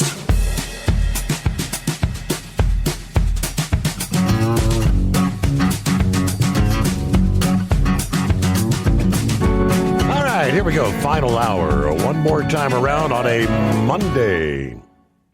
Yeah, I trust you had a good weekend. The rest of the story. As I was sharing, Reza Pahlavi addressing the Iranian people. Now, with no internet access, which I do know that supposedly Elon Musk's Starlink, just like they had been doing, offering free Starlink to the people of Venezuela, supposedly they're doing the same for Iran. I don't know how much of the country has access to it. If they know they can even get to it. But how do the people get the messages? But he, this past day, says, "Dear Iranian nation, brave compatriots, in the past 2 weeks, especially in the last 4 days, you have shaken the foundations of the illegitimate Islamic Republic regime with your million-strong demonstrations. Now, relying on the millions who answered the cause of recent days, drawing legitimacy and acceptance directly from you, I hereby declare the next phase of the national uprising to overthrow the Islamic Republic and reclaim our beloved Iran. Number one, inside Iran, in addition to seizing and holding the central streets of cities, all institutions and apparatuses responsible for the regime's lying propaganda and for cutting off communications are now considered legitimate targets. Employees of government institutions, members of the armed forces, and law enforcement personnel still have the opportunity to join the people and stand with our nation, or to choose complicity with the murderers of our nation and forever bear the nation's shame and eternal hatred. Number two, outside Iran, all Iranian embassies and consulates belong to the Iranian nation. The time has come for them to fly the national flag of Iran instead of the disgraceful flag of the Islamic Republic. We stand on the threshold of reclaiming our beloved Iran from the Islamic Republic. Khomeini and his regime have suffered several heavy blows from you. We must not give them a moment to breathe again. The regime is facing a serious shortage of repressive forces. The scattered shooting at people is not a sign of strength. It stems from a lack of mercenaries and from fear of faster collapse and downfall. We will not allow these criminals to spill any more of our youth's blood on the ground. We will give them no further chance. We will not turn back. Iran's freedom is near. The blood of our immortal sons and daughters spilled on the ground guides us toward victory. We are not alone. Global support will arrive soon. Await my next messages. Very soon we will take back our beloved Iran from the Islamic Republic and celebrate freedom and victory in every corner of Iran.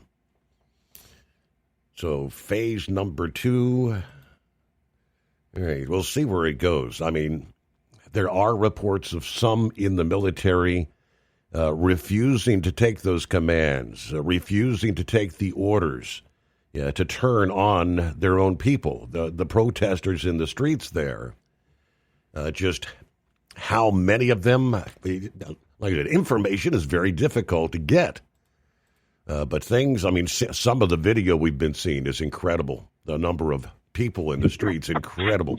All right, Eagle, welcome back here. Yeah, one quick note on that. I'm not going to really get into the Iran.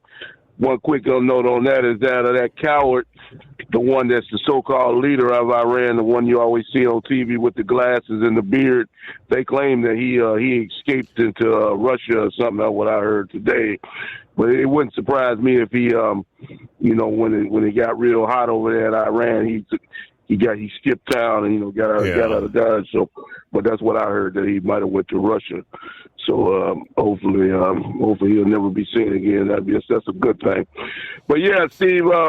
Before I get back to the politics thing, I wanted to say something else about this situation in Minnesota. I wanted to say once again, man. I thought I was going to be celebrating this Sunday, but I want to say Indiana football, they surprised me again. So I hope the fairy tale goes on and they go on and win, because Miami, they've won championships before. Indiana has never won a championship in football. So hopefully next week Indiana can go ahead, I think, be 16-0 or 15-0, whatever their record will be. Hopefully they'll win that ball game, and Indiana can go down in history, because, like I said, they had a dream season this year. Like I said, I never thought in my life that I'd be saying that they beat Ohio State and Georgia, and last week, what they did against, I forget who they played, but Oregon. Yeah, I think they played Oregon. Yeah, I never thought they would just dominate people like that. So they better than what I thought they was. So I apologize to the people in Indiana, because I thought Indiana was a joke, and they turned out to be the real deal. The real deal. They've shown everybody, especially that quarterback. But yeah, Steve, I want to go back to what Pappy was saying earlier. And, by the way, for all your, I know you got a lot of police that listen to your show. Hopefully those people will be safe, man, because you got a lot of people that's putting the target on the police now with these ICE people and all the situation that's going on with them, and anything can happen. They telling them to do things. And these guys making TikTok videos and all this garbage, like Pappy said. But Steve, I'm just gonna put it in terms of like what people say, just for the dumbest people out there. Now, when it goes back to this woman, now when they say that this woman did nothing wrong, okay. The scenario is when that woman put that car in reverse, when she put that car in reverse, okay, even the smartest person, you could realize that you're trying to avoid somebody when you're backing up. You're trying to avoid the object that's in front of you. But see, what these idiots don't seem to understand is once she put that car into drive, once she switched that car to drive, then it became a whole different ball game. Whatever object that was in front of the hood of that car, that's what she was gonna hit. So yes, she did hit that man. And when she, like I say, when she reversed, she was trying to avoid him. Once she put that car in drive, it became a whole different deal. So for even the dumbest person can understand that, I hope. Now, getting back to this other situation, Steve, with this guy with Ilhan Omar. She was in the news over the weekend again. They said that she got kicked out of an immigration building up in Minnesota. Her and her friends were there protesting, and they got kicked out by the ICE military and all that. And she's upset about that. But like I said, Ilhan Omar, she needs to be concerned with all that fraud that's going on in Minnesota. That's what she needs to be concerned with. What happened to all that money that her and her buddy stole? Because Donald Trump, they just hired another man last Friday when JD was on the radio, when JD was talking. And by the way, I was very impressed with JD, Steve. I don't know if you heard JD's speech that he gave on Friday, talking about the incident that happened in Minnesota and other things. JD, he sounds very presidential, and like I said, he got my vote in 28. He definitely got my vote in 28 because I can see he's going to keep this same thing going on. Whatever Trump do, he's going to follow in line and keep this thing rolling the way it's supposed to roll. So that's the man to look like, because JD, he sticks to his books. You know, I didn't know nothing about the guy, you know, when he first came in the scene, you know, last year. But like I say, I'm very impressed with JD, what he had to say. But like I say, as far as Ilhan Omar goes, Steve, this woman here, all she does, just like Trump says, I don't want to use that B word, but all she does is complain about the USA, complain about what's going on. But she should be happy. If I stole that much money from the United States of America, I'd be walking around with a smile on my face. I'd be the happiest person in the world. I forgot what her value is, but it damn sure wasn't the same value she was when she came to this country a long time ago. I promise you, she got more money than me and you got.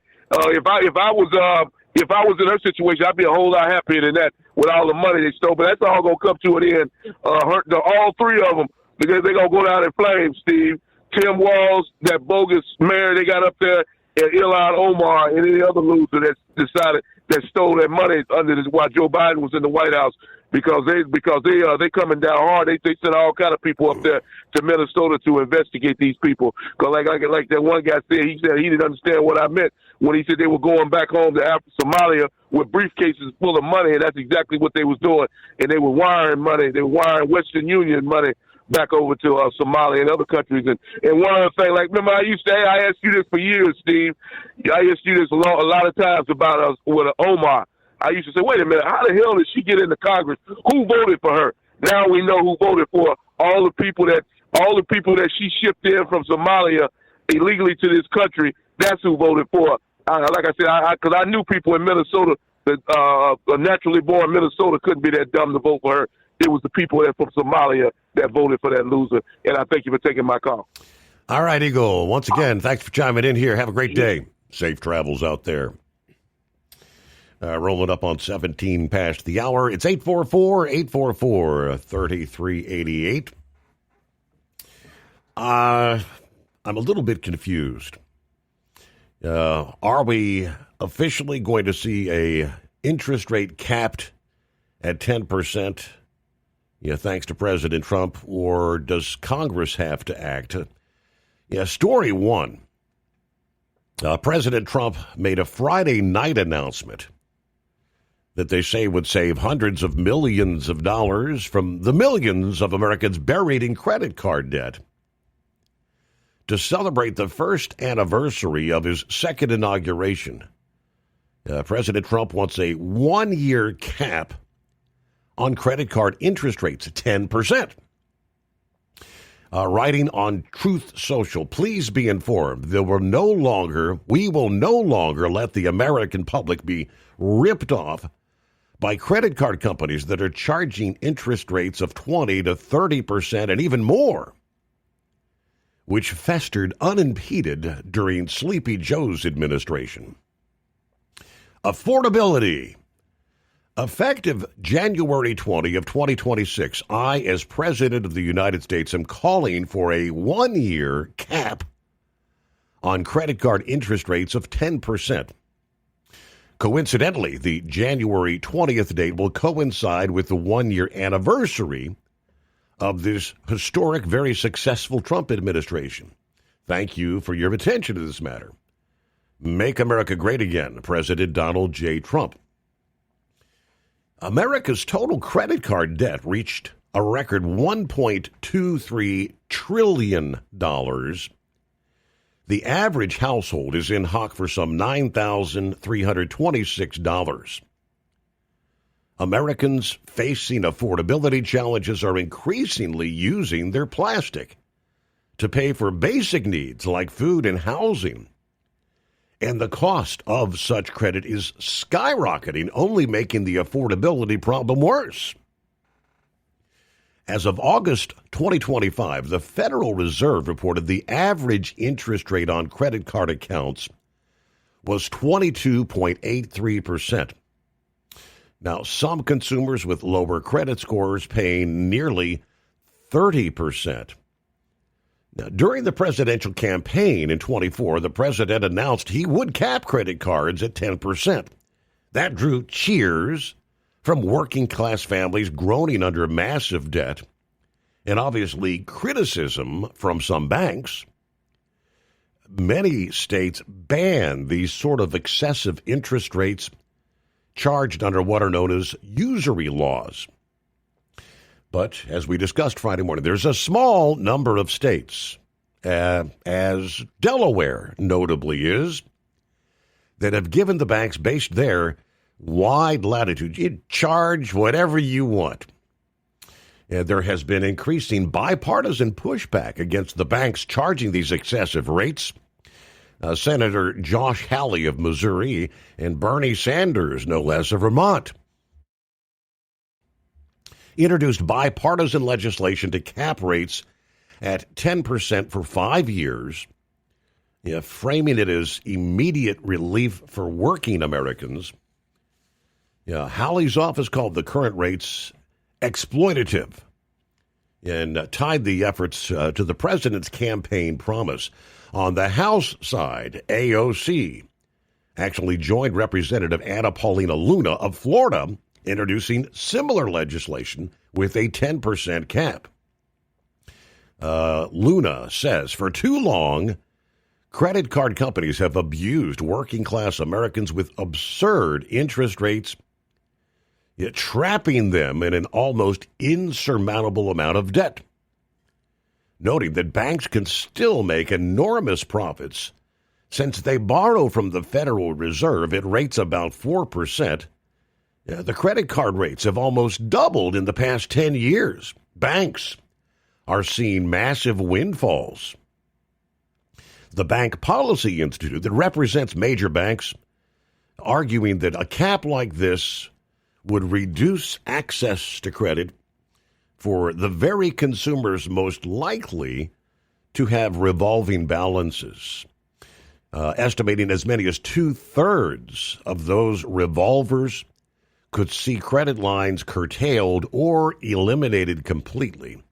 That would disproportionately harm borrowers that have imperfect credit scores. When they talk about revolvers, there are individuals that use credit cards but pay the entire balance on a monthly basis. Yes, wait till the end of the month, pay off the credit card. There's no revolving. By paying it off, you don't have it. Even if you had a 23%, you're not paying any interest. For those who let that balance roll over month after month after month, those are the individuals that get stuck in that trap. You see oftentimes on the bills, by paying the minimum balance, what you're ultimately going to be paying back if you continue to pay the minimum balance. I mean, that's month after month without adding any additional debt. Thousands and thousands of dollars in interest charges, taking you many years to ever get that balance back to zero. Hold the thought. Did you miss an episode of the Steve Summers Overnight Drive? Or just want to relive a little bit of the magic? Don't worry. You can download the Steve Summers Overnight Drive wherever you get your podcasts. Don't miss a single second of the show that was recently named one of the best late-night shows in America. Make sure you like and subscribe to the Steve Summers Overnight Drive so you don't miss a single episode. The Steve Summers Overnight Drive. Available wherever you get your podcasts or online at overnightdriveradio.com. Truck downtime costs you money. One hidden killer on Cummins ISX 15 engines is weak injector cups. When they leak, coolant gets into the cylinders and suddenly you're facing a big repair bill. Industrial Injection has the fix. Our Torque Lock Injector Cup Kit with a threaded Torque Lock design. These cups stay sealed for good. No more coolant leaks. No more surprise downtime. Keep your truck on the road. Ask your shop for Industrial Injection Torque Lock Injector Cups today. Winter is here. When the temperature drops, so does your truck's performance. Avoid fuel gelling by using Hot Shot Secret's EDT Plus Winter Defense, a 7-in-1 fuel booster and anti-gel that improves cold weather performance. The 7-point cetane boost decreases DPF regens and increases fuel economy. Be confident that your engine is running smoothly and trouble-free, even in the coldest temperatures. Hot Shot Secret EDT Plus Winter Defense, available at Pilot Flying J, Amazon, O'Reilly Auto Parts, and HotShotSecret.com. Hot Shot Secret, powered by science. Your factory fuel filter is letting you down. AirDog heavy-duty diesel fuel systems don't just filter your fuel. The AirDog fully optimizes your truck's fuel system for peak efficiency. The factory-provided filter simply removes particulates and water from fuel. The AirDog system removes all contaminants, including entrained air, water, and particulates, and feeds the engine pump with optimal pressure. Check out airdogdiesel.com to learn how you can capture every bit of performance and efficiency from your fuel system. Now, when I first began delving into it, what I said was I'm a little confused. Can the president, via the likes of executive order, can he order a cap of 10% on these credit card interest rates? Or would it actually take legislation through Congress? Yeah, that was kind of discussed over the weekend.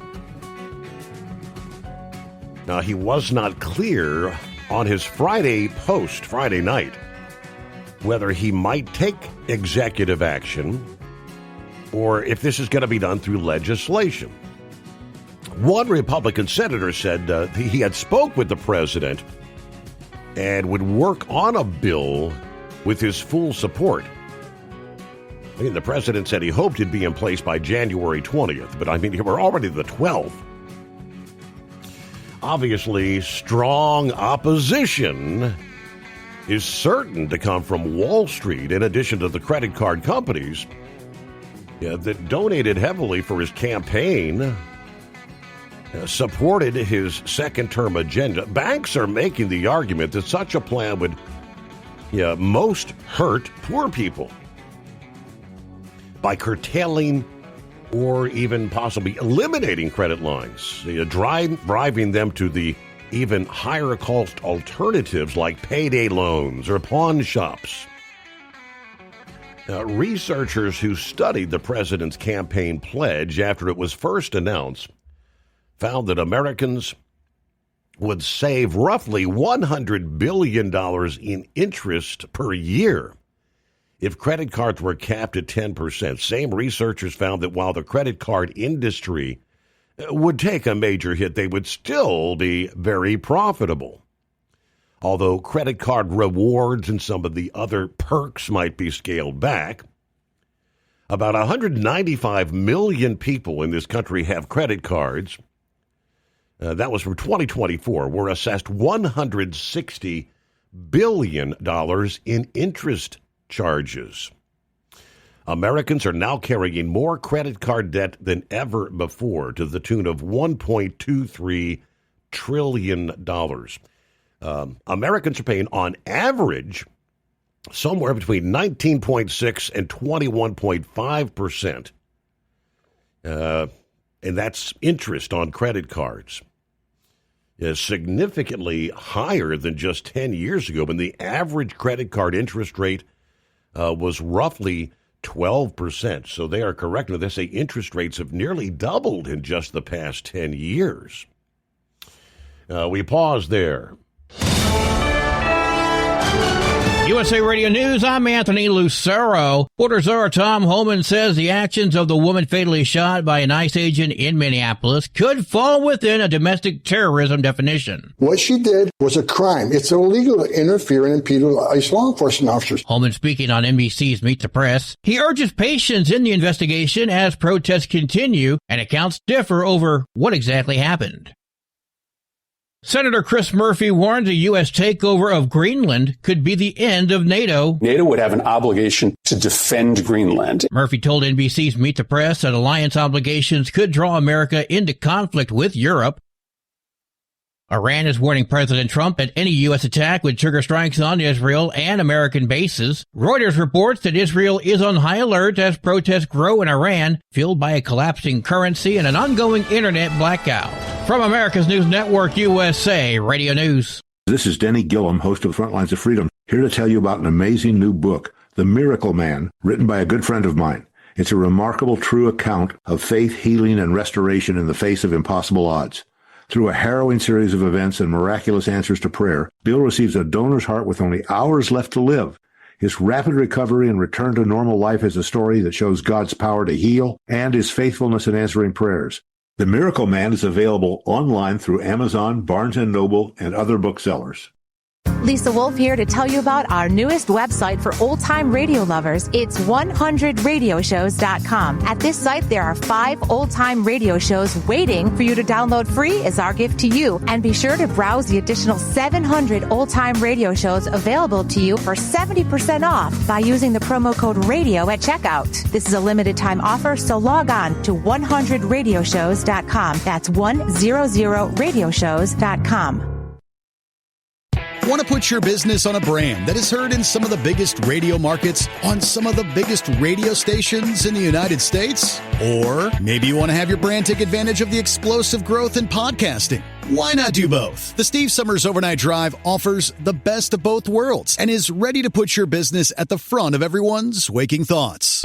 I'm sorry, am I moving too quickly for you? Well, at least you'll be on their mind in there somewhere. For sure, the Steve Summers Overnight Drive was recently named one of the top 15 late-night shows in America. So advertising on the Steve Summers Overnight Drive will put you in front of the very clients you want to walk through your front door. Interested? Maybe you want to take a test drive, kick the tires, do a sample tasting, which might be kind of gross. Get details at overnightdriveradio.com or email rwild@lubricationspecialties.com. And let's put the Steve Summers Overnight Drive to work for you today. Well, we're off the air. For good, I think. Truck downtime costs you money. One hidden killer on Cummins ISX 15 engines is weak injector cups. When they leak, coolant gets into the cylinders and suddenly you're facing a big repair bill. Industrial Injection has the fix. Our Torque Lock Injector Cup Kit with a threaded Torque Lock design. These cups stay sealed for good. No more coolant leaks. No more surprise downtime. Keep your truck on the road. Ask your shop for Industrial Injection Torque Lock Injector Cups today. At Hot Shot Secret, we share the science behind common diesel problems. For example, fuel additives. Most fuel additives either impact performance or provide protection. Hot Shot Secret Everyday Diesel Treatment provides both performance enhancement and fuel system protection. Everyday Diesel Treatment delivers a 6-in-1 premium fuel treatment for every fill-up, every time. Everyday Diesel Treatment is available at truck stops, Tractor Supply, O'Reilly's Auto Parts, and online at HotShotSecret.com. Your factory fuel filter is letting you down. AirDog heavy-duty diesel fuel systems don't just filter your fuel. The AirDog fully optimizes your truck's fuel system for peak efficiency. The factory-provided filter simply removes particulates and water from fuel. The AirDog system removes all contaminants, including entrained air, water, and particulates, and feeds the engine pump with optimal pressure. Check out AirDogDiesel.com to learn how you can capture every bit of performance and efficiency from your fuel system. Did you miss an episode of the Steve Summers Overnight Drive? Or just want to relive a little bit of the magic? Don't worry. You can download the Steve Summers Overnight Drive wherever you get your podcasts. Don't miss a single second of the show that was recently named one of the best late-night shows in America. Make sure you like and subscribe to the Steve Summers Overnight Drive so you don't miss a single episode. The Steve Summers Overnight Drive. Available wherever you get your podcasts or online at overnightdriveradio.com. Keep the bugs off your glass and the Smokies off your ass. This is the Overnight Drive with Steve Summers.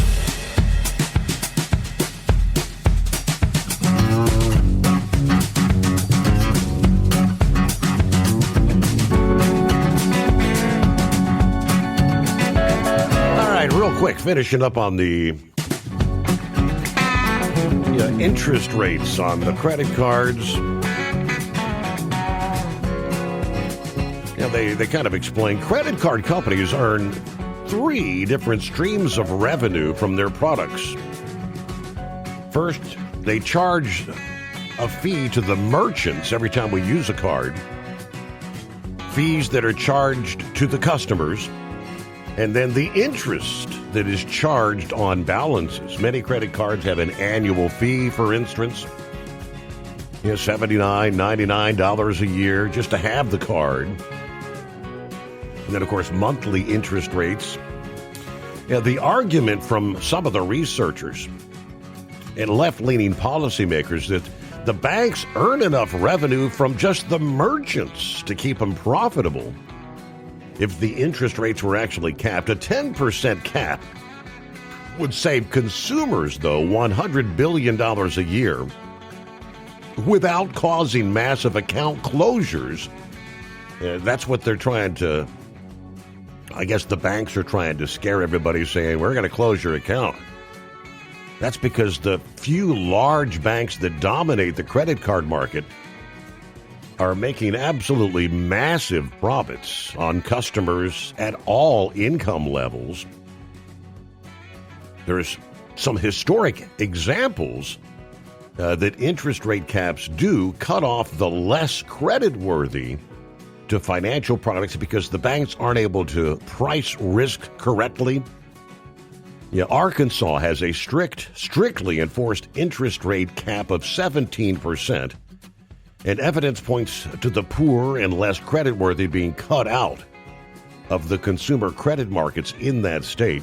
The research showed that an interest rate cap of 10% would likely result in banks lending less to those with a credit score anything below 600. Senator Roger Marshall of Kansas, who said he talked to the president Friday night, said this is meant to lower the cost for American families and rein in the greedy credit card companies that have been ripping off the hardworking Americans for far too long. Legislation, as I mentioned, in both the House and Senate would do what the president is seeking. All right, back to Scrapyard, joining us here on a Monday. What's happening, Scrapyard? Oh, what's happening, Captain? Just trying to get this rattling junk wagon back. But hopefully they'll get me in my new truck before too long, and I can get out of this thing. On those directed energy weapons, like close to 30 years ago, Raytheon came out with the active denial system. Basically a microwave weapon, and they could fine-tune the width of the beam instead of just like broadcasting like a radio would. It could be lineated like a laser. And from there, the next evolution was the LRAD, which is linearly radiated audio device, and where they could actually transmit sound by microwaves, just aiming it at someone, and it would cause the bones in the head to vibrate and being perceived as sound in your head.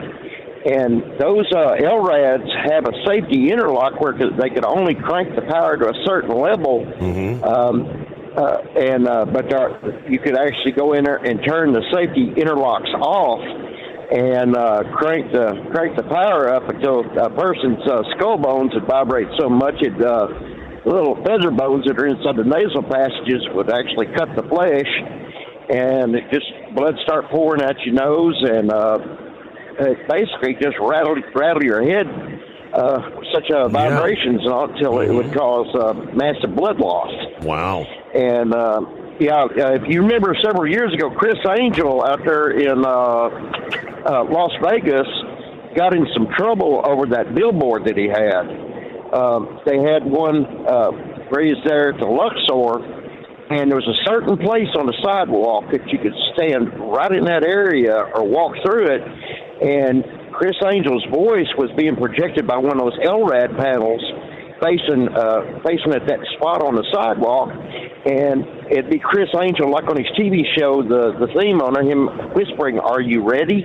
And then all of a sudden just start screaming, "Mind freak." Well, a woman that was in her 80s was with her family, and they were in Vegas, and all they had traveled across the country, and went through that just that little zone right there on the sidewalk, and hit her just perfect, and screamed "Mind freak," at just like somebody standing right next to you with a bullhorn, and it caused her to fall, and she struck her head, and I'm not sure, but I think she passed away from it. Wow.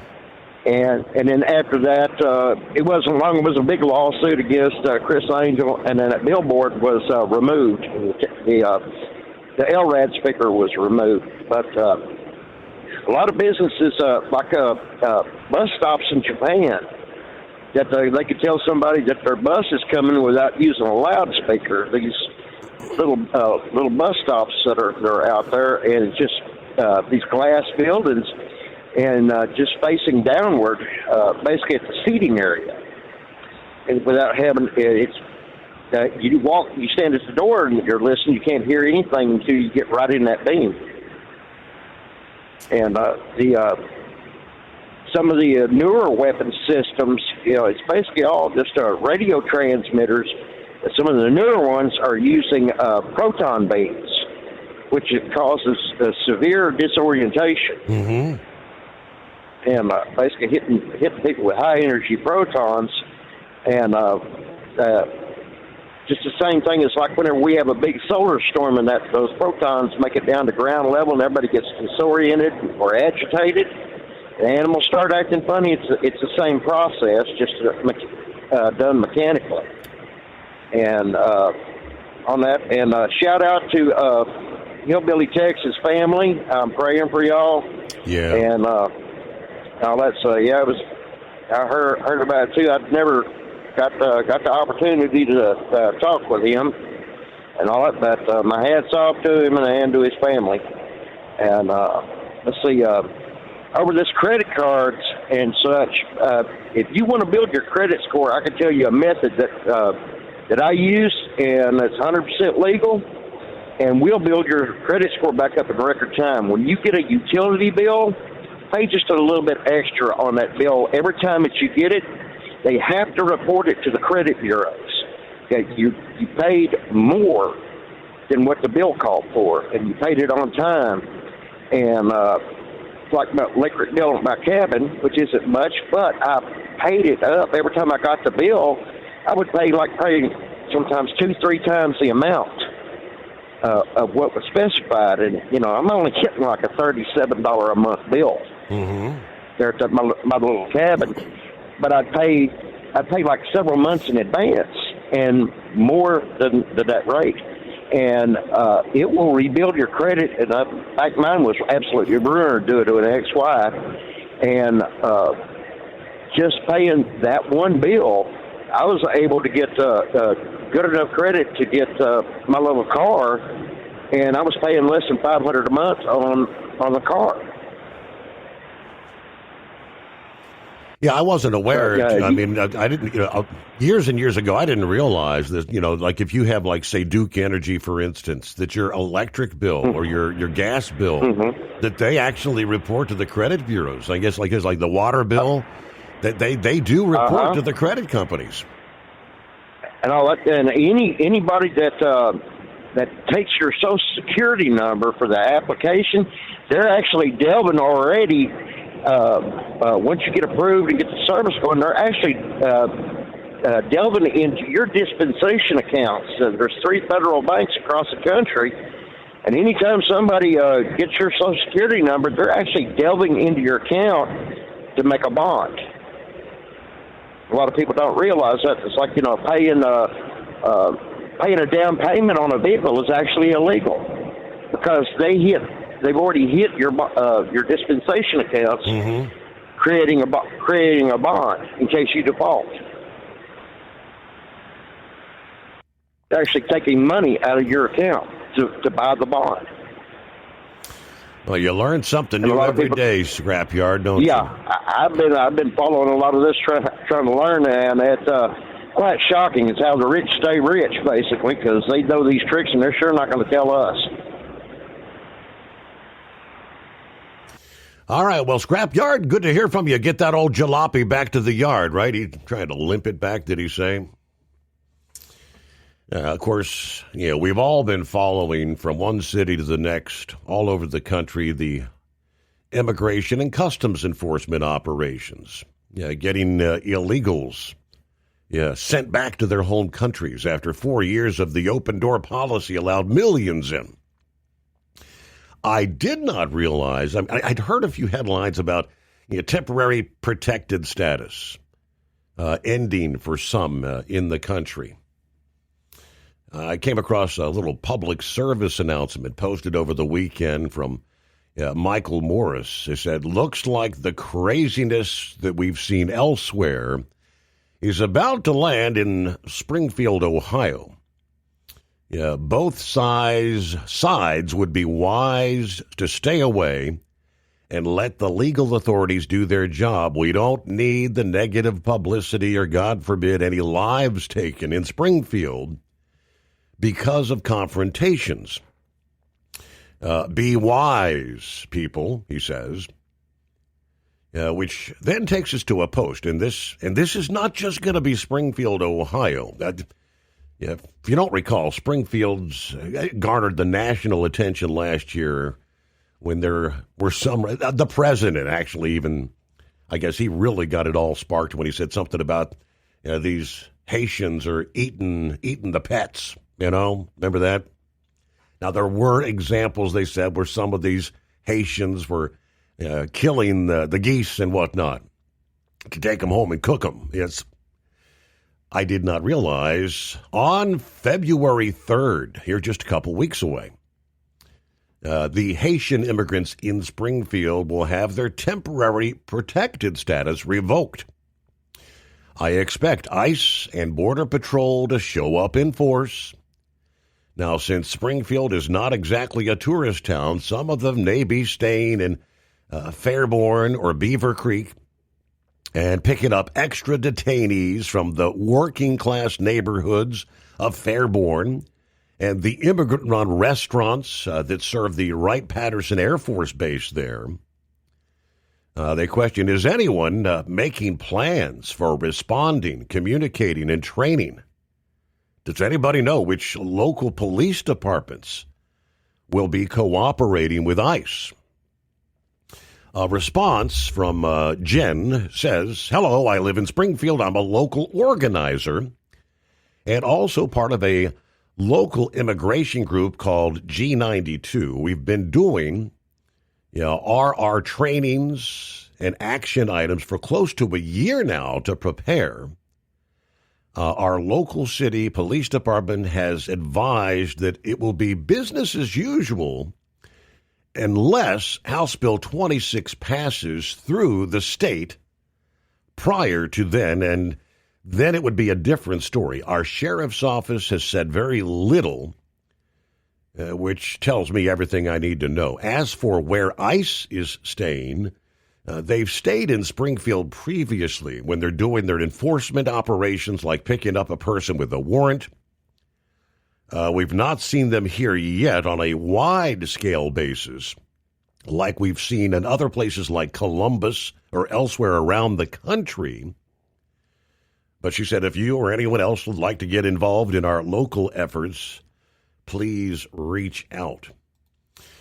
Now, the temporary protected status, yes, it is ending nationwide for Haitians on February the 3rd. So, obviously, yes, including Ohio. All benefits terminate on that date, a decision announced by Homeland Security affecting thousands in Ohio, particularly, as we know, the Springfield area, requiring beneficiaries to prepare to deport or find another lawful status, despite concerns about Haiti's ongoing instability and the potential economic impact in the state. But the keys to the termination, February 3rd at 11:59 p.m. That temporary protected status ends. Reason, the Secretary determined it's contrary to the national interest to continue allowing Haitian nationals to stay temporarily, concluding that Haiti no longer meets the statutory requirements for temporary protected status according to the USCIS. The impact, first in Ohio, thousands of Haitians, especially in western Ohio near Springfield, rely on that status for legal work and residency. They now face uncertain futures, prompting concerns from officials like Governor DeWine about possible workforce stoppages or shortages. But what it means, if you are a Haitian national with temporary protected status, you lose that protected status on February 3. You must leave the United States unless you have another legal basis to stay. Local organizations in areas like Springfield have been holding information sessions to help residents understand their options, which may include preparing for self-deportation with potential bonuses via the CBP Home app or seeking other legal avenues. I know that they not been offering $2,000, is it $2,000 or $3,000 something, if you register to go home via the CBP app. The background is temporary protected status allows foreign nationals from designated countries to live and work temporarily in the U.S. if their home country faces, whether it's armed conflict, a natural disaster, or other extraordinary conditions. Now, this decision follows earlier actions by the Trump administration and ongoing legal challenges and concerns over the safety conditions in Haiti right now, according to WLRN. Did you miss an episode of the Steve Summers Overnight Drive? Or just want to relive a little bit of the magic? Don't worry. You can download the Steve Summers Overnight Drive wherever you get your podcasts. Don't miss a single second of the show that was recently named one of the best late night shows in America. Make sure you like and subscribe to the Steve Summers Overnight Drive so you don't miss a single episode. The Steve Summers Overnight Drive. Available wherever you get your podcasts or online at overnightdriveradio.com. Your factory fuel filter is letting you down. AirDog heavy-duty diesel fuel systems don't just filter your fuel. The AirDog fully optimizes your truck's fuel system for peak efficiency. The factory-provided filter simply removes particulates and water from fuel. The AirDog system removes all contaminants, including entrained air, water, and particulates, and feeds the engine pump with optimal pressure. Check out airdogdiesel.com to learn how you can capture every bit of performance and efficiency from your fuel system.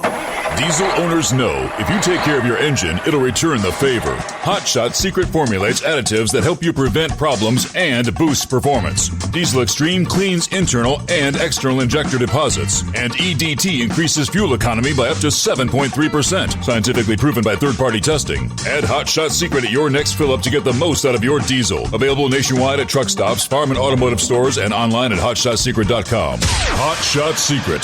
Powered by science. Truck downtime costs you money. One hidden killer on Cummins ISX-15 engines is weak injector cups. When they leak, coolant gets into the cylinders, and suddenly you're facing a big repair bill. Industrial Injection has the fix. Our Torque Lock Injector Cup Kit with a threaded Torque Lock design. These cups stay sealed for good. No more coolant leaks. No more surprise downtime. Keep your truck on the road. Ask your shop for Industrial Injection Torque Lock Injector Cups today. Want to put your business on a brand that is heard in some of the biggest radio markets on some of the biggest radio stations in the United States? Or maybe you want to have your brand take advantage of the explosive growth in podcasting. Why not do both? The Steve Summers Overnight Drive offers the best of both worlds and is ready to put your business at the front of everyone's waking thoughts. I'm sorry, am I moving too quickly for you? Well, at least you'll be on their mind in there somewhere.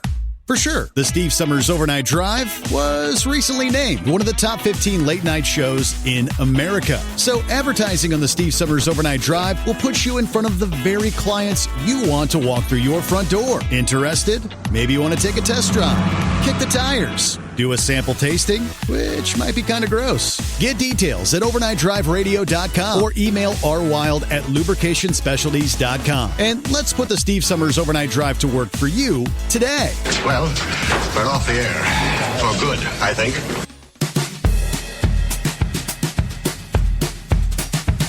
Alrighty, one final tidbit. Like everything else that happens in this country, at least with this administration, anything they try to do immediately goes to the courts. And a federal judge, more often than not, rules, hey, you can't do that. You can't do that. Now, I'm looking here. A federal judge has not yet ruled on eliminating the temporary protected status for Haitians, a decision that would impact more than 350,000 immigrants in this country. That decision will not come until the day before those protections are set to expire. The fate of more than 350,000 Haitians remains undecided. The judge said she will not make her decision on the issue till February the 2nd. That's one day before the protections are scheduled to expire. Now, the Trump administration's attempt to end TPS for Haitians, now the subject of a critical legal challenge in the U.S. District Court in D.C., where Judge Anna Reyes is weighing whether the Department of Homeland Security followed proper procedures and fully assessed the current conditions in Haiti before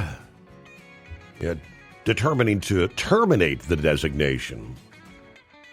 During the hearing, the judge asked Homeland Security Secretary Kristi Noem if she had conducted a thorough review of conditions in Haiti, which has been gripped with political instability and gang violence since the assassination of their president in 2021. Judge appeared skeptical of the administration's reliance on a brief email from the State Department official indicating that no foreign policy concerns about ending TPS, which she noted was sent just 53 minutes after the request had come in on a Friday afternoon. The response did not address the current conditions in Haiti, according to the judge. Haitians first granted the TPS back in 2010 after the devastating earthquake that killed some 200,000 people. The program has been renewed multiple times since then. If the court does not block the termination, TPS for Haitians, again, will expire February 3rd, stripping thousands of legal status, exposing them to deportation. All right, so interesting. The countdown clock ticking there. Oh, and hello to Steve in Columbus. I just see your email there, but hey, we've got to wrap things up this Monday morning. Safe travels. Have a great day, and we'll come back at the midnight hour in Eastern Time tonight and kick off our next edition, the Steve Summers Overnight Drive.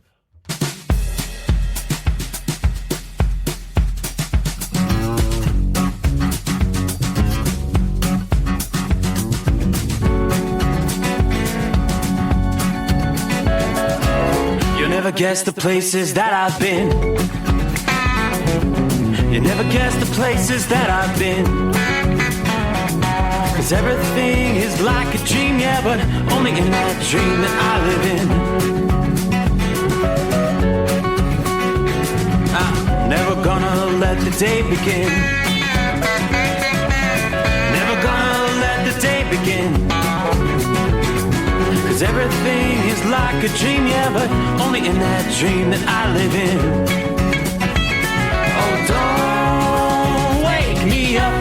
before you go. And I'll just make this bed my home. Oh, darling, please just let me sleep. Give me my dreams.